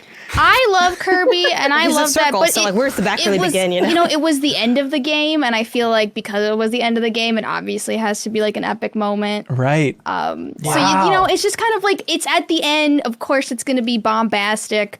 I loved it. I think it was great, but it's like when people walk away from like 2022. I feel like a lot of it's going to be like Xenoblade Chronicles Chapter 5. Yep. If you played 60 hours to get there. All right. Yeah, I don't want to lean on the like you have to see what other people are saying, but also because I'm the only one who has done it here, I can only go so far without being like other people agree with me. I'm not a lunatic. Yep, no, totally. Yeah, Ben, why are you giving Kelsey such a hard time? I'm supporting her every step of the way. Every year, Ben has to find one person to be like, but is it? Come on. It's not the end of the year without it. That's right. All right. Best moment 2022 Elden Ring scope realization. And minimum is Xenoblade Chronicles 3 Chapter 5. I like how one is a little vague and one is very specific. Yeah, very specific. At hour 60, this happens. Too. Okay, there we go. Now this is just dessert, everybody. The greatest work of art of all time. This is where we get to relax. Of 2022, just so we're clear. The way this is explained is the greatest work of art of all time, whatever moved you the most, could be anything. Could be anything in the world. Jeffem, it could be looking into your child's eyes. But it won't be, because that would win, and that's not fair. So fair enough. I won't nominate. Who wants to add what? I made a really good cheesecake pumpkin pie earlier this year. Okay. Well, what's the min then? Yeah, right. Okay. You don't have to put that. Kyle, we're in frickin' Silly Town now, baby. It's going on the list. A little film called R. Okay. Now where I thought it was going to go. Leo, would you like to everything? Whatever. Everywhere. All right. Yeah. There's only 2 R's in that. Leo, you mentioned it earlier, so I'm going to put this. I'm going to quote you for Everything Everywhere All at Once going on this list. Yeah, when did I say that? You said it earlier this year. You screamed I also earlier this year. Yeah. Oh. Yeah, totally. Totally. We were there. Totally. Great. That's the Sakurai's YouTube channel. I would put The Rehearsal, Nathan Fielder's show from HBO on there. Mm-hmm. Stranger Things season 4 was cool. Okay. Oh, the last 2 seasons of Atlanta were really, really good. Was that this year? Yeah, both seasons came out this year. I want to shout out season 3 episode called The Big Payback, which had none of the main characters in it. Oh, that's a great one. A standalone episode about the impact of reparations. Shockingly well realized. Huh. Recommend it to anybody. Where do you watch Atlanta? Hulu. Can I throw out a weird one? Yeah. A More Civilized Ages podcast take on Andor. Yeah. Jacob, I have that written down. I am absolutely. This is a Star Wars podcast with Rob Zachney and Austin Walker and a bunch of folks. I'm sorry I forget everybody else's name. I liked Andor a lot. Listening to that podcast, it is truly one of the greatest analyses of TV or any media that I've ever heard. Like the depth and intelligence of that crew, humbling. They got 700 times as much out of Andor as I did, and being able to go along for that ride is just amazing. So A More Civilized Age Andor podcast. Yep. And Andor. Amazing. Andor. I'd rather that what you just said win, but all right, we'll put Andor on the list. Also, I think I joked about it a lot in the pre-show, but Severance, I think, is a fantastic season. Yeah, absolutely. Mm-hmm. And I've been enjoying Chainsaw Man, the anime, as well. But A lot of people have. It's weird. I read the whole manga, so I'm ahead of it, and it's not done. But it started this year, and it's very good.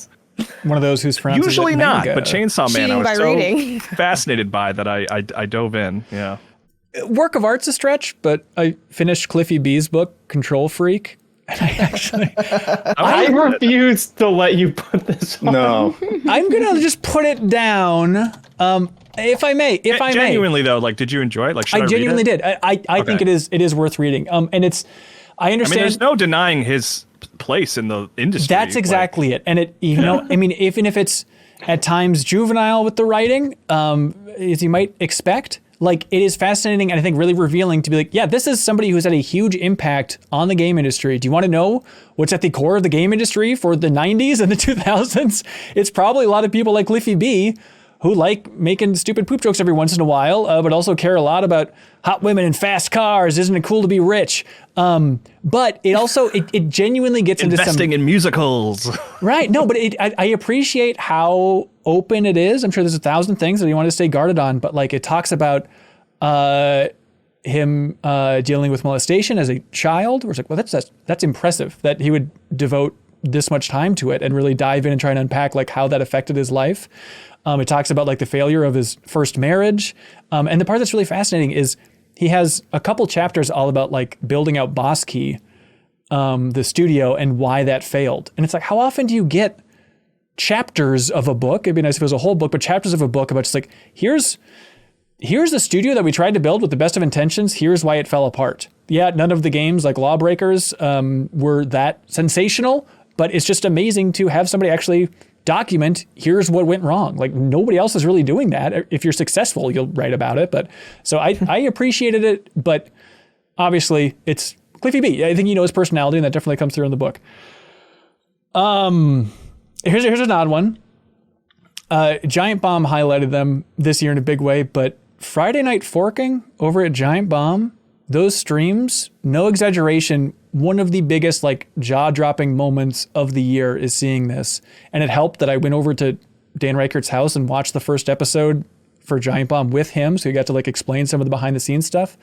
But the idea is it's this guy over there, and it's all through the lens of a late-night show, but then it is the most impressive technical thing I've ever seen done live through OBS. And it's just a guy putting on this late night show, but he's playing multiple characters and he's built out hundreds and hundreds of scenes that he's switching between on the fly, switching between cameras, switching between characters, while also making basically a 2-hour musical of improv singing and constantly affirming that it is live by reacting to the chat.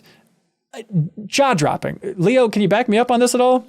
Yeah, I went through the same thing I think a lot of people did, where, somebody goes, hey, check this out. Have you seen this? It's ridiculous. Yeah. And you click on it and you watch for a minute and you're like, this is really annoying. Yes.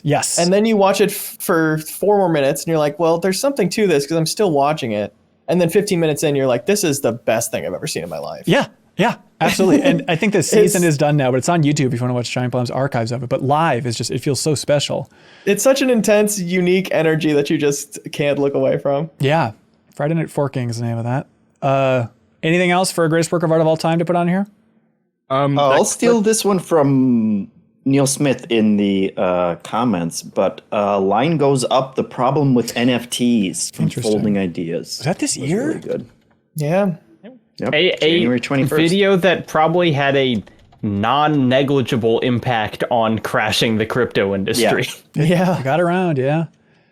Anybody else? I was going to say that clip you threw in Slack the other day of Sarah was going making, to say that. Oh yeah, gingerbread that's house. so funny. That was The good. timing of that was just everything about that was good. It's like we've reached the pinnacle of content, and now we can just shut it all down. Yeah. You want to reenact it, Sarah, and Hanson can just bleep it? in I'll post? play it. Sarah, can I play this clip? Yeah, you can play Also, clip. I'm with Roll Jacob clip. Geller. I'm not happy to admit it. I think it's weird, but I also watched it like a dozen times. There's something about this It sequence of loops events. just so perfectly too. Like, Yeah. it's great. Okay, so it's Sarah by herself in my basement building a gingerbread house, and then it Something we do all the time. That's right, and then it breaks. Here we go. Ho ho ho, bitches.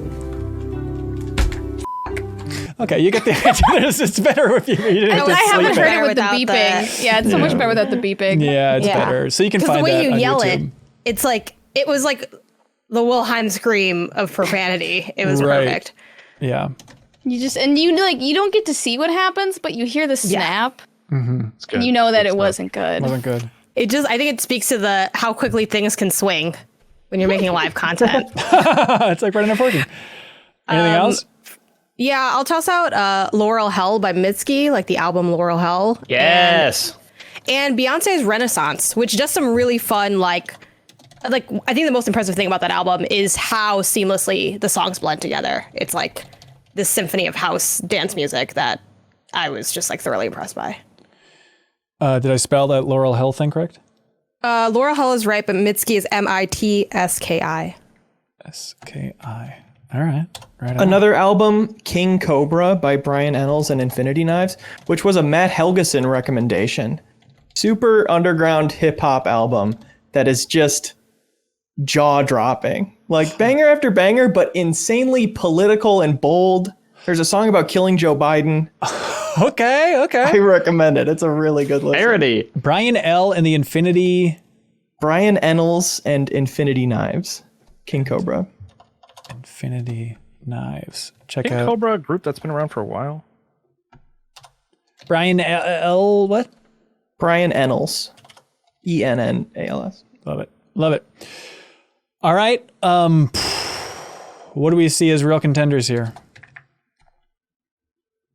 Look, Wait, I put it on. I have one more actually. Yeah. Sorry. I know this is not really the place for games, but I don't really consider this a video game so much. It's the Atari 50th Anniversary Collection. Kelsey, save that discussion. I think we should consider it for 2/10, and I want to fight for it too. Okay. I I consider don't think it it's gonna make more it, art so I think you should than- probably put it. Oh, it's gonna make it all right. We're gonna I fight think for it you next should week. speak now. How weak was this year that we're putting? Okay, now we're getting ahead of it. Save it. And I took some oath or something at the beginning, but I Elvis march the oath. Hey, I took the Let oath me against my just will the way I said the acknowledge- Pledge of Allegiance in elementary school. Okay, like this is all for optics. Are you not loyal? Can I just acknowledge it's a really cool it's a really great way of presenting history in a way that I don't think the game parts matter nearly as much as it's just overall presentation. Yep. Yeah, it reminds me of that Radiohead thing. Like I wouldn't put that up for I would if people are like- that passionate Oh, we about did. it. Yeah. I for the put that. 210s. Absolutely. Oh no! A couple of years. I see what you're saying. Oh yeah, for the art thing. Yeah, I would wasn't put that that. art, yeah. nominated? Yeah, for art, not for games, which are not art. I I don't know. think- Don't look into this too much. Look away. We're gonna figure it out next week, but I think In this it's category, absolutely games are technically not art in this category. right. We're still adding stuff. If you want, I don't have anything else myself. Some things in your heart. I like.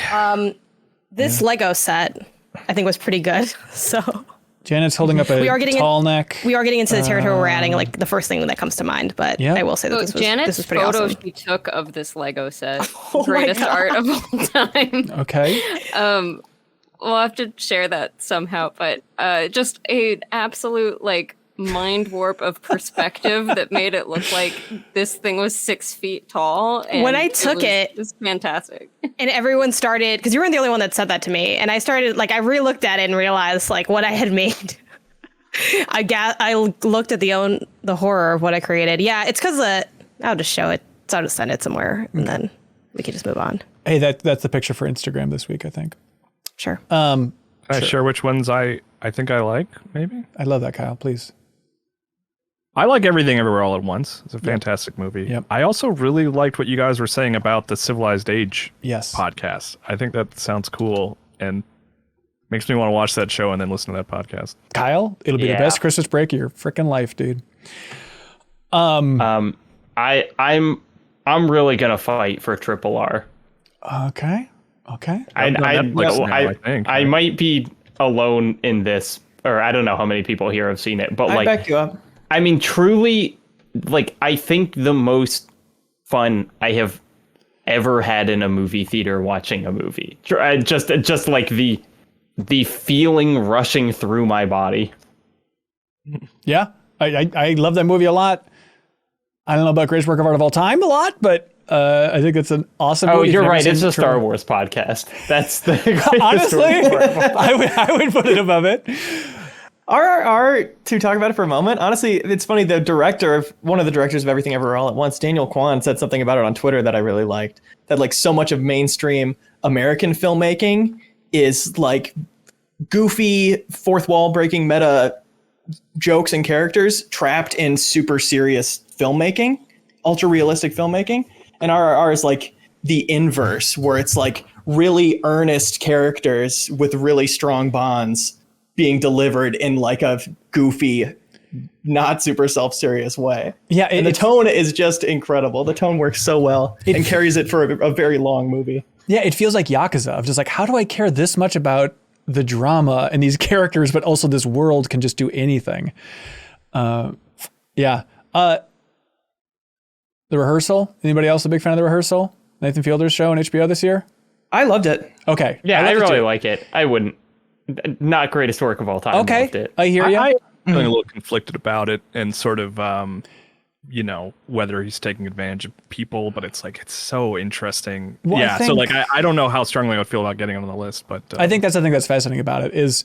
Yeah, that's all part of it, right? Yeah, it's all part of it. By the ending, when the question is, should we even have done this show? Is it worth what we did and the impact of these people? But it's some of the most and I'm not a sophisticated lad, but it's some of the most challenging art that I've experienced all year. Just like, there's a lot to chew on and make you feel gross about at times, but also it's funny and it's amazing. And, reading the Reddit comments every week where as it's diving into the meaning of empathy and the struggles of parenting and self-identity and just overly controlling life and just 1,000 different angles. Then people are like, remember when this show was just about like recreating jokes about trivia? Like, it's just where it starts and where it goes is just a fascinating evolution. I think also though, episode 1 by itself might be a better pitch for greatest work of art. It is excellent. It is excellent. Okay. Anything else we should move up to the contender territory? Okay. Has anyone liked Severance as much as I do? Or is that kind of alone there? I don't know if anyone's I just haven't watched it yet. I love it, but it's just like a season of a TV show, I feel like is a hard pitch in general. Because it's like, there's going to be a season 2, and it'll be good as well. But it doesn't feel as like self-contained. Sure. I can see that. How are we feeling between Everything Everywhere All at Once and RRR? I haven't seen RRR. Okay. I won't. It's okay. Like, hey, we're good. Leo, you haven't made the case for Everything Everywhere All at Once yet. I'd love to hear what that movie meant to you, Leo. Everything Everywhere All at Once. Exhaustion. Again, speaking of earnest films, it's like a breath of fresh air honestly, it's a pretty mainstream movie, like $30 million. A24 at this point is its own brand. Yeah. But it's so about what we're all feeling. And it's like, and you're watching it going, why do movies just ignore this? Right. Just ignore the reality of our actual lives. Why don't filmmakers make a movie about what they feel? About being overly stimulated. Yeah. Yeah, just about day-to-day life in this world we're in. Yeah. And it's wrapped in all these other layers. And something I love about it is that, it's so hyper-realistic and it's so, sci-fi or whatever. And then by the end, it kind of undoes itself in a way. And it's like, did it happen? Who cares? you felt what it felt for these people to go through this thing and to now be where they are at the end.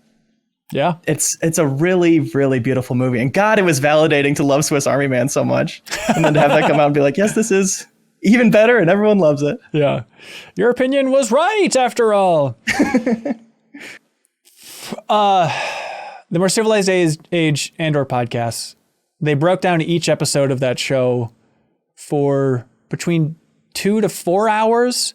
I believe these are hour-long episodes of the show that they then unpacked for that long and brought it to a level of intelligence and history and politics in a way I did not think was imaginable for critique. That sounds good. It's excellent. It's really good. Perfect example of something that deepens your appreciation for it. Yeah. And also just like, and I don't say this to, slam MinnMax in any way, but it's please. You watch it and you're like, I should be doing my job better. 100%. 100%. Like look at how well they are doing this thing. Yep. That's exactly how I felt the entire time. Kelsey, based on these discussions and your own feelings, how would you place this? I really like that there is a podcast discussion up there. I think that's cool. There's a lot of these I haven't seen. Like I don't really watch movies and I don't watch a lot of TV. So I'm not a great judge of this. Sure. But I really do like that there is passionate argument for having podcourse discourse be like greatest art of all time. Yeah.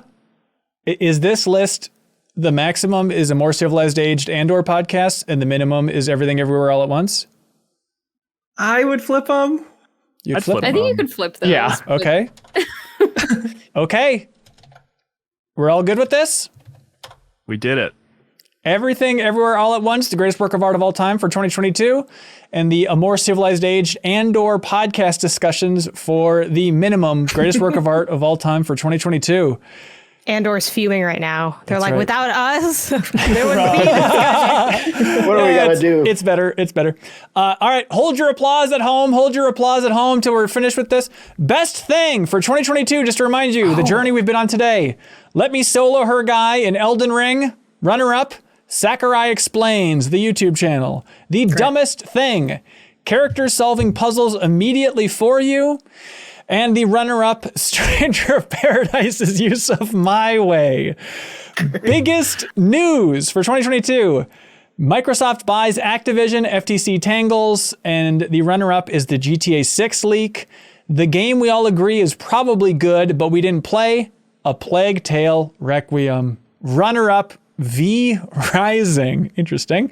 Great. Best character 2022. The One from Immortality. Runner-up, Freya from God of War Ragnarok. The best moment, Elden Ring scope realization. Runner-up, Xenoblade Chronicles 3, Chapter 5, and the greatest work of art of all time, Everything Everywhere All at Once. Runner-up, A More Civilized Age and/or podcast. That's a list, ladies and gentlemen. That's a list. That's a list. I'm really happy with those. Honestly, And you gotta stop laughing when you disagree, though. There's a real I know, sorry. tone to That was the reading definitely- of Sounds the like, list. ha ha ha, Pretty no one took the bait that I didn't want this one. Nope. I think it's all good. Yeah, sorry Ben to will let it like out. go fishing if he doesn't like an answer. He'll be like, Sarah, how do you feel about this? I was trying to include you in the conversation. I love this. I love this episode. Yeah. Thank you, everybody. You sound like you love it.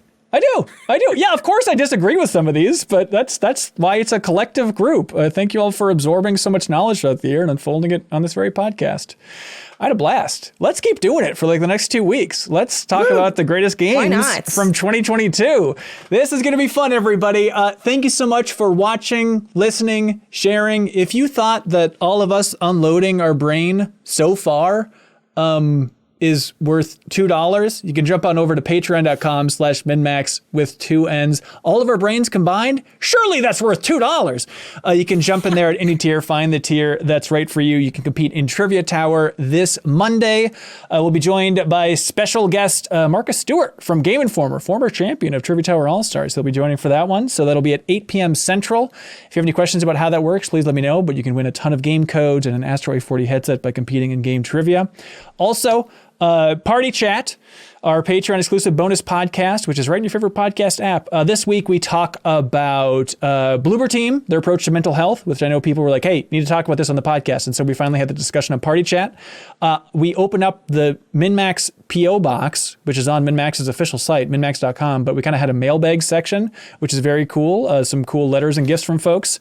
We talk about Elden Ring more. We talk about Death Stranding 2 more.